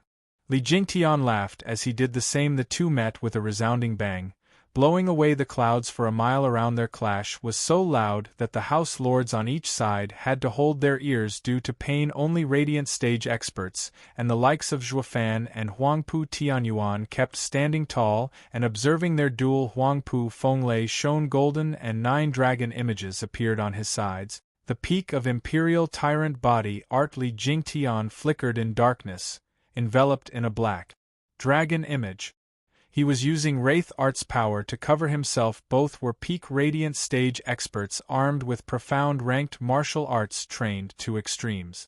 They were the brightest gems around, evenly matched. The surging powers at work here had the valley divided. One side was shrouded in a black dragon, with lightning crackling along its way, the other in glorious golden halo and imposing dominance. Yet neither could win over the other, stuck in a constant stalemate. Huangpu Tianyuan's brow trembled, sighing, I now know why Elder Li threw his lot with the Luo clan. I don't even recognize this art. But for him to stand on solid ground against High Venerable, it goes on to show how much power it has. I can't fathom how the Luo clan could have such wonderful art. Had Elder Li stayed in Regent Estate, he'd never have reached High Venerable's level even after training for a century in the incomplete Imperial Tyrant body art. But now, ha ha ha, Estate Lord, I anticipated Luo clan might be complex. Elder Li is no fool and his complete loyalty to Zhuofan shows that he got something great out of it. It was his best choice taking the Luo clan's outstretched hand. Leng Wuchang smiled. Huangpu Tianyuan sighed inside. Zhuofan is a genius among geniuses. In under 10 years, he dragged a nobody third-rate clan up the stairs of power, turning it into a colossus. Ignoring him 7 years ago is my greatest failure. If only I knew, I'd have sent everything to cull him. Huangpu Tianyuan squinted. Zhuofan had a knowing smile, tracing 2 fingers on his neck as a taunt. Huangpu Tianyuan turned to look at the fight above. Humph, Zhuofan, be smug all you want. I may not have taken you out when I should, but your time will come soon, very soon. You aren't invincible. You have yet to taste my 9 dragons' diamond body. Humph. bang. The body cultivators in the sky had similar styles, unleashing one overpowered attack after another. It took but a second to exchange 10 moves, with no clear winner in sight. Li Jingtian was out of breath and bruised up. Huangpu Fenglei mirrored him in every regard, except for the shocked look. This was his first time truly going against Li Jingtian. It was natural to be overwhelmed seeing Li Jingtian's power reach his level after a mere decade. It used to take less than 10 moves to floor him. This expert today was outraged at his inability to reach the same outcome today. Li Jingtian was ecstatic. He enjoyed the simple things in life, like challenging his ex-boss who could, at one time, deck him good. Li Jingtian grinned. Huangpu Fenglei, have you been losing your touch the past couple of years? You are not swinging your punches like you used to. Is old age catching up to you? Ha ha ha. Shut your pie hole. I'm only going easy on you and this is the thanks I get. Mockery. In that case, I won't leave you with a shred of honor. Huangpu Fenglei went red from anger, yet his heart was queasy since he did give his all. Anything more would mean staking his life as well. Did he really have to put his weary old bones on the line to get out of this? While he was having a hard time making a decision, Li Jingtian had already made his. He had set out to do one thing today, beat his ex-boss. Missing this chance, Zhuo was bound to finish him off at some point as a martial fanatic. He just had to beat the guy who had wrecked him years ago or he'd never forgive himself. It would have the added side effect of affecting his cultivation. Li Jingtian gnashed his teeth and spat. Huangpu Fenglei, take this. Li Jingtian's black aura exploded, shooting for Huangpu Fenglei as a black dragon wrapped around him. Humph. Isn't it the same soaring demonic dragon again? It won't change a thing. Huangpu Fenglei snorted with a shiny golden glow around him. Li Jingtian had a creepy smile on him though, and, just before impact, he halted to make a sign. Wraith Style's third move, Necro Dragon's Screech. Roar.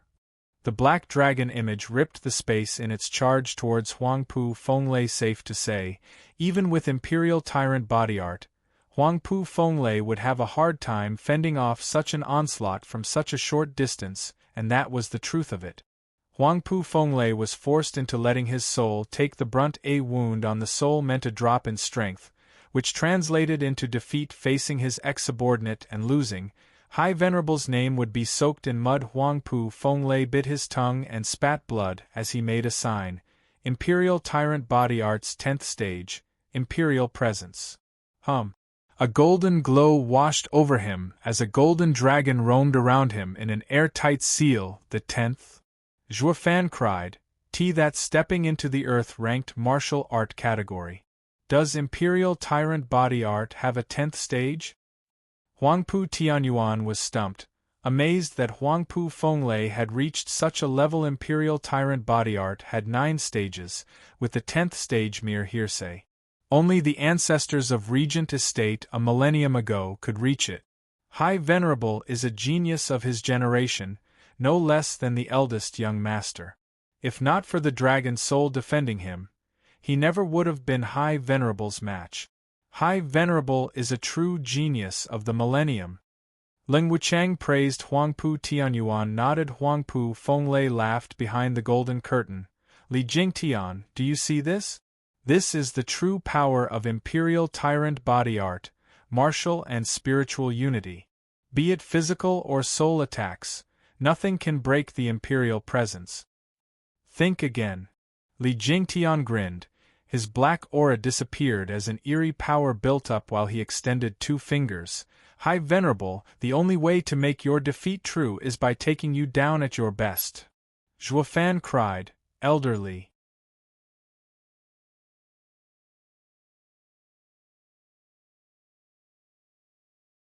Chapter 444, A Martial Fanatic's Honor. Chapter 444, A Martial Fanatic's Honor. A dreadful wave shot from Li Jingtian's fingers. His face went purple, blood leaked from his mouth, and the veins in his arms pulsed, ready to burst, yet none of that could wipe the excitement off his face, releasing every ounce of power he had. That's the profound ranked martial art, finger of death. Sensing the energy, Qiu Yanhai cried, "Ever since Steward Zhuo has taught it to us, we haven't had much time to practice it.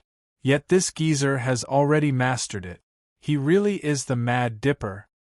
Shui Qingjian nodded in praise. Only Zhuofan sighed. Huangpu Fenglei, try this on for size. Despite sucking all of his yuan qi, the move launched quickly, leaving Li Jingtian's finger at his shout whoosh. With a series of bangs, something unseen came out of his fingers and went straight for his target. The roaming dragon was outraged. It grew dozens of times in size and retaliated its power as if coming from heavens themselves. Pressed on the house lords with such might, fear festered in their hearts. Huangpu Fenglei, wrapped in his pillar of light, showed shock at Li Jingtian hiding such a killer move. The power of that soul attack went beyond Radiant stage, and not even with the help of Imperial Tyrant Body Art's 10th stage could he fend it off. Huangpu Fenglei was sweating, his big eyes taking on a heavy gaze. Qiu Yanhai and Shui Qingjian were panicking. Steward Zhuo, that's combination art. Zhuofan shook his head. The two were even more nervous now. But he's just one man? How can he perform combination art? Elder Li may very well be the only one who can. Zhuofan sighed.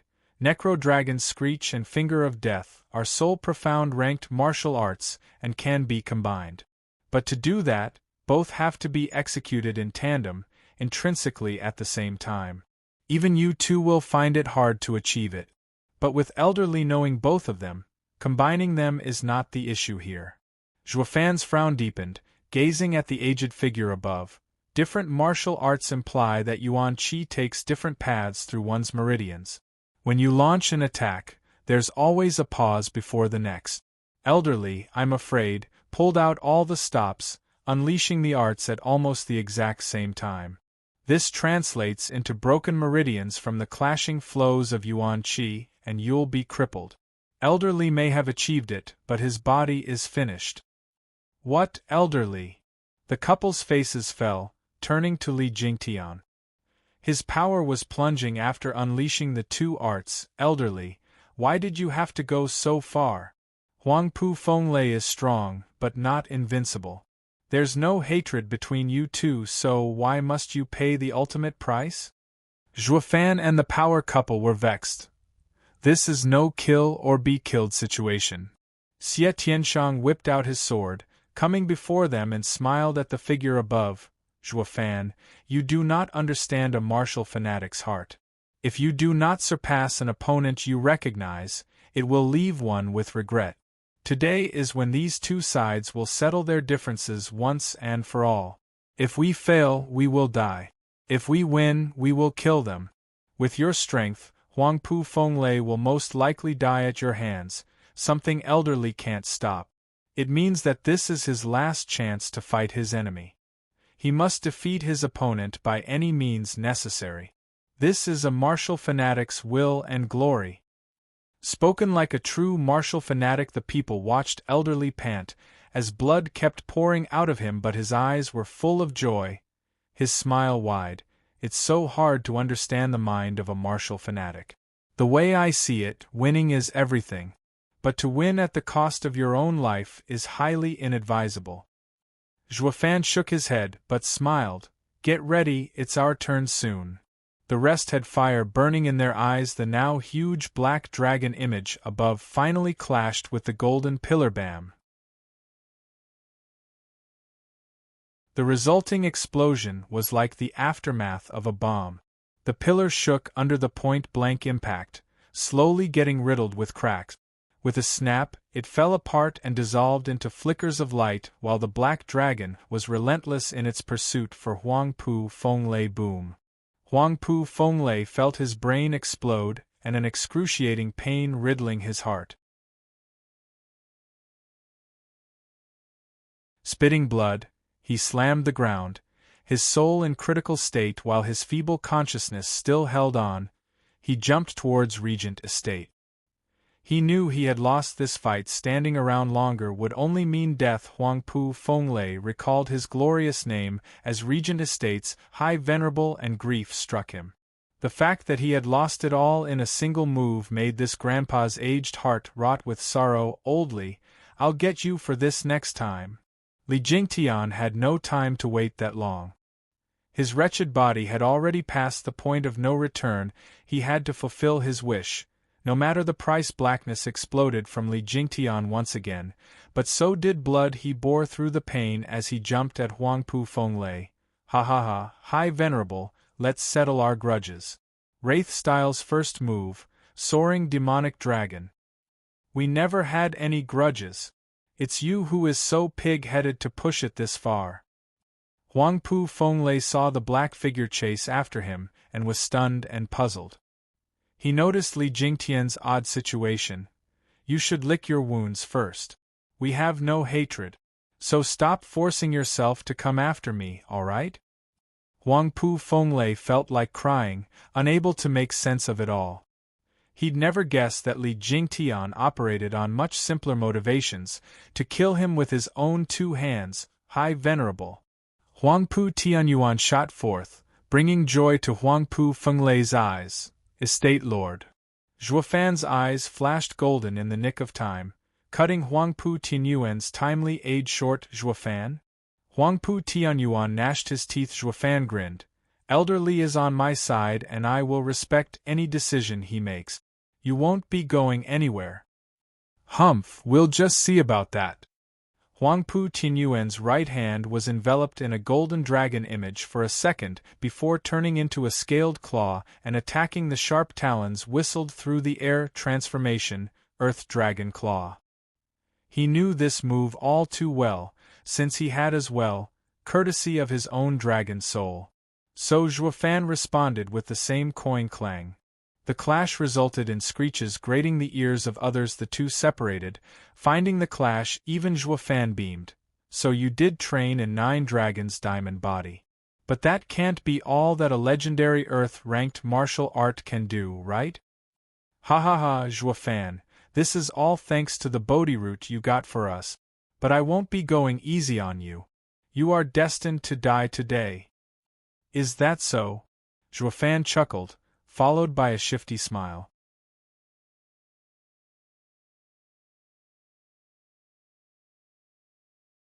Chapter 445 King Against King.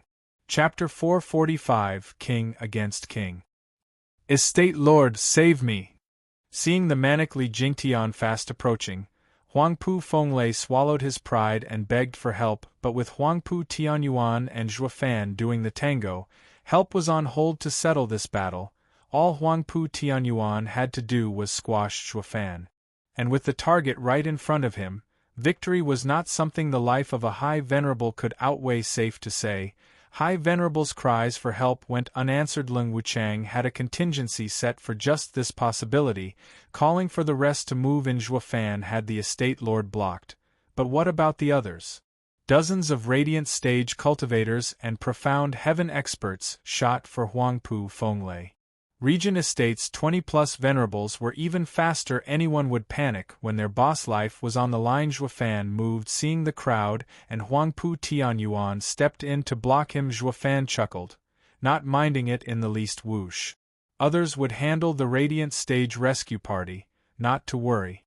The power couple and the 4 scheming demons, with a few Radiant Stage experts from their 3 allies, moved in while Yuanshan's team of profound heaven experts was facing grandmother's team. It was Zhuofan's plan and his order.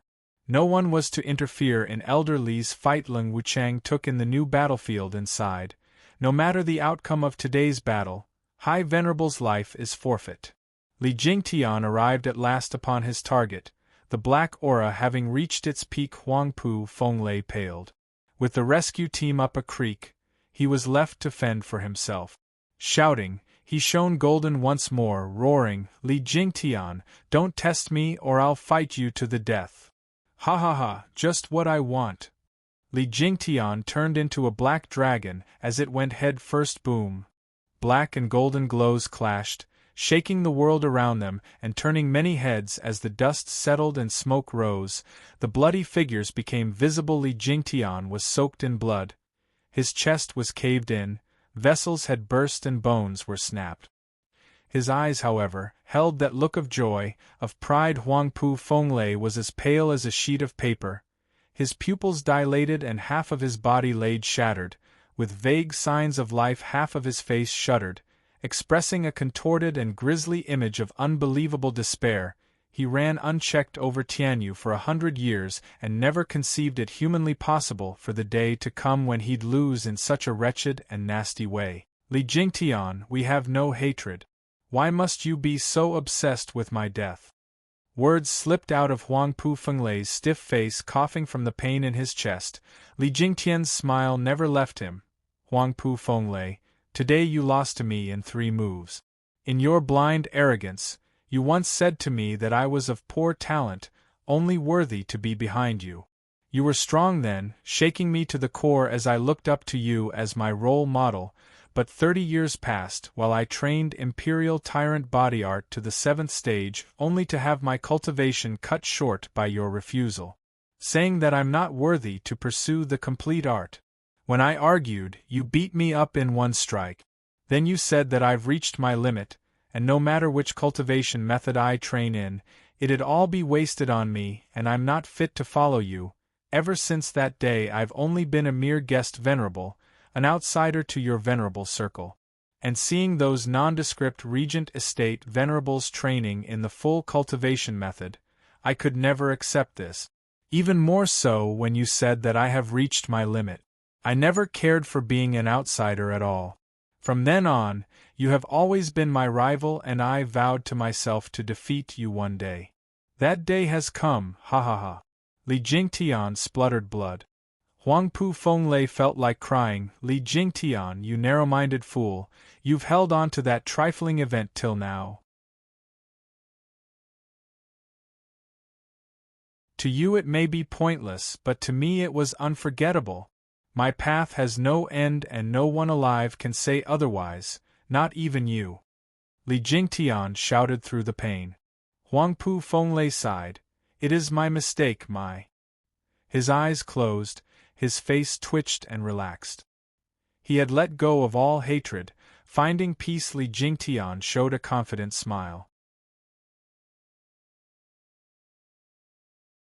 High Venerable Huangpu Fenglei was a man who would put honor above all, but he admitted in the end that he was wrong about Li Jingtian because Li Jingtian had beaten him, that 2 in less than 10 moves. Li Jingtian's cultivation was far from over. I won. Closing his eyes, Li Jingtian collapsed. Xie Tianshang appeared beside him, helping him up. He only relaxed after sensing his breath as a fellow martial fanatic. The headstrong Li Jingtian was a prime example. He hoped for one day to beat his own rival. Xie Tianshang's eyes flashed as he looked at Zhuo Fan, shouting, Zhuo Fan, Elder Li is fine. Only blacked out from the wounds. Xie Tianshang took Li Jingtian away. Zhuo Fan relaxed, but Xie Tianshang's look had him stunned. Why does it feel like he's looking at me like an enemy? Aren't we allies? Zhuo Fan smiled dejectedly and turned to Huangpu Tianyuan. Elder Li and Huangpu Fenglei's battle has reached its end. Our top general's fight now has a conclusion carrying a sad tone with it. What sadness! As kings vying for the crown, power is everything. Huangpu Fenglei died because he was weaker. I'm not sad, so why should you be? Huangpu Tianyuan snorted. Zhuo Fan sighed. I am not sad about your high venerable. Elder Li's story has moved me. A story about someone posing for decades, of how his showboating cracked at the seams in his final moments. It's true what they say, posers get thunderstruck. He got what he deserved. Shouldn't Steward Zhuo take heed then, having the same style? Huangpu Tianyuan quipped. Zhuo Fan scratched his nose and nodded. Yeah, after Elder Li's lesson, I think it's best to not only kill those posing in front of me, but also those I'm posing to. Now that you mention it, Estate Lord Huangpu, have I ever posed with you around? Always, but can you kill me? Huangpu Tianyuan raised a taunting eyebrow. Zhuo Fan looked him right in the eye as the calm gave way to endless bloodthirst. He flashed in his enemy's face, right hand glowing red. Huangpu Tianyuan found the punch already on his chest, reacting only as he was sent flying rumble.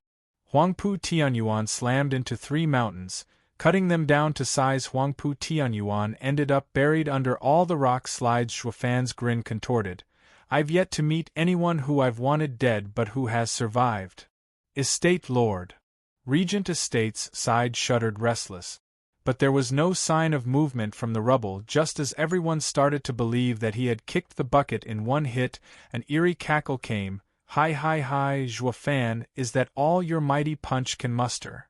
Zhuofan deadpanned. Sure enough, 9 Dragons Diamond Body isn't just a fancy name.